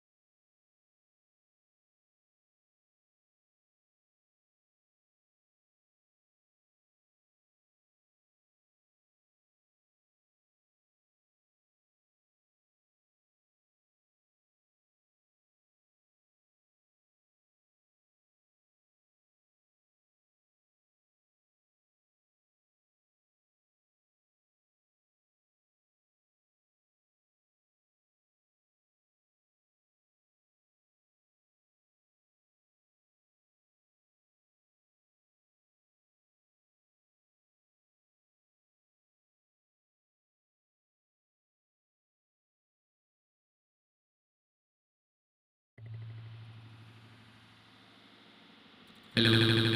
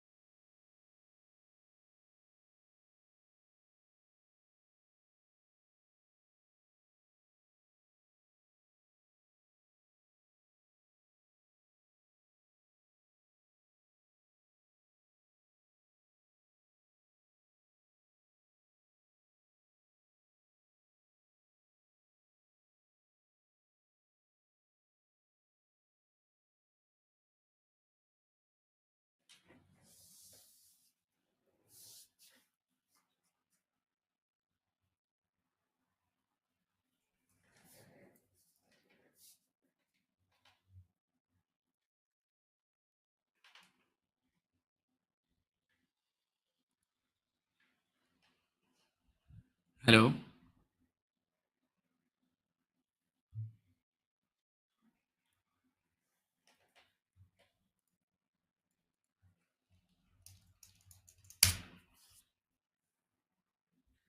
Alrighty, welcome back everyone from the dinner break. We are on our final shift. 22 people left. 22 people left out of the 77 that entered this tournament.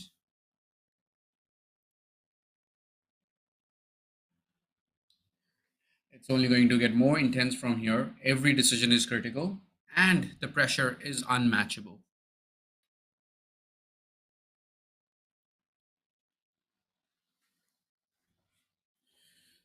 So, Mr. Portugal, Mr. Cristiano Ronaldo, taking down the pot with pocket threes. And slowly he's climbing back, accumulating all the chips so he can come on to day 2 and fight one more time.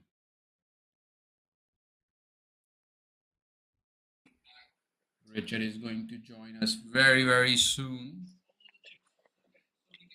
Testing, testing. 1, 2, 3.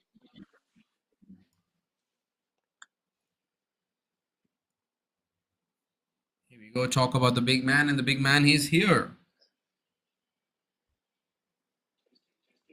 Welcome back, Richard. Welcome back to the stream. Yeah, thank you very much, Akshay. We were having a little bit of a problem there, but all good now. We are back here with the feature table coverage here. Baby Dragon, day 1A. Been crazy. All-ins, massive flops, crazy runouts. Nothing short of jam-packed action. So, folks, if you're just joining us now, like we said, this is the feature table here from the RDPT and KPC Red Dragon Poker Tour, live from Jeju Shinra World. It's me, Richard Cooper, joined alongside Mr. Akshay Kapoor, and we're having an absolute blast here in the commentary booth. So sit back, relax, and get ready for some top-class poker action.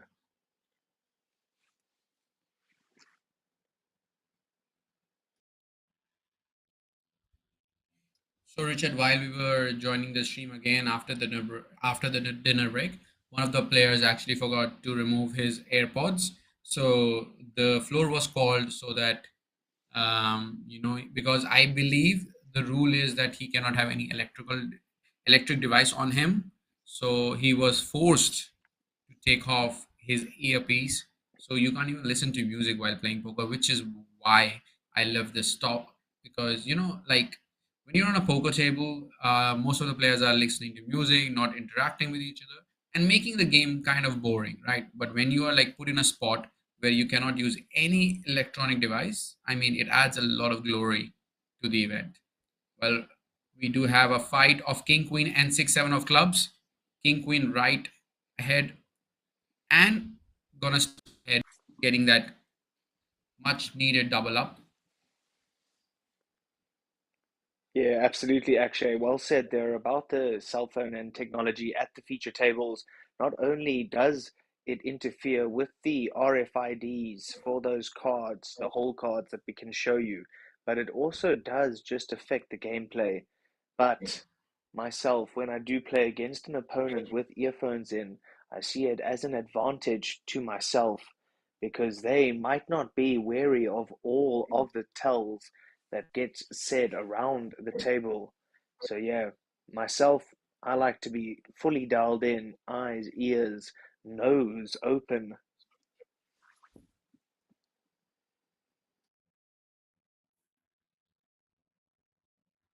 The biggest edge you can have while playing live poker is actually observing your opponents, because they give you a lot, because poker is a game which involves a lot of emotions, and most of the poker players that I know cannot control their emotions while they are playing this game live. So watch out to your opponent, what is he doing, where is he looking at, and you will pick a lot of tells, and that would increase your edge from your opponents. Absolutely. Blinds currently at 2K and 4K, with the 4K big blind anti active every round. 22 remain in this starting field of 77. I believe we have another all-in. We have ace-3 of versus pocket fours. Ace-3 needs to get lucky here. Oh, well, only an ace and an ace only can help. Turn card is a queen. Onto the river. River is a jack of spades. Ace-3 getting no help. Pocket fours finding that much needed double up to stay in the game, to build a stack, to fight for the day two, where these players are going to be reunited and fight for that lovely trophy. I believe, Richard, you mentioned some jacket. What was that about? Oh yeah, so the winner of the main event this festival will receive a RDPT and KPC limited edition winner's jacket. And it's like a bomber's jacket, so very, very exciting and definitely what I would be playing for. I don't care about the money, but give me that jacket any day.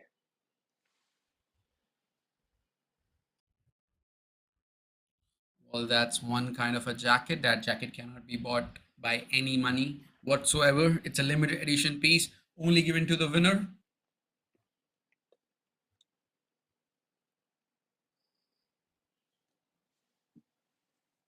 Absolutely. So definitely all to play for here in the main event. So folks, as we said, if you Event comes on the feature table, showcases his skill, and we get to see what they are made of, you know.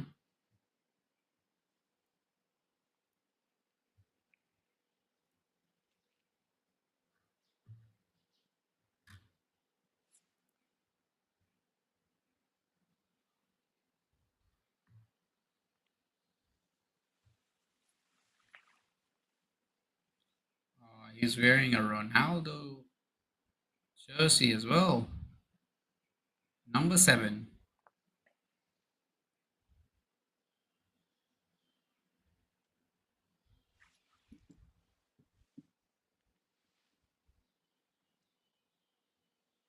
There you go. That is our camera crew trying to get glimpses of the players.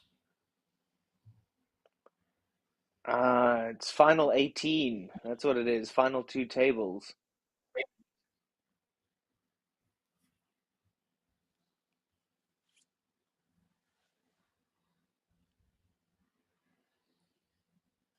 Definitely getting some new faces, which we haven't seen so far.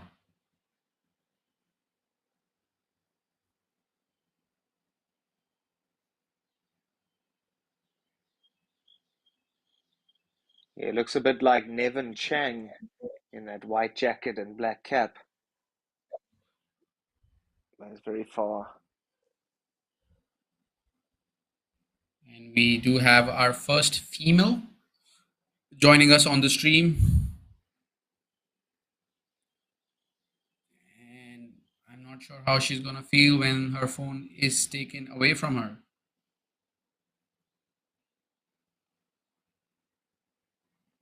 And we do have a full table.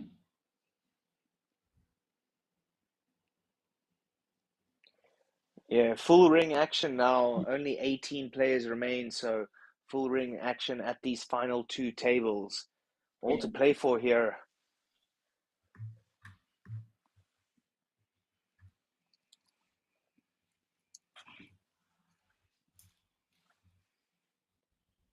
Psychic Motivation keeping us entertained here in the YouTube comments.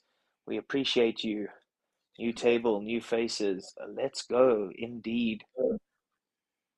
Somebody tell the man with the hoodie to please remove his earpods. No K-pop at the feature tables. Sorry, sir.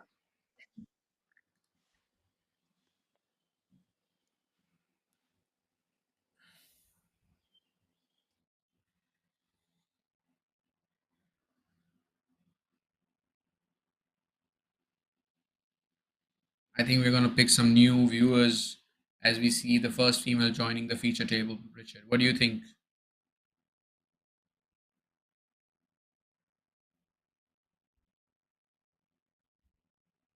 Oh yeah, the gentleman will definitely be rolling in any moment now.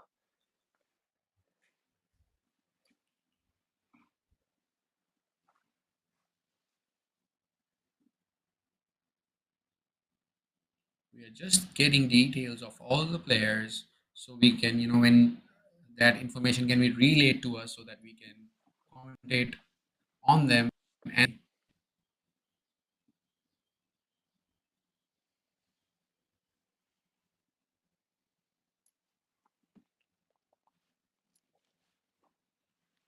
don't forget to subscribe to our YouTube channel, Red Dragon Poker Tour, and like our Facebook page as well with the same name, so that whenever we go live, you get the notification that we are live and you can watch us and learn poker or just get entertained by watching these players play some fierce, some some aggressive poker, I would say.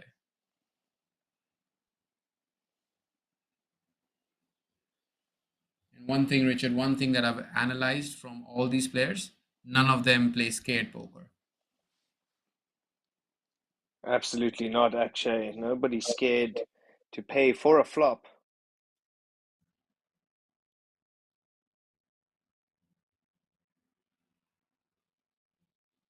Well, Psychic Motivation doing the all three. He liked the stream, he shared it, he subscribed to the channel. That's the way to go. Who is Psychic Motivation? He's one of my Instagram followers who has been very loyal. Well, keep the energy up, please. We really do appreciate you. It feels like he's just with us in the commentary booth, keeping us entertained while we keep everyone entertained.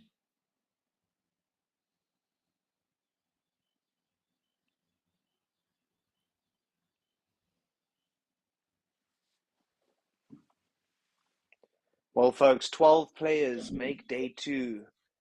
So only 6 players left. Who will it be? Let us know in those comments.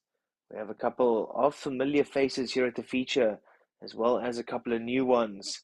Sit back, relax, get ready for some feature table action here. Red Dragon Poker Tour. Absolute spectacle so far.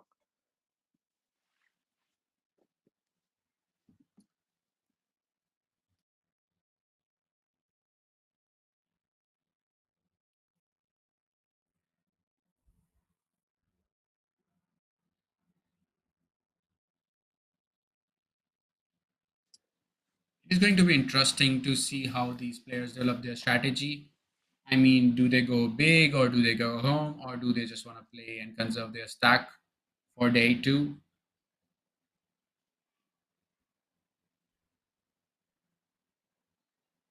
Yeah, it really does depend, I guess, on the type of player, Akshay.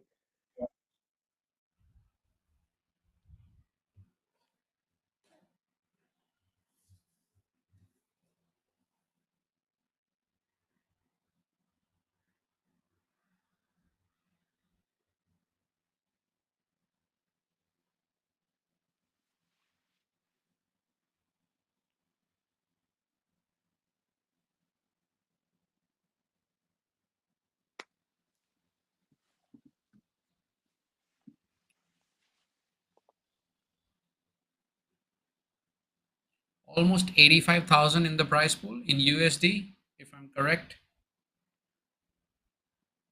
We know that the bind was 1,000, like just over 1,000 USD, and there are 77 players, and it should be around 80 to 85,000 already in the prize pool.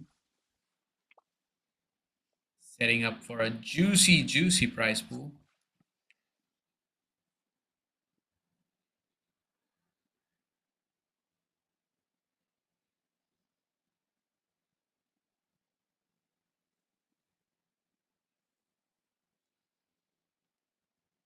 We Some really big stacks here, Richard, on this table now. Yeah, and we're just getting our first look at our female player taking that first pot down. So if that is any indication of her playing style, I think we're in for a right treat.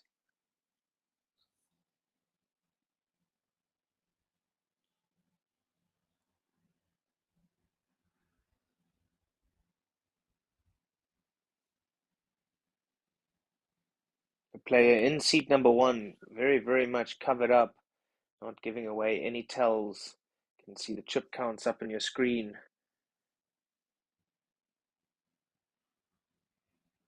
But you got to look quick. Those graphics guys making sure they're not wasting any time.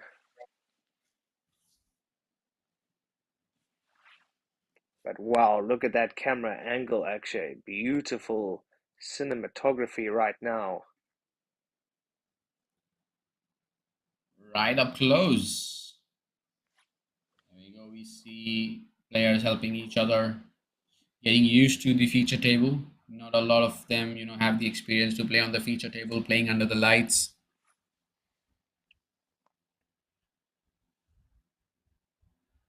But Mr. He, we saw him earlier on the stream. He knows how to play under lights. And he has King Jack of Diamonds in the hijack position.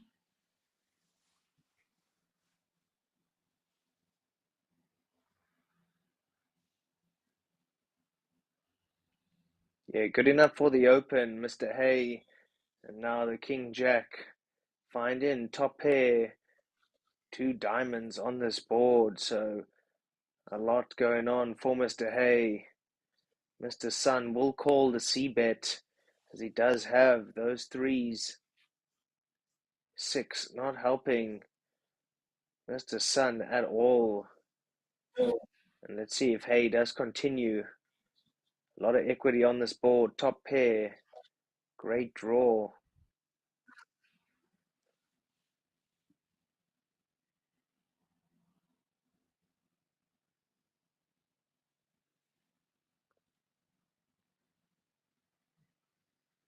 Right around half pot. Gets the job done.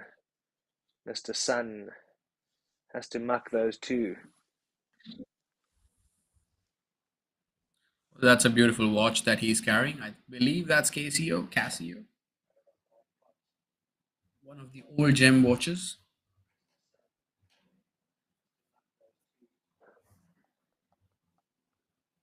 Definitely a classic, that's for sure.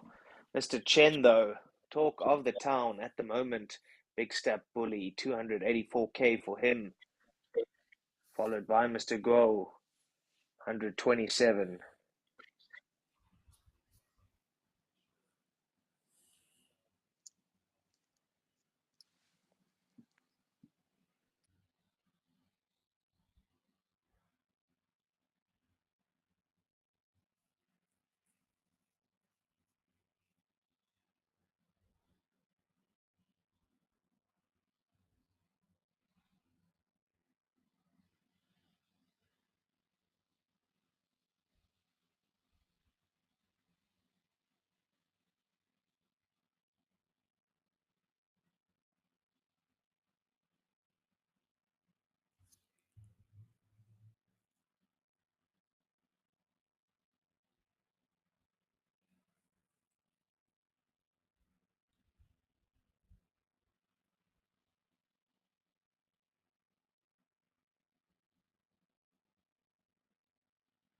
Just waiting for the graphics to catch up.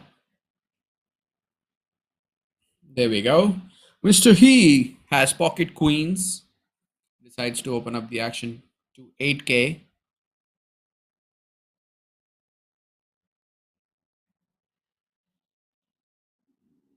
Oh, Mr. Yu with king 8 of hearts. Flopping a flush draw. Has 2 overcards. Pocket queens blocking that flush draw with queen of hearts.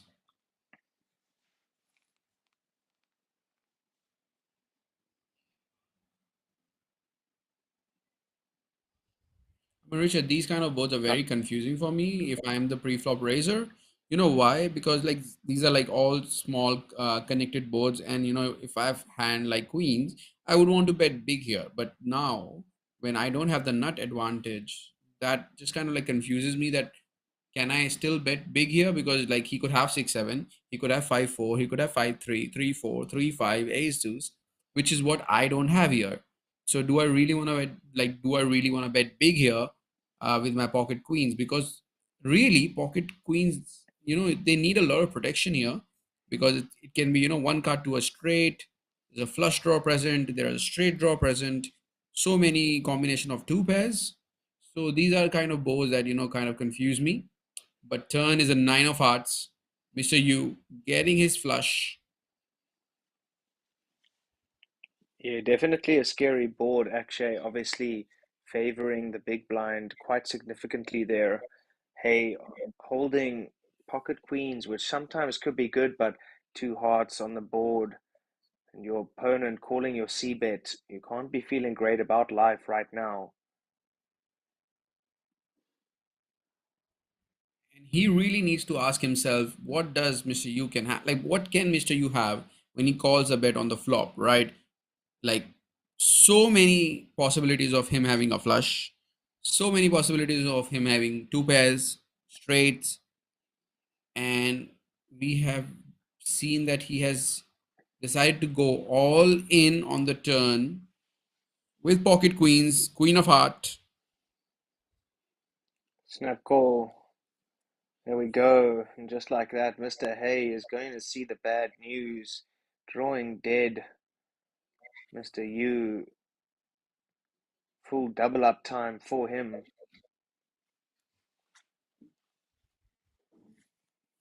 Probably a misstep there, Richard. One would say for sure, Akshay, but yeah, unfortunate for Mr. Hay. Obviously, very nice hand. Not a nice way to lose.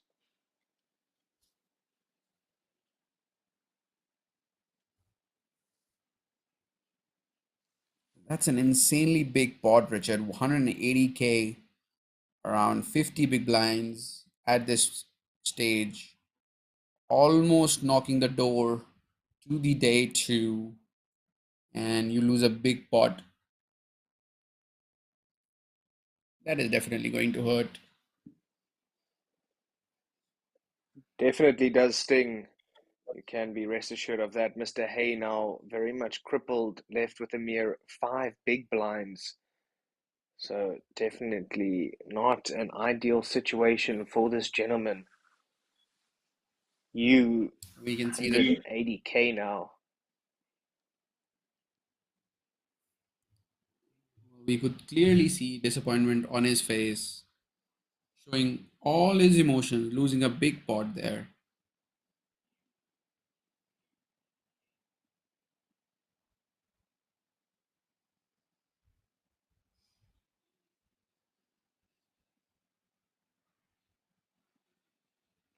And is that another He's a female in seat number one, Akshay?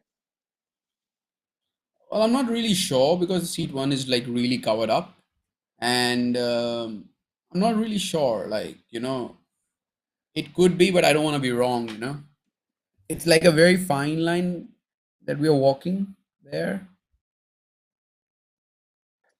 I'm not making any jokes. I'm and just asking. But yeah, like you say, full cover up there for seat number one. So keeping us guessing.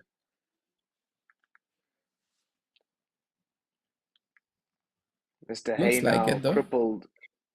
Yeah, with his 5 big blinds. We'll just stick it in and puts it to Miss or Mr. Zayu Sun. Oh, excuse me, that's not. Mr. Sun is in the black shirt, but next to him is an unknown figure. We'll get some more information on this shortly.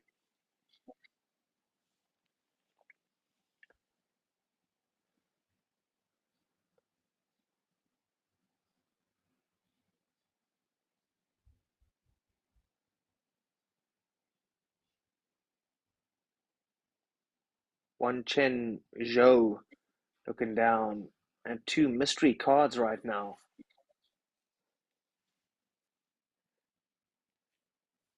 What Ace do you think he high. has here?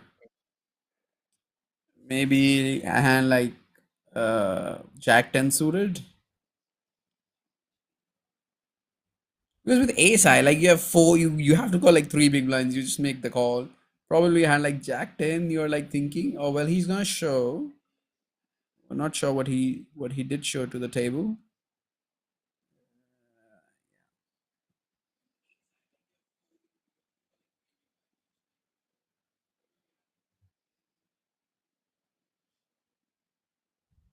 He showed one card, so I'm not sure.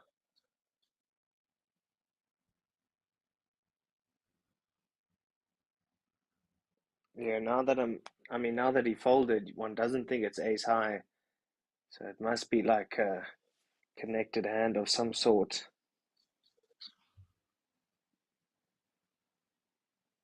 Anything is possible. Yeah, it could have been seven deuce. One never knows. What is your favorite hand? Right. Ace King O, as we call it, the church. And yours? My favorite hand, probably 9-10 of hearts.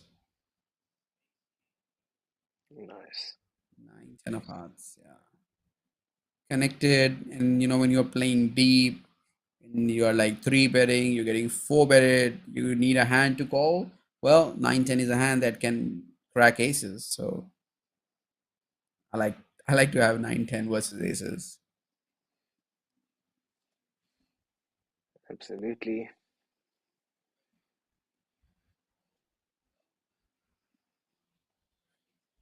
King Jack versus Ace 4. Zhang needs to win 4 out of 10 times here. Well, he's going to win 4 out of 10 times. Is that going to be his one time?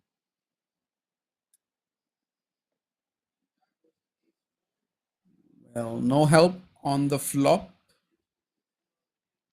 Well, turn is a king. Well. The river is going to be really crucial. And river is an ace. Oh my Wow. goodness.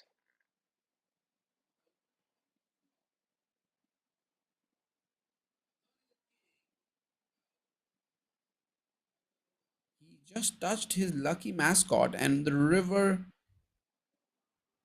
was very helpful for him. Wow, Barry coming on the river and in time for Mr. Chung.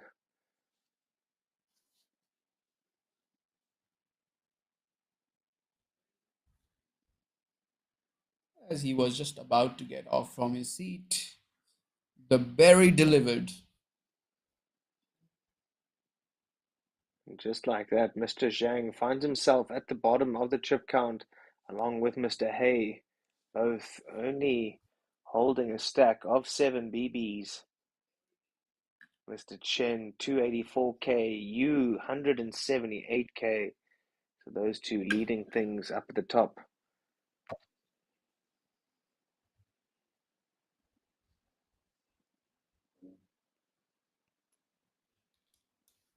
What a river indeed. GG.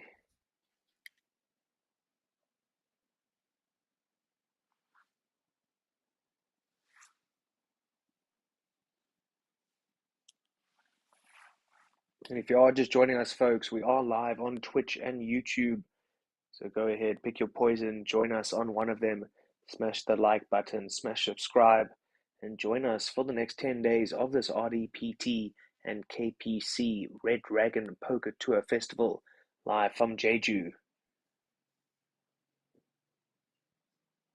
This is the day 1A of the Baby Dragon. We do have day 1B live action coverage tomorrow. Same time, same place.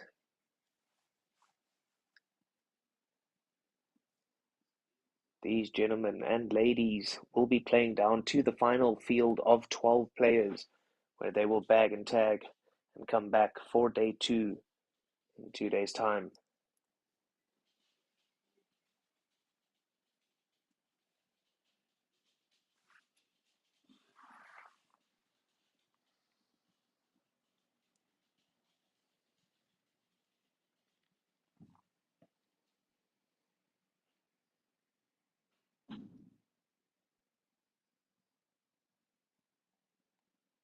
And there you can see the beautiful logo up on your screen. Big shout out to the camera crew, the sound crew, Christine, Chris, both Chris's, keeping this show running very, very smoothly indeed. Red Dragon Poker Tour, all the excitement here on the Landing Casino. If you are in the area of the Shinwa World, come by, drop by, throw your name in the ring at one of these events and donate to these prize pools.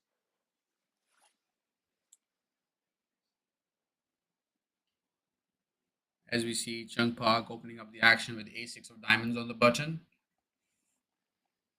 And that's a snap all in by Mr. He with Queen Jack off. And, well, we do have a decision in the big blind with King Queen off. I know that this hand is loved by everyone in Asia. Love to play this hand.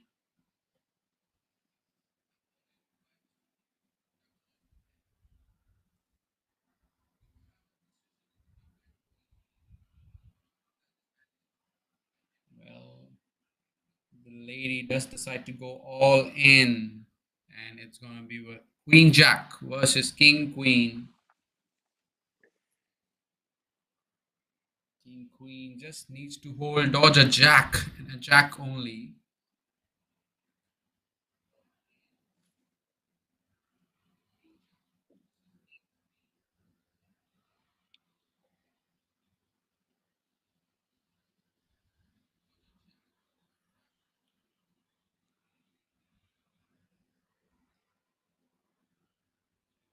Well, the turn is an 8.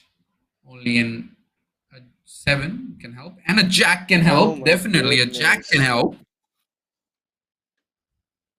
Wow, what a cooler on the river. Mr. Hay.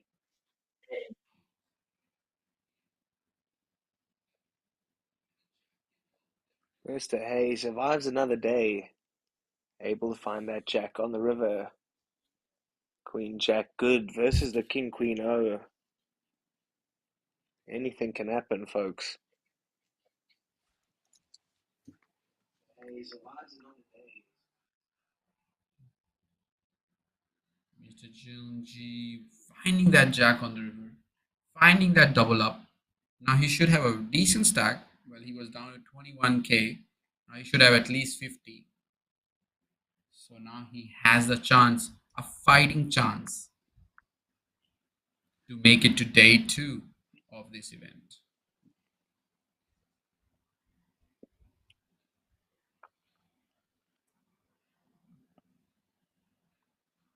Guys, please do not forget to like this stream. It takes a lot of efforts by everyone, whether it be the management, the camera guys.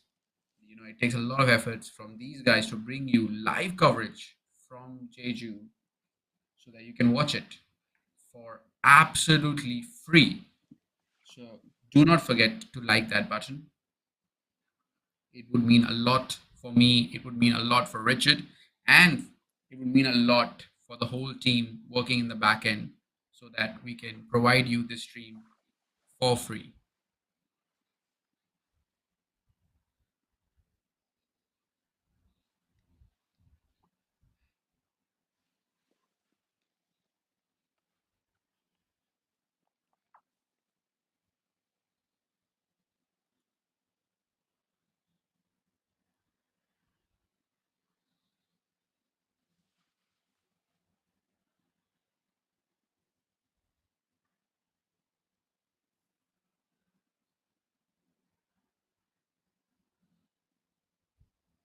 Mr. Chunji joining the action with King Jack of Hearts, calling on the button.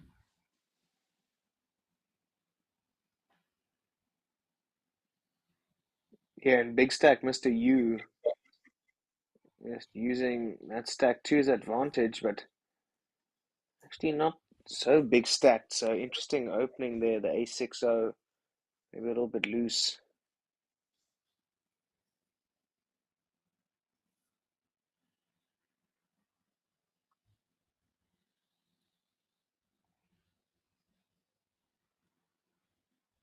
Yeah, and Mr. U caught with his pants down around his ankles.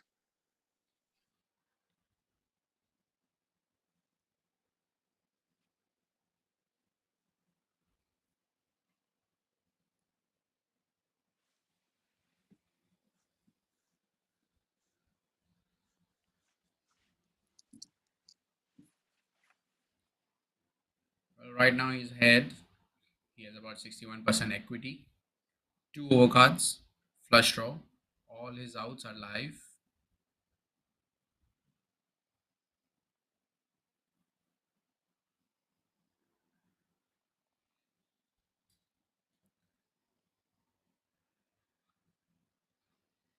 And he is going to take down the pot with just king high.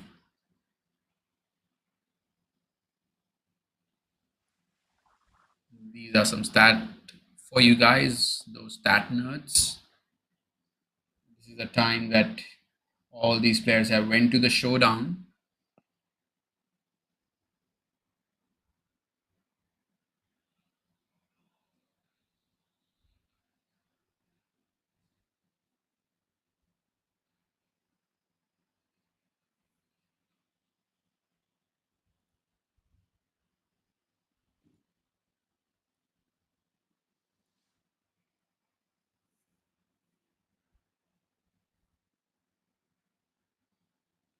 Alrighty, back to the action.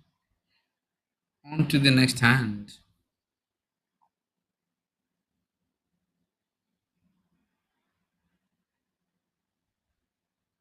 I believe I just saw Chris taking some really nice photos in the backdrop. And that is correct. That is Chris Labrojo, the man himself. Shout out, keeping those beautiful photos coming in.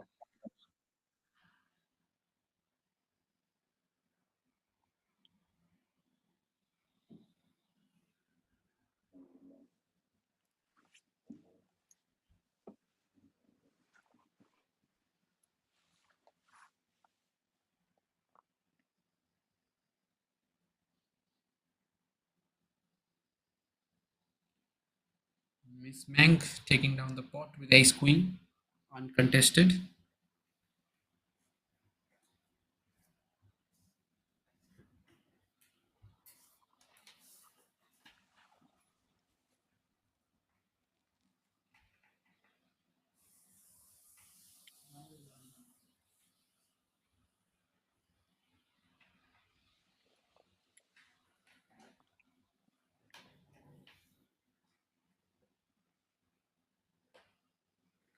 Only 15 people left. The blinds have also increased. Now we are playing 2.5k to 5k with a big blind ante of 5.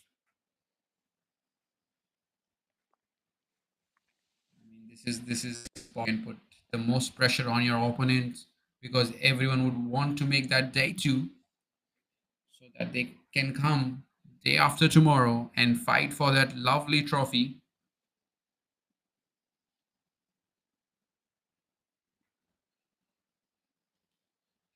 Fanzi opening up the action with ace queen off.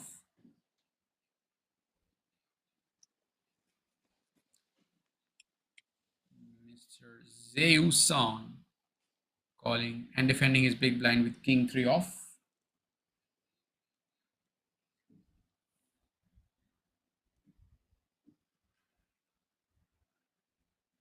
There we go. The flop comes 6 deuce jack.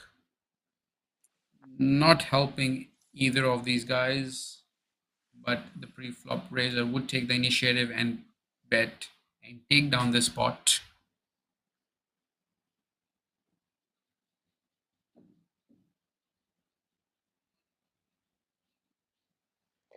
Yeah, chip counts up on your screen there. We are playing the 2.5k and the 5k blinds with that 5k ante. So 282k for Miss Chen Wen Chen, excuse me. She is the big stack. 282k. We have Mr. Zhang at the bottom of the chip count. Only 6 big blinds for him. And Mr. Sun also deep within that danger zone. Only 13 big blinds for that gentleman in the black shirt. 15 players remain. 12 will bag and tag. So only 3 left to bite the dust.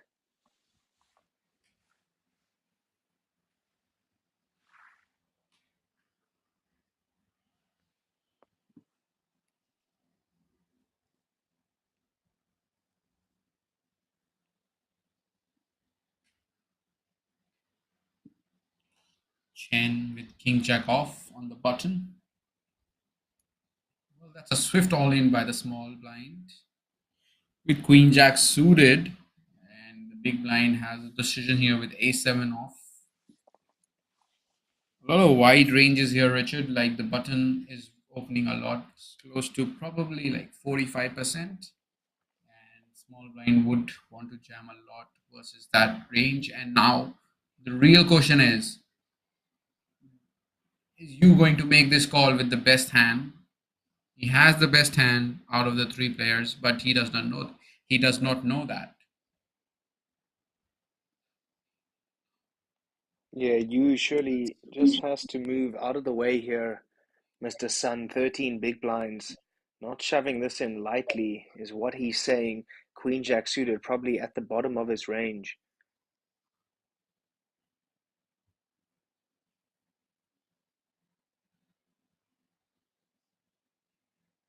Now, what do you do if you are Chen with king jack off? This is a significant jam, somewhere around 13 big blinds. You have a stack that can take that hit, but do you really want to? Well, the answer is no.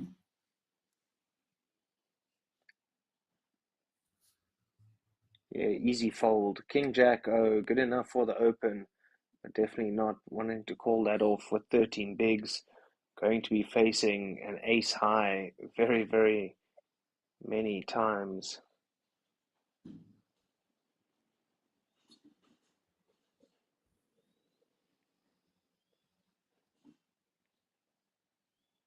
Queen Jack actually managed to get two better hands to fold, not just one, but two better hands to fold.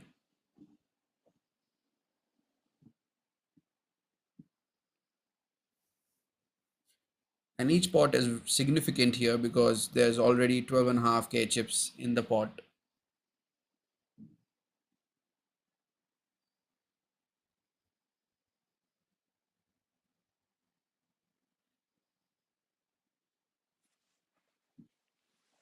Yeah, absolutely. Price of poker has increased 12.5K in the middle just to start things off. Half a starting stack, 25K was the starting stack for all of these players. You can see some have done very well and some need to start finding some magic. 15 left, only 3 will bite the dust and then we'll bag and tag.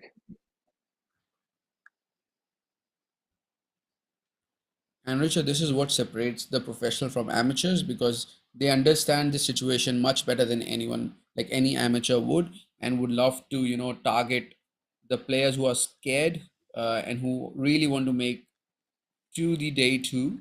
Now, the professionals would just sense that and, start opening a lot wider. They will start three betting a lot wider so that they can just put the maximum pressure on their opponents.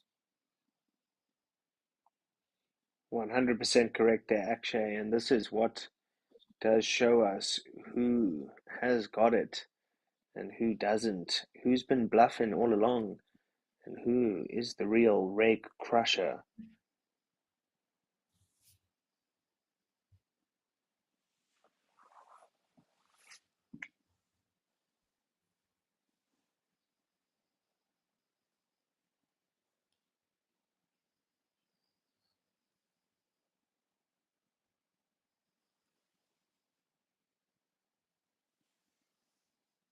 The decision is on Zhang with Jack 4 off, and Yeah, he's Jack decided 4 to off. let it go. Definitely not within my defending range.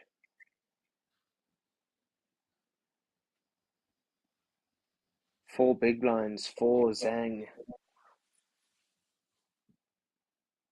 Less than a starting stack. But all it takes is a double up, folks. Four big blinds for Zhang. Hey, 15 bigs. Cheung, 17. And Sun, 18 bigs. So very tight down there at the bottom of the table. I'll tell you an interesting fact here, Richard. So, as you mentioned, like he has a stack which is even lesser than the starting stack. But like if you see it through like a dollar amount of value, his stack is actually worth more than the starting stack, because there are only 15 people left now, whereas when this tournament started there were 77. So his dollar amount, like his chip stack, is worth more, actually a lot more than the starting stack would be when this tournament really started. And this is how the ICM plays. So ICM is your independent chip model, where basically your every chip is worth a lot of dollar value, and that is why you need that extra equity when you decide to go all in, because you really don't want to bust when your stack is worth a lot in the dollar value.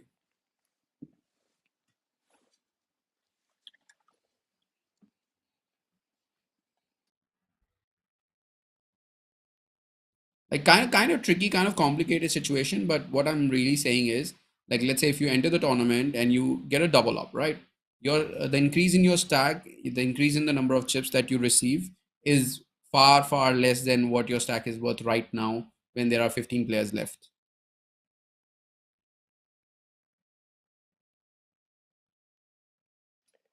Yeah, absolutely, Akshay. As you say, ICM always a factor in these later stages of the game. Now only 3 players left, so a lot of laddering still to be had, especially with those shorter stacks. Everybody looking for that chip up and just a bag. Finding a bag is always of great value, especially when the day two is in the money.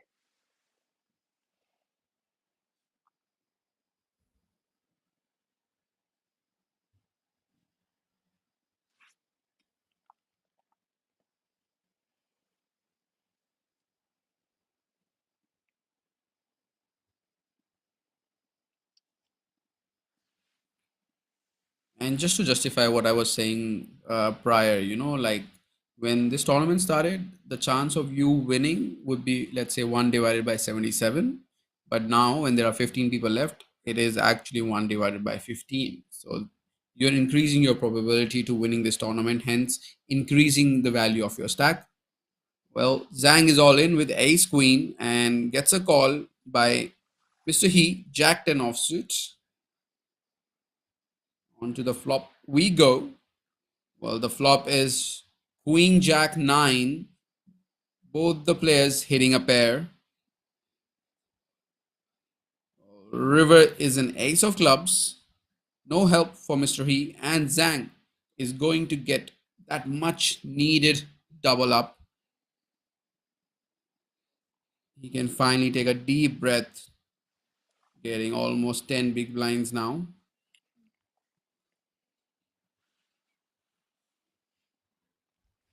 Yeah, what a time for a double up for Zhang. Up from 4 bigs up to 9 bigs, so always a welcome sight. Tailing close behind the 13 big blinds of Mr. Hay. Chiang 14 bigs, Sun 18 bigs. So tight play here down at the bottom. All of those players very much in the proverbial danger zone.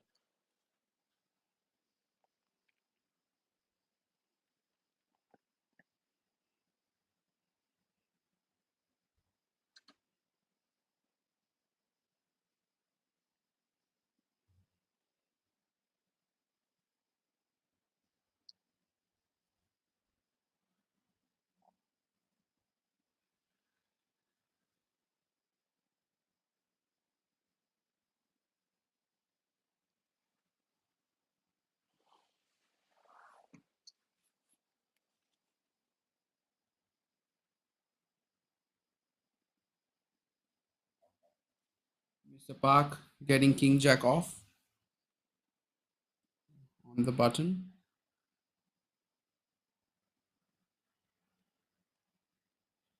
Decide to move all in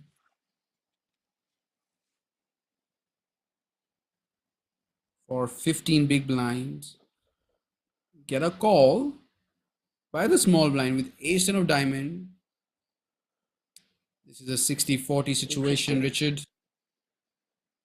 Yeah, what do you make of that all-in shove from the button, 15 bigs?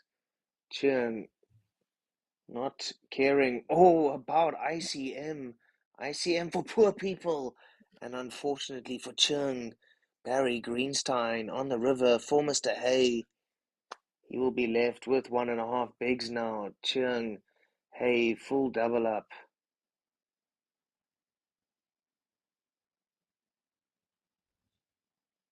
Well, maybe a misstep there, maybe not. I'm not really sure about it. I think you can just open and fold to a jam. Well, that's You aren't definitely covering. correct. Like I think the reason behind his jam here is because he didn't want it to fold when he wants to open and do not fold to a jam. Maybe that can be the reason that he decided to go all in. Uh, I know that King Jack suited goes all in this situation when you have 15 big blinds, but with King Jack off, I'm not sure. Like King Queen off can do that, but King Jack off is like it's slightly going out of line. Yeah, and I But mean, if that's we that's just a think clear about some play. ICM on its own, actually, definitely you want to be doing a lot of raise folding there with King Jack O. If we're not talking about ICM and we're just looking at chip EV, then maybe, even King Jack suited ICM factor in, you're better off raising and calling versus a three bet if your opponent jams, also probably just a fold. So yeah, tough one there. We'll have to bring up the solver.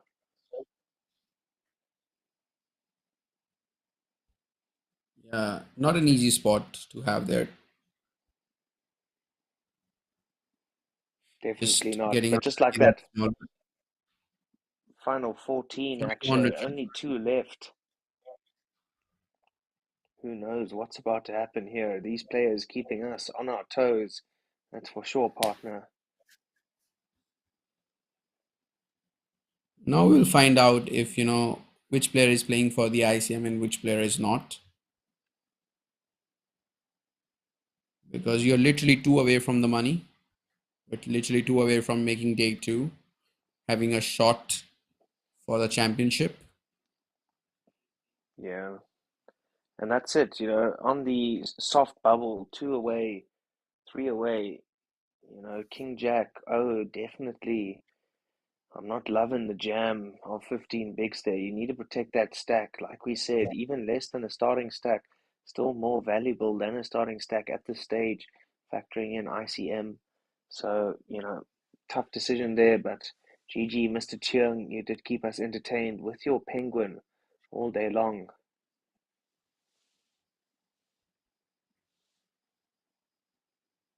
Well, Mr. Junji is not playing for the ICM. He's just playing for all of it. Going all in with pocket fours, putting the maximum pressure on King Queen off. Yeah, This King Queen jam is off, for obviously towards the bottom of Sun's range here under the gun, +1, and Mr. Hay not showing any respect to that early position raise, jamming it in his face, and Sun having to lay that one down. That one's very close for sure. Dear Akshay, all out action here so far.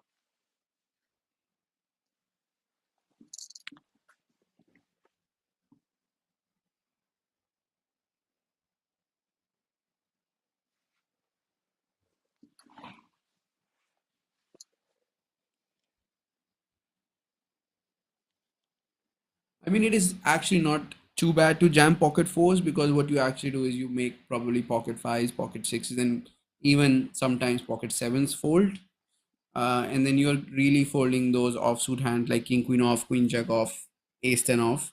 So actually not a bad jam, like if you consider for 18 big blinds, but like it is right on the line. And as we talk Yeah, I about the think, line, we have king jack for Mr. Zhang, who only has five big blinds, if I am correct, if I'm seeing it correctly.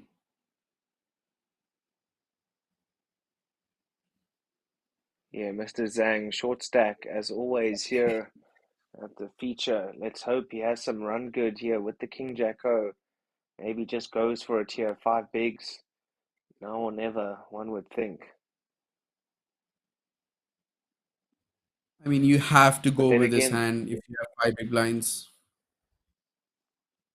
yeah, then again, actually, ICM, what does the solver say? Well, that is $1 million question, or maybe a $2,000 question, considering the ICM implication. It literally is, man. I mean, he's sitting on right around a starting stack, two off of bag and tag. I mean, at what point do you just say, no, I'm gonna make it in there, or you go for it?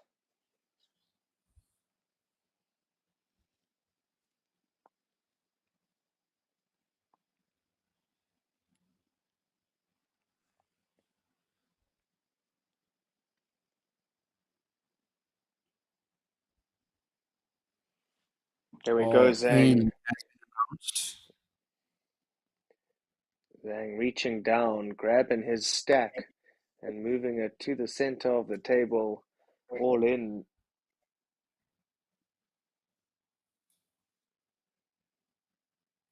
Oh, and unfortunately, should be a snap call for the big stack, Ace Jack O, and it is domination, rotation. King Jack with some equity, and that equity is that queen. And wow, wow, wee wow, turning beautifully for Mr. Zhang, finding that straight.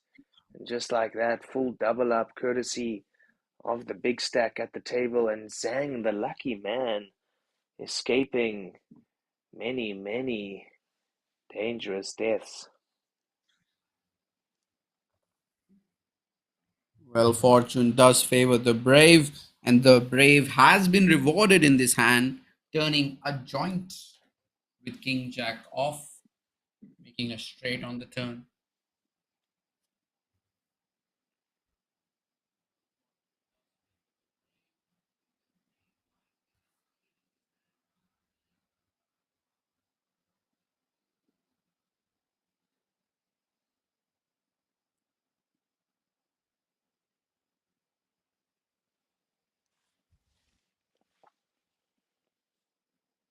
Well, there are 7 players on this table and 7 players on the other table. We are 2 away from the money. We are 2 away from making day 2. What are we going to witness today? Well, definitely some dreams will be smashed and some dreams will be made today.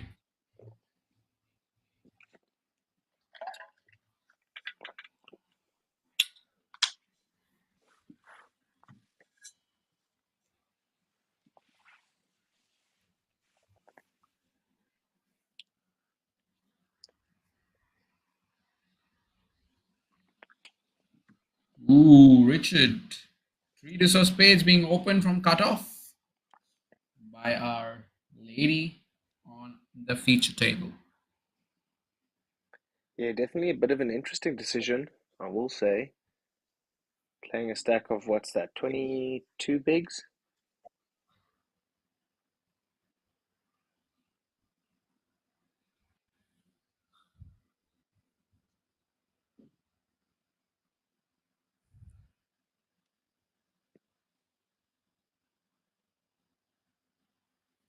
Can this be girl on girl fight? They both have mediocre hands, to say the least.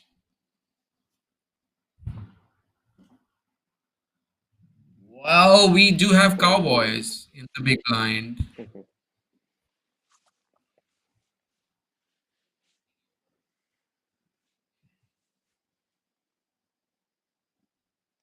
Snap fold by Meng. Easy decision there for the 3 deuce suited. Interesting decision from her to go for that open. You can see the 2 ladies losing big at this feature table so long. Miss Meng losing 29k and Miss Wenwen down over 57k since entering here. Mr. Hey Hey, the big winner, 80k plus for Janji Hey at this feature.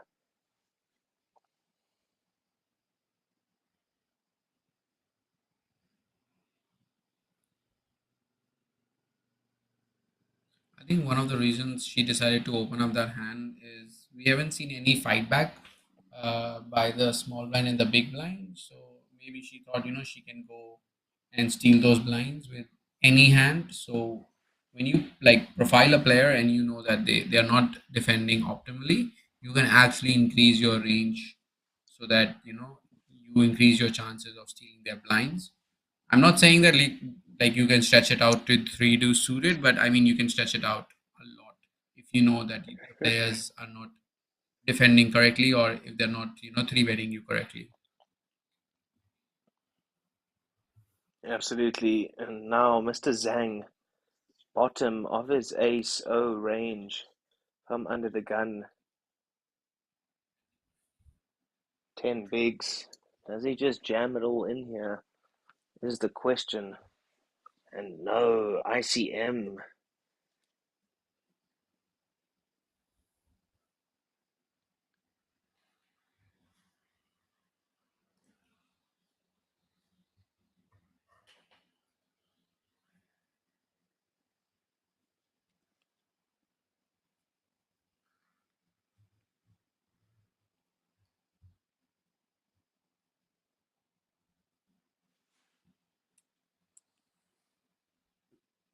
Well, two big stacks going at it against each other.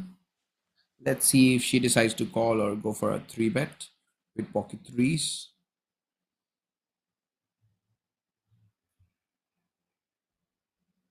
That does seem like a raising chips. Does seem like around 30K in her hand. Probably a bit more now. There we go.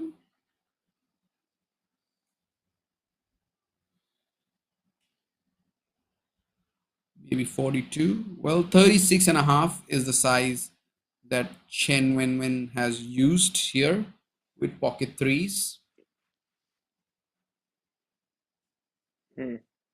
Interesting decision for when to choose this hand to be aggressive with. We haven't seen much aggression from her, so very, very well timed there. Finding the folds there. Hey, and when good pickup for the big stack, showing us female power.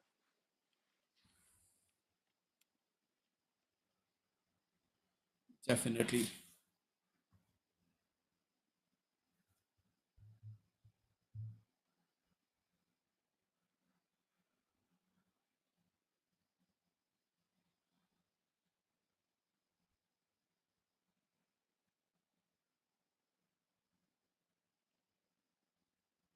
I think Psych Motivation has lost it and is filling the chat with a lot of emojis.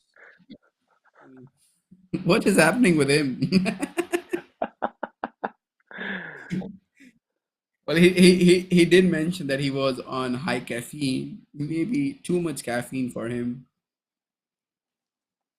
Yeah, he said 350 milligrams of caffeine, so I mean that's enough to take any man down. Psychic motivation, keeping us entertained with the emojis. I love it.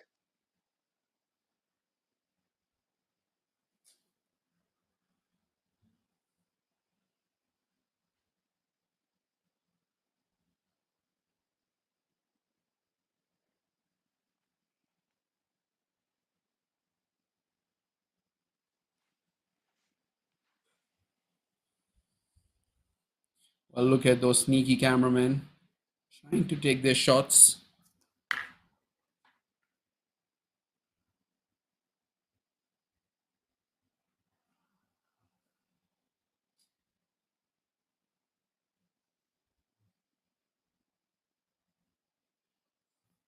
Psychic motivation saying he had his pre-workout and didn't go to the gym just because he didn't want to miss the stream. And shout out to that handsome gentleman that was taking some photos in the back there, Mr. Enzo.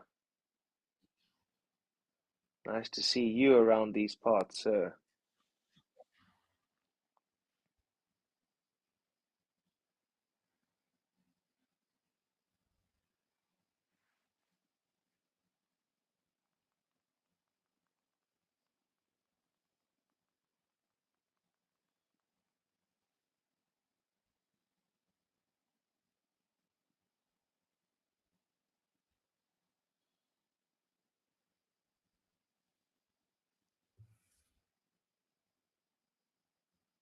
Richard, how can we increase the female participation in poker? Do you have any ideas about that? Wow, that's a tough question, actually. I'd have to think I about that one know, for but sure, but I but can if tell you. if we can crack it, if we can crack it, we are probably going to be called up for more of these commentaries.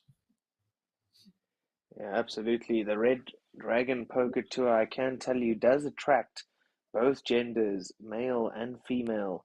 Always very impressive that Red Dragon are able to draw such crowds.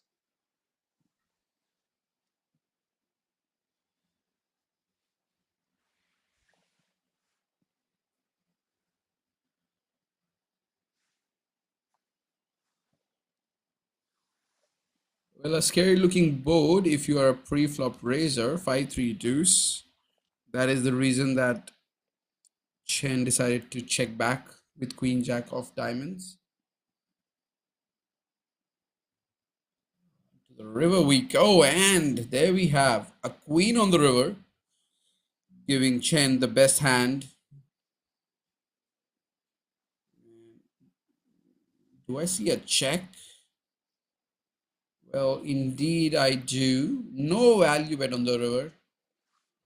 Maybe just want to see the big blind cards. Maybe try to make a strategy, something like that. Because I see no other reason for not betting that river card. Sometimes, even people like just call or just check so that they can see their opponent cards.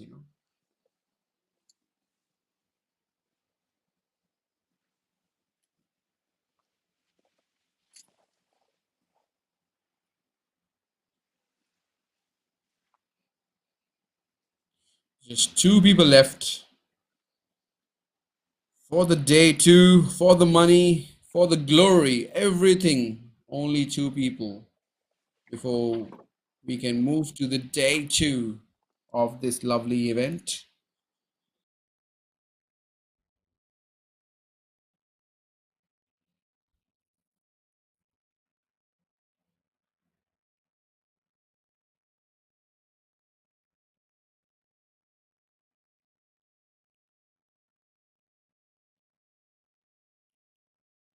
Everyone picking up trash. We get a walk for Our Lady on the feature table. Miss Mengo. I'm not sure if that's how you pronounce her name. Maybe Miss Meng. That's probably the easier way.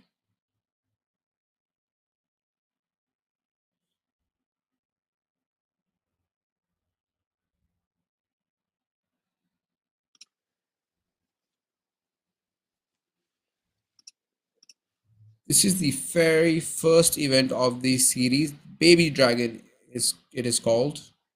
The buy-in of this event was almost 1,000 USD dollars, and right now we have around 80 to 85,000 in the prize pool.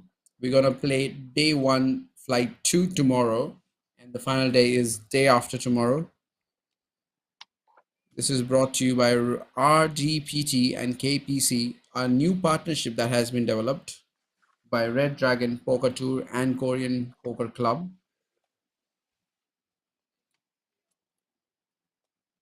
This event is taking place in Jeju, South Korea. I am your commentator Akshay, and right with me I have Richard.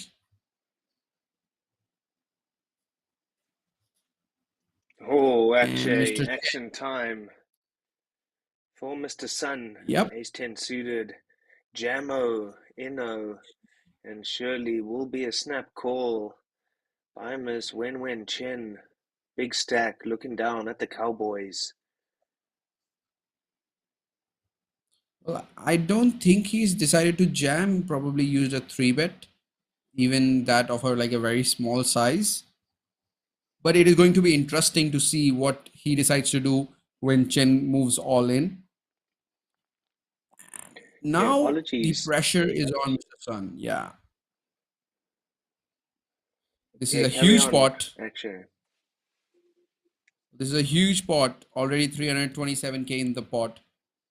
Ace ten of clubs, well, a good fold, a good lay down. Maybe he got to see that he got away there quite cheaply.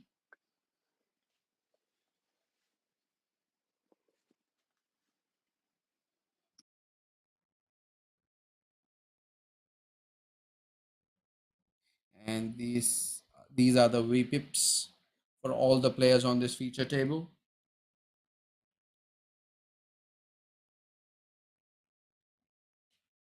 Mr. Hee Jun has 47% VPIP. That means he's playing half the hands that he's being dealt. That is a crazy number.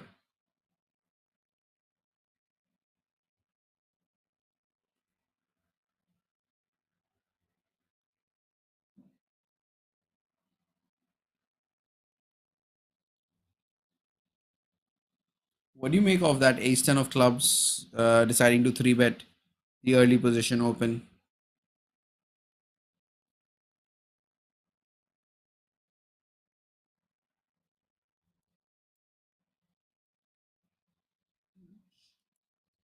There we go. We have pocket kings one more time. And this time Zhang has it. Zhang is playing very short. He has about how many big blinds? He has about 7.5 big blinds, not even that. And Mr. Yu with ace jack of hearts, 155k.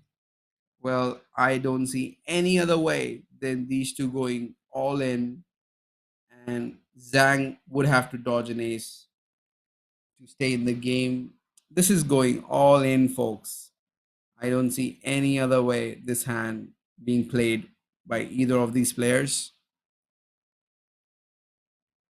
Well, keeping one chip behind, we see Mr. Zhang move almost all in with pocket kings. Yun, ace jack of hearts. Like, I mean, how do you not call off a 7 big blind jam with such a beautiful hand? Ace jack of hearts. Let's have a look if anyone behind is going to wake up with a hand.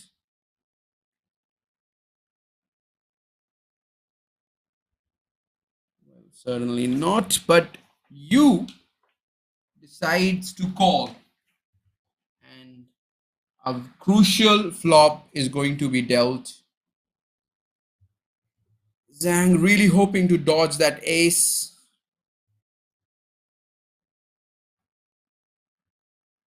Let's see if there's going to be any fireworks. Well, there is a little bit of fireworks. There is a jack on the board, giving top pair for Mr. Yu.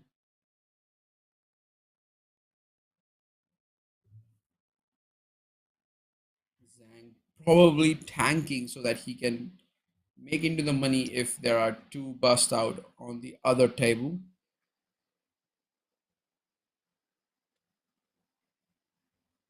This can go all in any moment.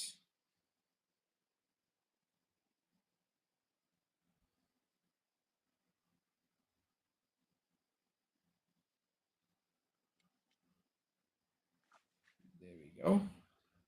That is the last chip that Zhang was holding to. So ace jack versus kings, jack high board, a very important turn card, which is a 3. The river is one more 3. Well, Zhang is going to get that double up, and Mr. Yu losing a big pot down there, losing 60,000 chips, giving a dent to his big stack. Nothing else that he could have done there. Just the cooler. He was on the wrong side of the cooler that time. Maybe next time he'll be on the right side, the better side, actually. Absolutely, Akshay. Never nice to be on the wrong side of the cooler. But just like that, we do lose another player from the outer table. And that means, folks, we are on the direct bubble. 13 players remain. One left to be eliminated, and then we will bag and tag for the day. The final 12 coming back for day 2 on Sunday.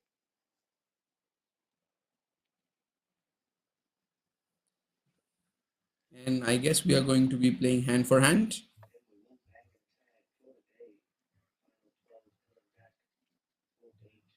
That's the reason we see the tournament director in our stream. Now we are hand for hand. That means that one hand would be played on each table before they move on to the second hand. So to stop people from unnecessary tanking.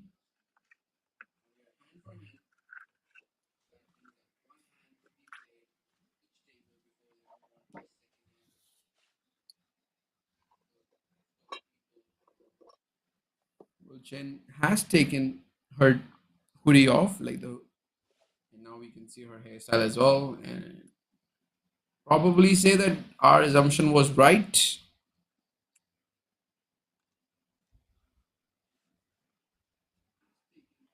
Chen deciding to limp her small blind, missing the flop. Turn is an ace. Still, both the players are haven't connected with this board, but Chen is going to take the charge because it's a limp pot. She can have more aces than her opponent.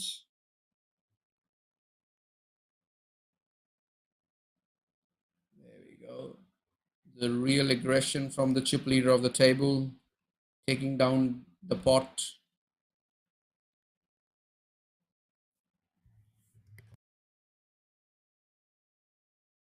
Yeah, and this is definitely where that big stack counts. You have to put all that pressure you can on the shorter stacks, on that direct bubble, and Miss Wen knowing when to do so. And that's why she is our big stack bully here at the feature table.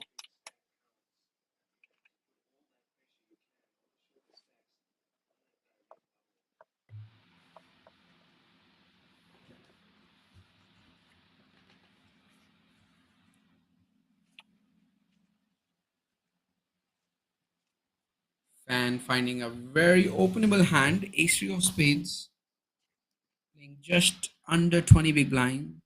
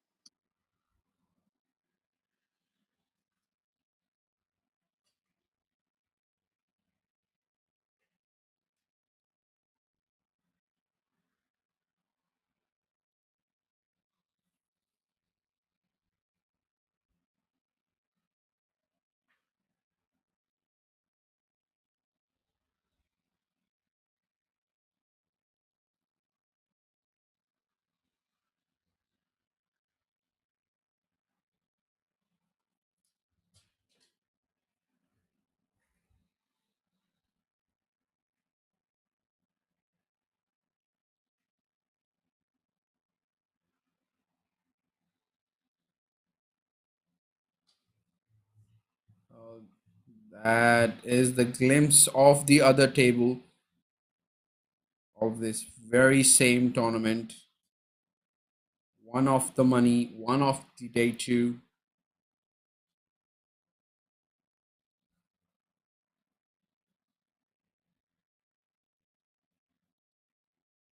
Twenty-one people watching this live, right from Jeju, South Korea.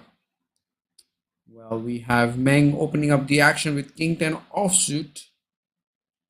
Not to be scared by the bigger stack sitting behind her.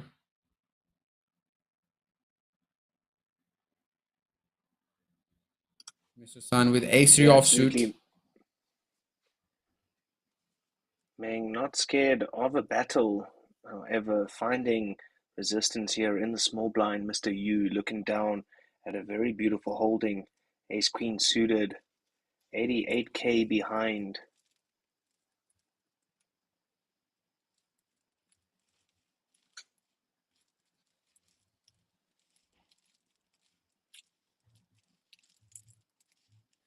Well, Yu has decided to lay the trap here with Ace Queen of Diamonds, just deciding to flat.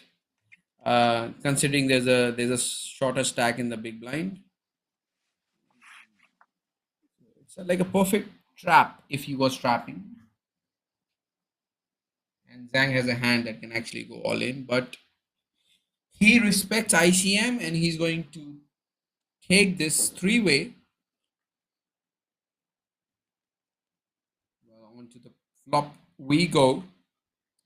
We have ace queen versus ace 10 versus king 10, and ace queen, the best hand, flops top pair, top kicker.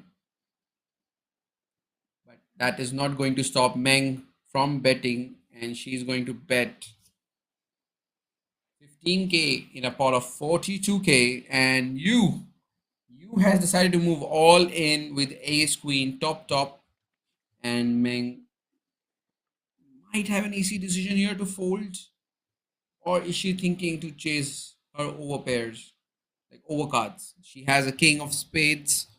She can have king as her live out, but that is not a lot, and she would elect to fold, and she's not happy with it. I'm pretty sure she said something. As I'm pretty sure that we would have also, if we've opened from like a shorter stack and missed the flop, and the other guy has decided to go all in, I won't be happy at all. Yeah, definitely not. And on this hard bubble now, the plays are getting tighter. Everybody just trying to make it to a bag. Come back to day two.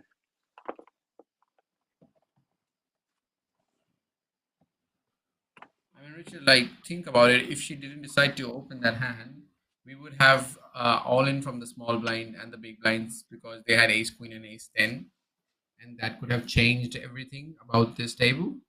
But this is how the destiny works. Like, sometimes even the poker gods will save you because there's going to be action before you so that you don't get in trouble.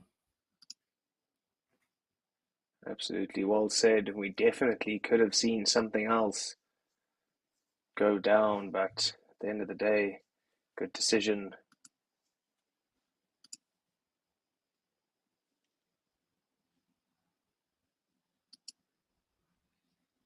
Eight nine off for Zhang, 9 it off, 90K behind, which is exactly 15 big blind.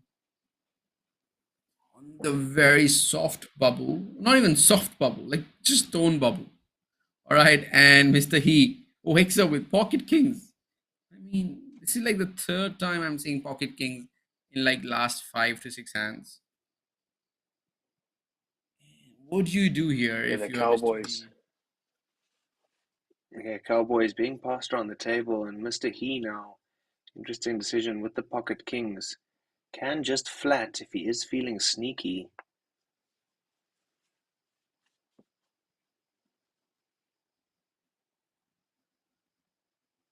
Well, there we go.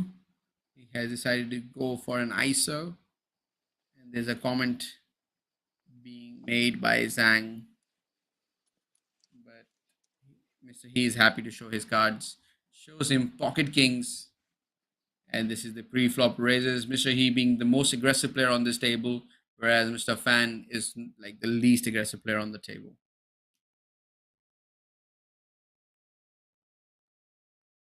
13 people left in this tournament. 12 make it to day two. The buy-in of this event was almost $1,100.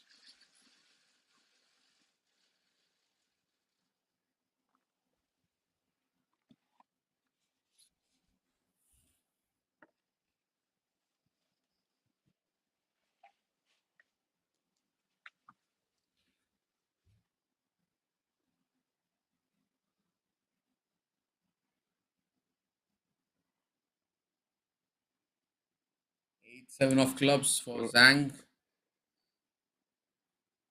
Yeah, suited connectors on the button, Akshay.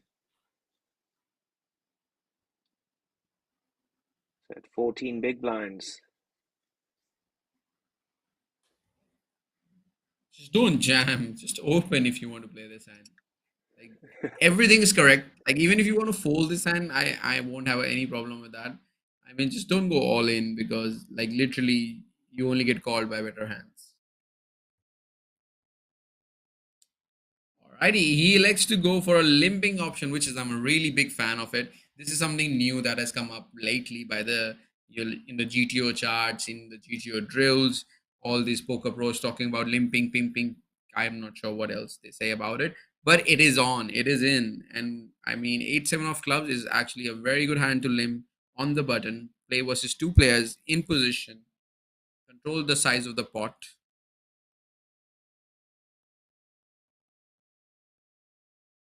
He does have the Control the best size of hand the so pot. far. Yeah, and flop. Really nice equity on this board. Zhang, limpin' is pimpin', as Daniel Negreanu does say.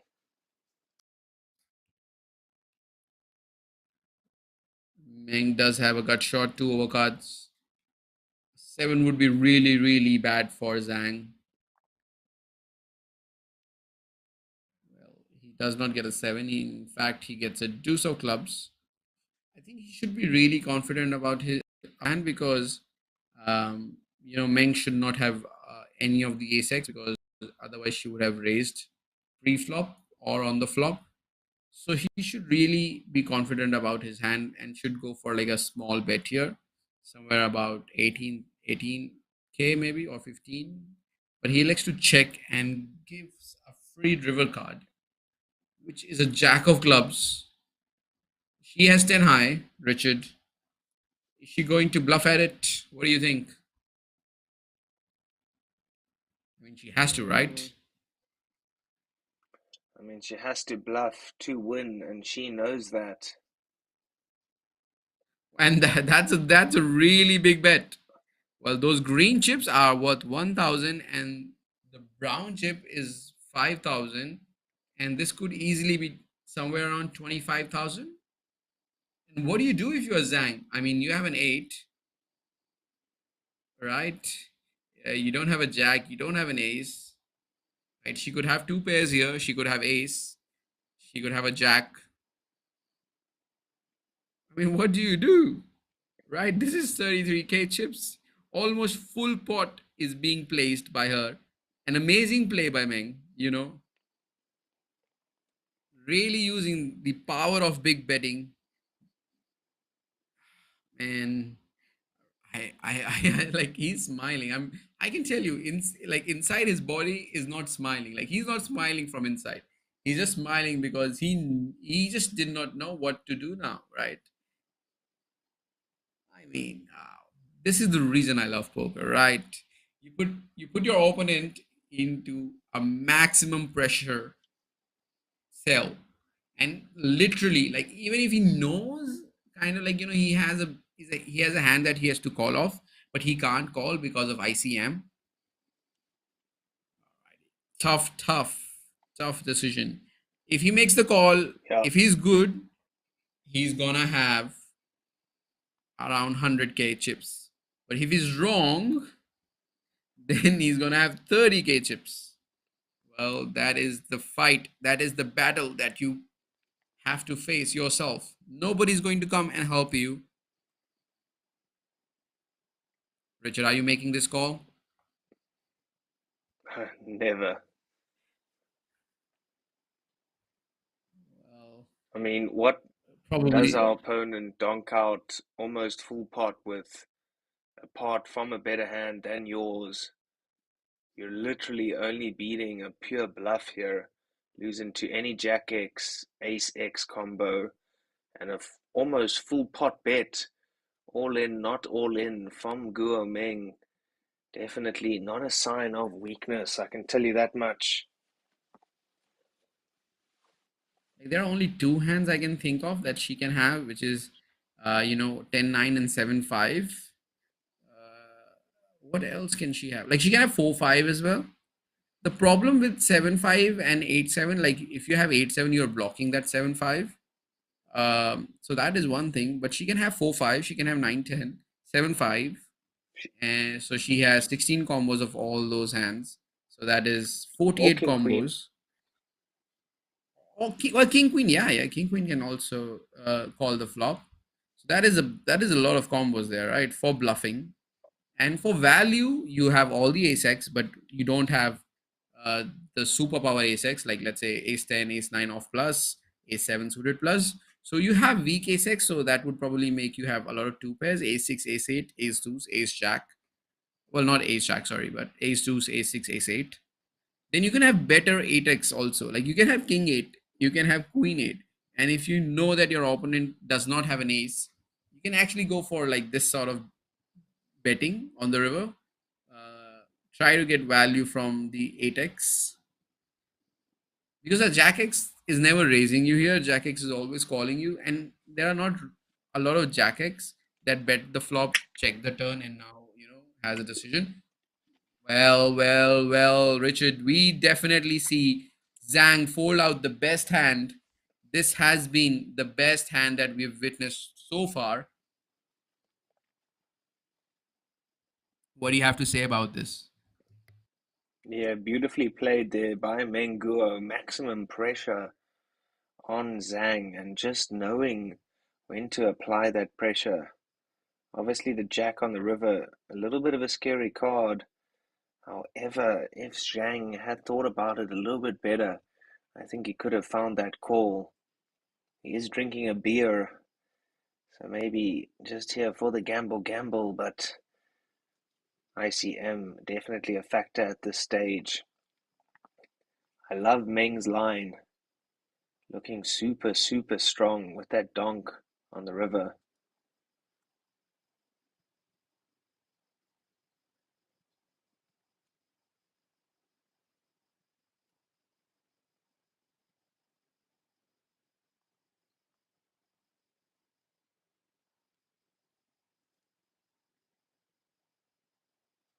Triangle time for Sun. Church, Ace King O, good enough. Does just go all in from +1.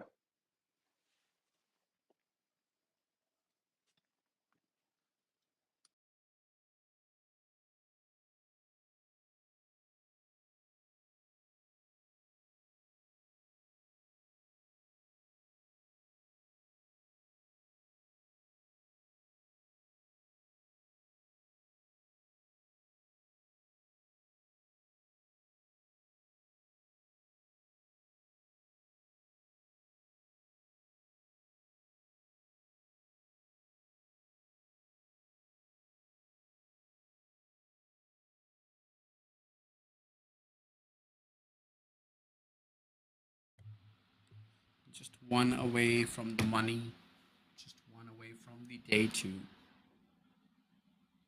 Right here, you're watching an absolute masterclass of ICM and how to play the deep stages of any poker tournament. And the best thing about that is it is being showed us by the females, which we don't get to see play poker a lot. For some reason, that is yet to be disclosed. Wow, that was some ballsy bluff on the river with just 10 high. I'm a fan of Our Lady on the feature table. I forgot her name. Just waiting for our Meng. I'm a big fan of Miss Meng. Showcasing her skills, bluffing with the worst hand.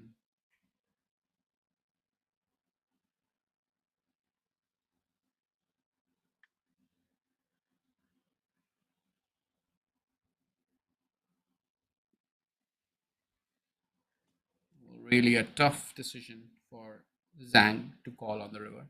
Well, moving on to the next hand, we have blind on blind battle with King 4 versus Queen 7.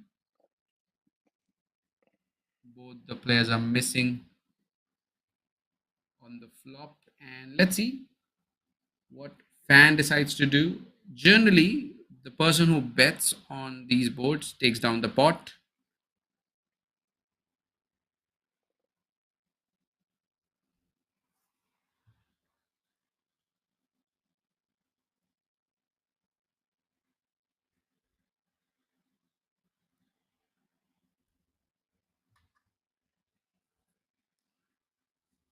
Well, that's not how it's going to happen under Chen watch.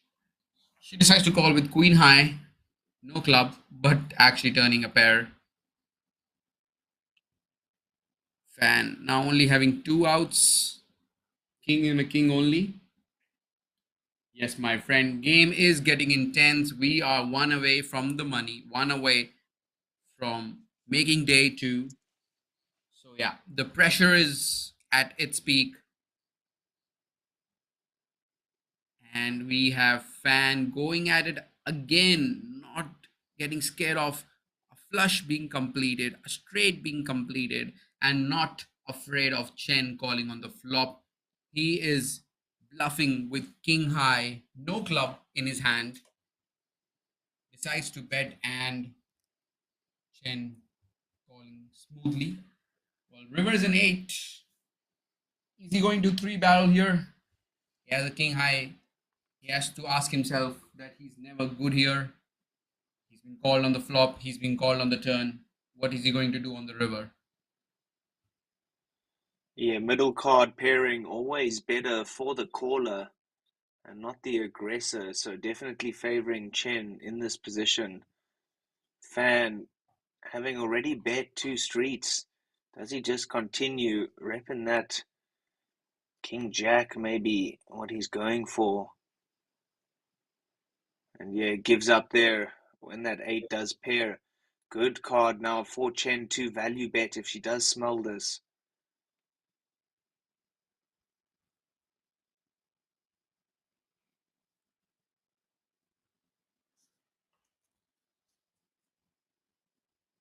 Her hand is very disguised, so could be called by an ace high, but yeah, there we go. Showdown, good enough for her. She will just pick up that 4 big blind pot.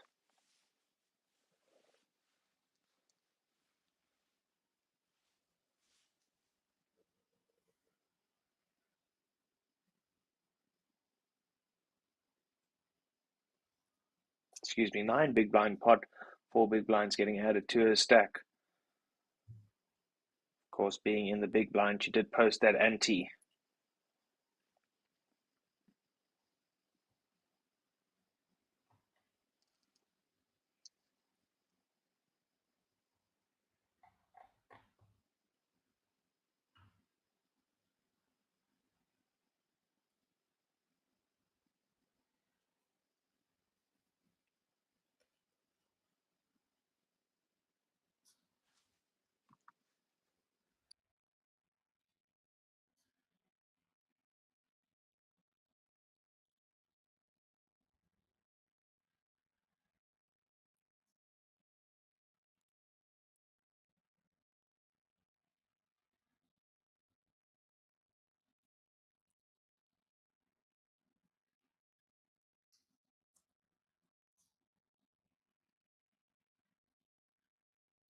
Well, definitely these ladies are not scared to play big pots, put the pressure onto their opponents,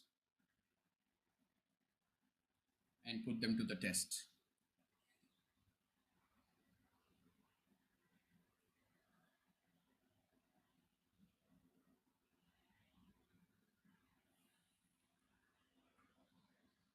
Ladies and gentlemen, don't go anywhere. We are just one away from making into the money, one away from day two.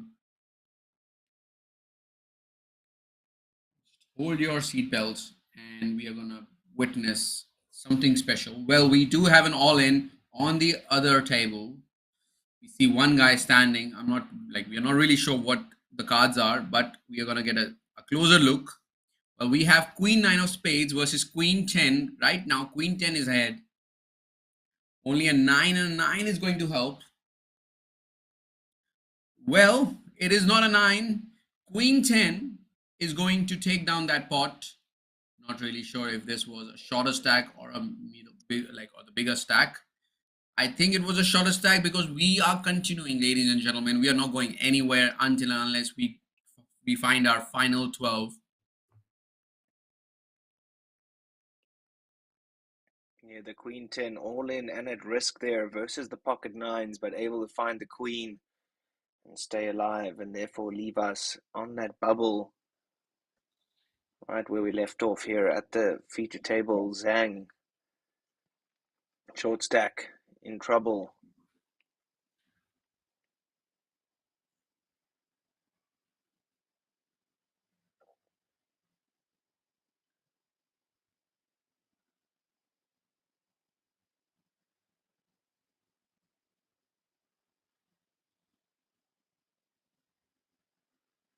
Oh, that has been shown to everyone. Well, we have Queen 10 being opened from early position. Probably the most aggressive guy on this table. Opening up from +1, Queen 10 off. Getting the fold from the big blind.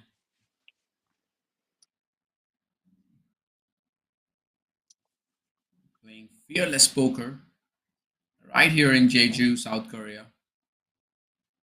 And that is the aggression frequency. Mr. He, 43% aggressive, and Fan, 18%. That is being reflected on this stream. Mr. He playing it fearlessly, full of courage. The only thing that he doesn't have is the fear of getting knocked out and missing out on money. And that is when you either make it or break it with your chips.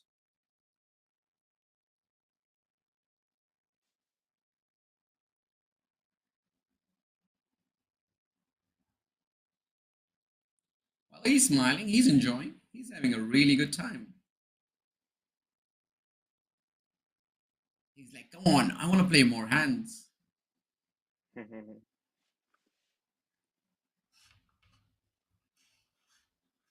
And Richard, he was down to 2 big blinds, if you remember.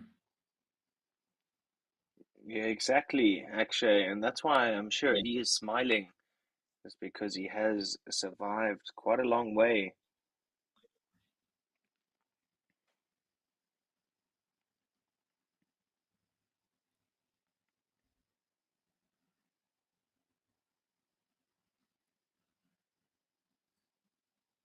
We are just waiting for the hand to be finished on the other table as we are playing hand for hand to stop people from tanking unnecessarily.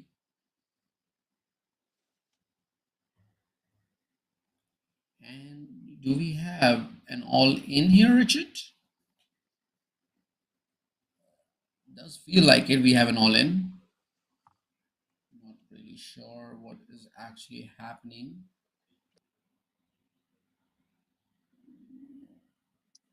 Yep, looks like there is a triangle in the middle of the table, all in for one of our players.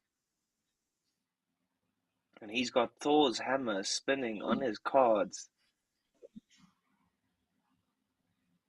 And I'm assuming what happened here was cutoff opened and small blind decides to jam.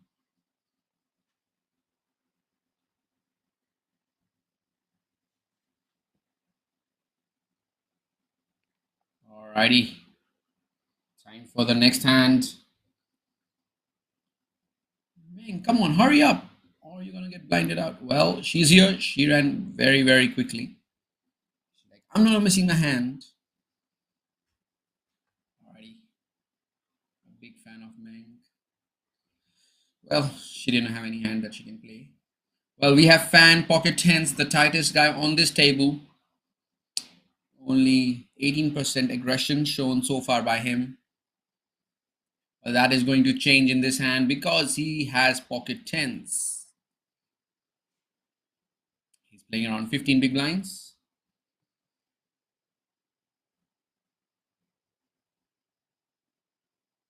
Well, small blind has Jack 7-0, which he's going to say no. Zhang has 10 it off. I don't think he's going to defend. Seeing him play all day, he has played this game very beautifully, handled his stack really nicely. When he had a big stack, when he had a middle stack, and now when he has a small stack, he's playing beautifully.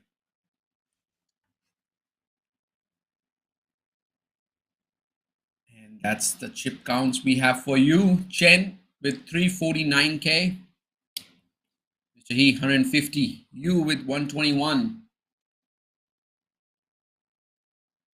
Blinds are 3K, 6K with a big blind ante of 6K. Fan having 109K. Meng, 75K. She decided to bluff a river and actually got it through.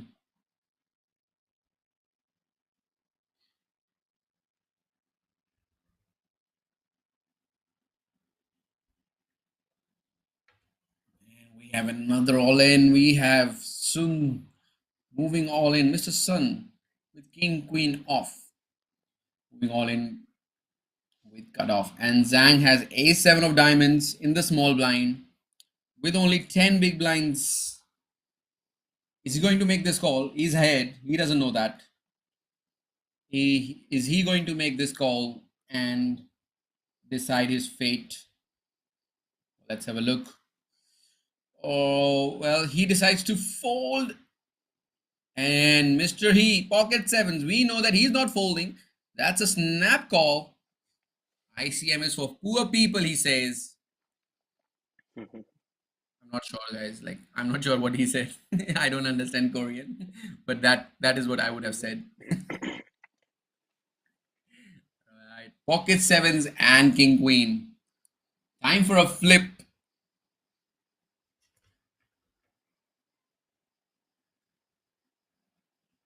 50-50. 5 out of 10 times king queen is going to win this hand. And 5 of the other times we will move on to the day 2 and pocket sevens will be held. Alrighty, here we go. We have our tournament director coming on to the feature table. Pocket sevens versus king queen. A very important flop is going to be dealt. Absolutely. King, queen, looking for a king or queen to stay alive here. Let's see if it's there. Queen in the window, followed by another queen, and trips for Sun. Looking great so far for the short stack.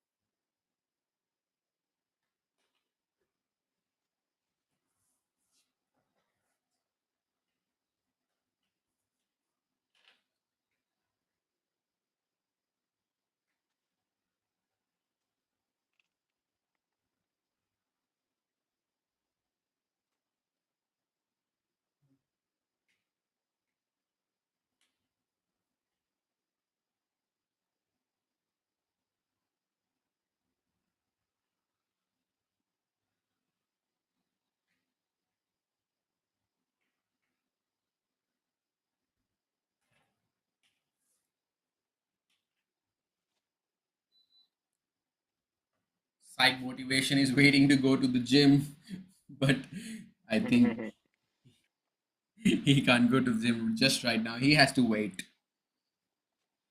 Absolutely. Can't go anywhere just yet.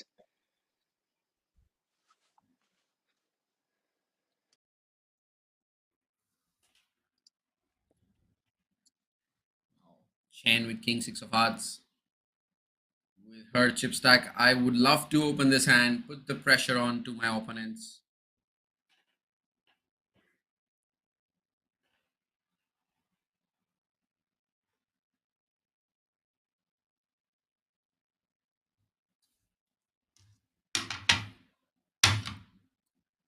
She decides to fold.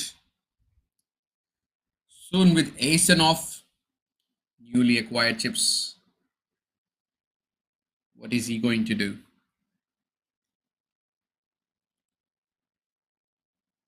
Well, he does decide to open up to 16,000. Well, the blinds have increased. The blinds are 4K, 8K with an 8K big blind ante. Zhang with ace 3 offsuit, only having 8 big blinds.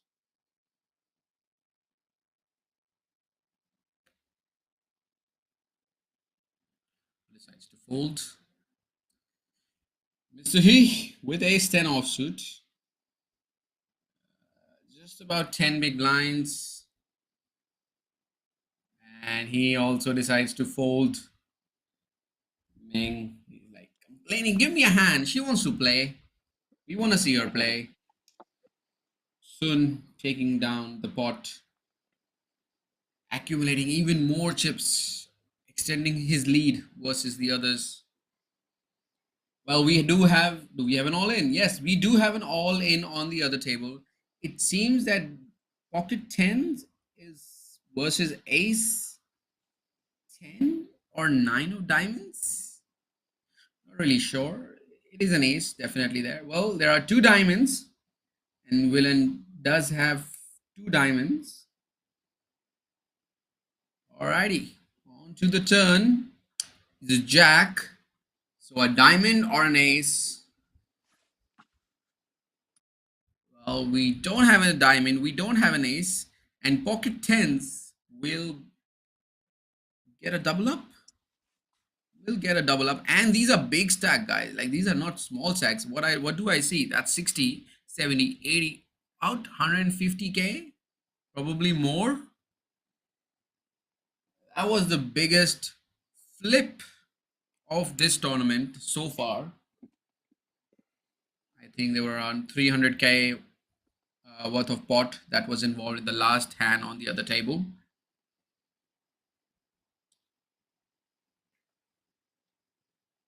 There we go.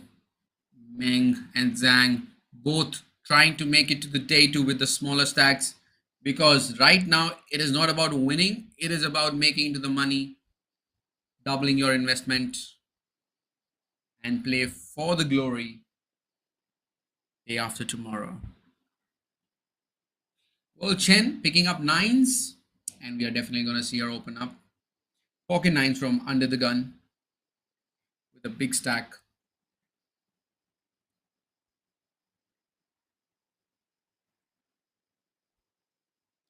Mr. He with Jack 5 of hearts.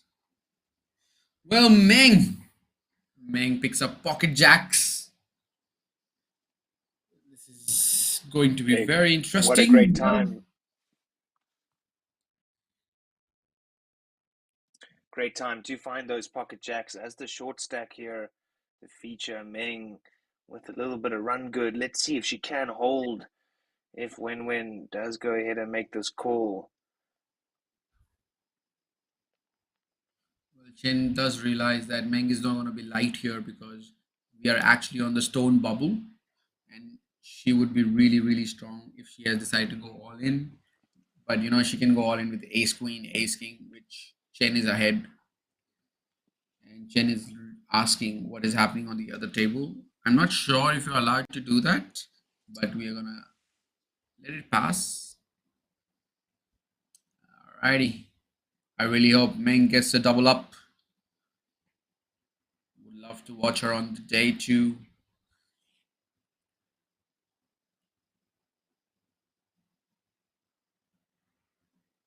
There we go. Asking the tournament director what is happening on the other table. Or maybe the tournament director has asked her not to show or not to flip her cards, so that we can have a little bit more suspense to the people who are watching from the casino. I don't think she has called yet. Richard, what do you think? No, she definitely hasn't called yet. Decision is still on her. And to be honest, I think this is kind of a snap call.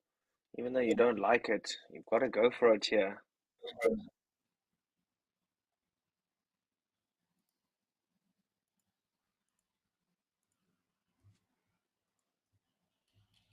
Wow. Chen lays down the pocket 9s.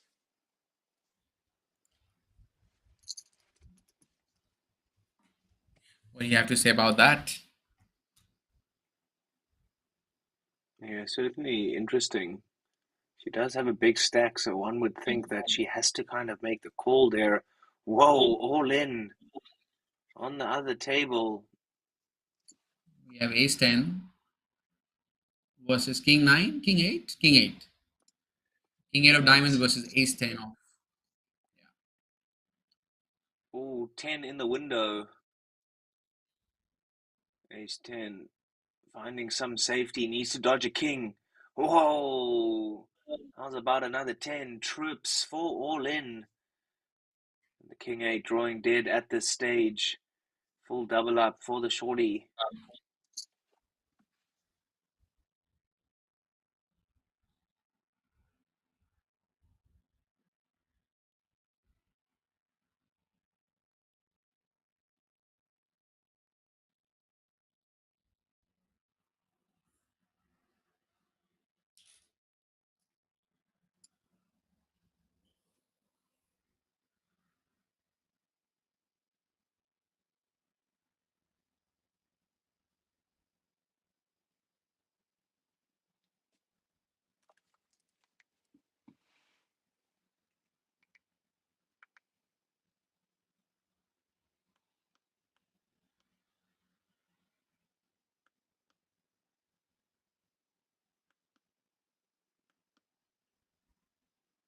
Well, we do have some information being told by us in the chat by Mixed Game God. Go and Chin are friends, that's why. Soft play. Well, I would not call it as a soft play because actually, like, she did not fold the best hand. And if they were soft playing, she would call so that Ming can double up. I mean, that's my theory behind that. Because if they're friends, they would like Chen would understand that, oh, if Meng is going all in, she would be really really strong. So my pocket nines are nowhere close to be calling. Like if she's only jamming, let's say aces, kings, queens, maybe ace king, then like the best case scenario is that you're flipping with ace king. Other than that, you're very behind. So that is my theory on this. Like it's not like she folded the best hand. She literally has like the worst hand. Like pocket jacks is really really strong, and they're supposed to win 80% of the times. So I would respectfully disagree on that theory that is being relayed to us from our comment section.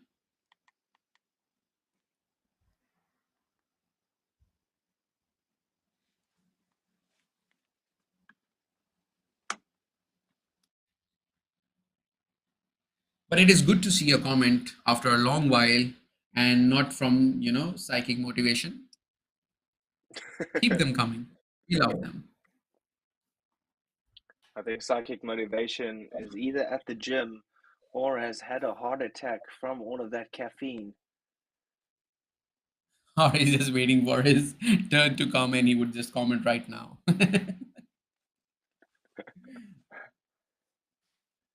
Mate, he's still waiting for your answer about how much you deadlift or whatever.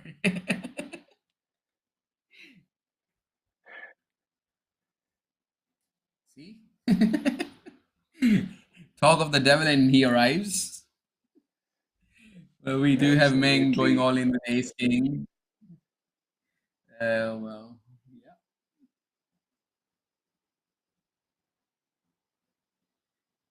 Well, mixed game. Just like think about it. Like if she was like soft playing, she would have folded jacks but not nines. She had a worse hand. I'm pretty sure that she did not know that she had a worse hand. But like if you're friends with somebody, you kind of know their tendencies. Like if like let's say I played 100 tournaments with you, so I would have a little bit of idea on how you play if I'm your friend, and then I would adjust accordingly. Like it's not like she has told, oh, I have pocket jacks, or it's like she has not flipped her cards. When the cards are like down, you don't know what is happening. What does your friend have? So yeah. Alrighty.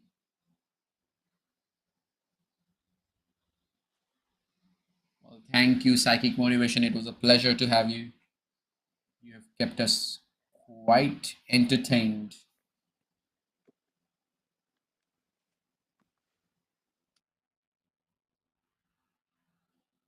Definitely. We are definitely going to see you in the next stream, which is going to happen tomorrow. And what do we have here on our secondary feature table? We have a bet and a call.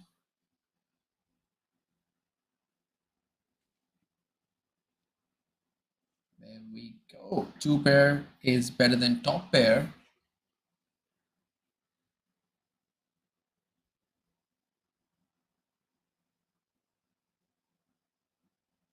Don't forget to like the stream. We are literally on the final stages of the live stream. And do not forget to subscribe to Red Dragon Poker Tour channel. We really hope that we get at least 100, 200 subscribers by the end of this series.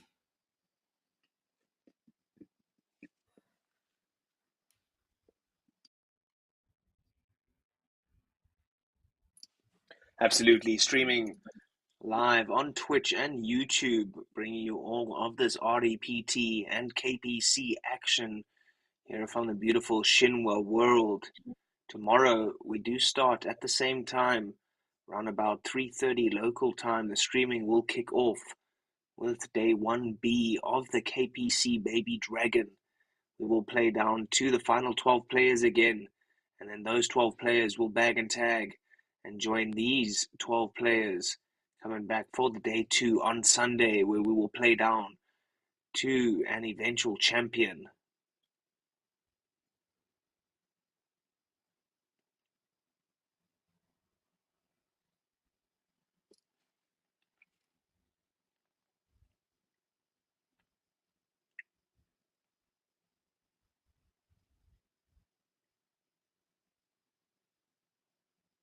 Fan going for the open off of the 11 big blind stack, ace 4 suited. I like it. You don't have to jam, like we said. Open, fold. Simple, survive another day. Or open, take it down. Either way.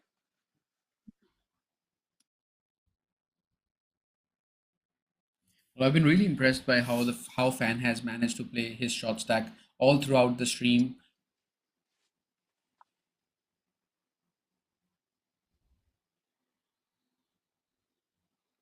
Yeah, likewise. You will just defend with the 970.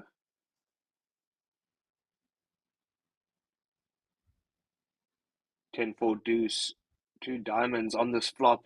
Definitely not a flop that you was looking for, but ooh, feeling spicy will lead out.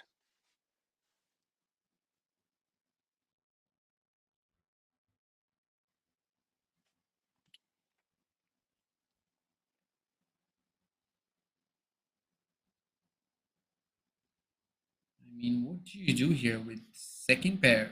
Backdoor flush draw, backdoor straight draw, when your opponent decides to lead from a very, very short stack.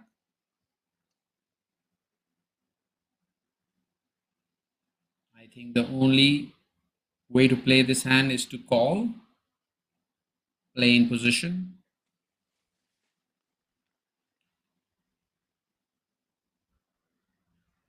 Yeah, I don't think we need a jam here. We can just call. Hope to improve. Hope not to see a scary card. And get to showdown.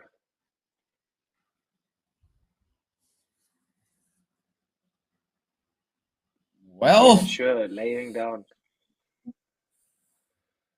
Also, probably not a bad option there, Akshay. You know, ICM definitely a factor here amongst these players. We can see Mr. Fan, big knock there, down to 9 bigs. Joining Mr. Hay, 9 bigs too, and Zhang, 7 bigs. All three of them very, very short stacked and in trouble. They need some run good, and they need it quick. yeah, I don't mind that fold at all because, you know, when your opponent is leading on such a dry board, I mean, there is a flush draw present out there, but the thing is, when you think about his range, he is leading out all top pairs, which is 10, and then he's leading probably, let's say, flush draws. He should have in one overcard to the flush draw if he's leading, so that hand actually has a lot of equity. So you can actually fold ace 4 of hearts, and live to fight another day. And talk about living to fight another day. We have Meng opening up the action with ace 10, Chen, ace queen of hearts. What is she going to do this time? Well, last time she did fold pocket 9. What is she going to do this time? Is she going to 3-bet or call? There we because she's eyeing on the stack and knows that Meng is playing only 15 big blinds, a little over 15 big blinds, but still. I can definitely sense a 3-bet coming with how Chen has been eyeing her stack.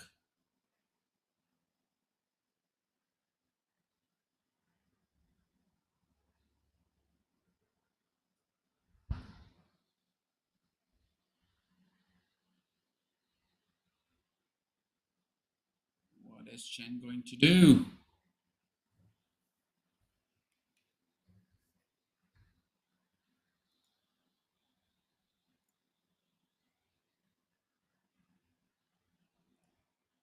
There we go.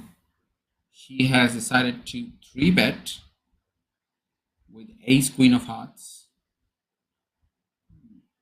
to 70k, and that should eliminate any questions being raised in the chat about soft playing or being friends. And there we go. Chen 3-betting with ace queen of hearts, and Meng folding ace and off, knowing that her friend is going to have a really strong range. And to be honest, we haven't confirmed the fact if they are friends or not. This is just a rumor that we've heard in the chat. And we have an all-in and a call. The big stack seems to have 2 low cards, whereas we have 1 picture card and a 6. So we have queen 6 versus 5-3. Well, what is the flop there? Is that deuce 4-10? Oh, yeah, 10-4 deuce. 5-3 looking good right now. Oh, queen coming. Needs an ace or a just in 6. time.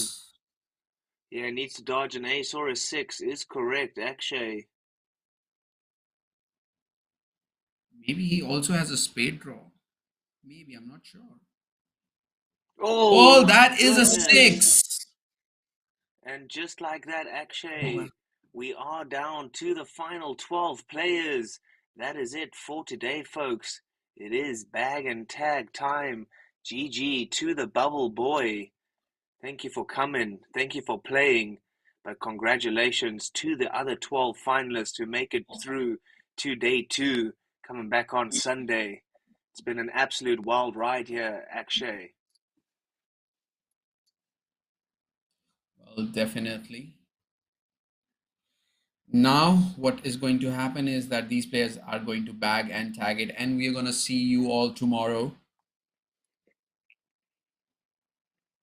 Absolutely. Day 1B of the KPC Baby Dragon coming to you live, same time, same place on YouTube and Twitch.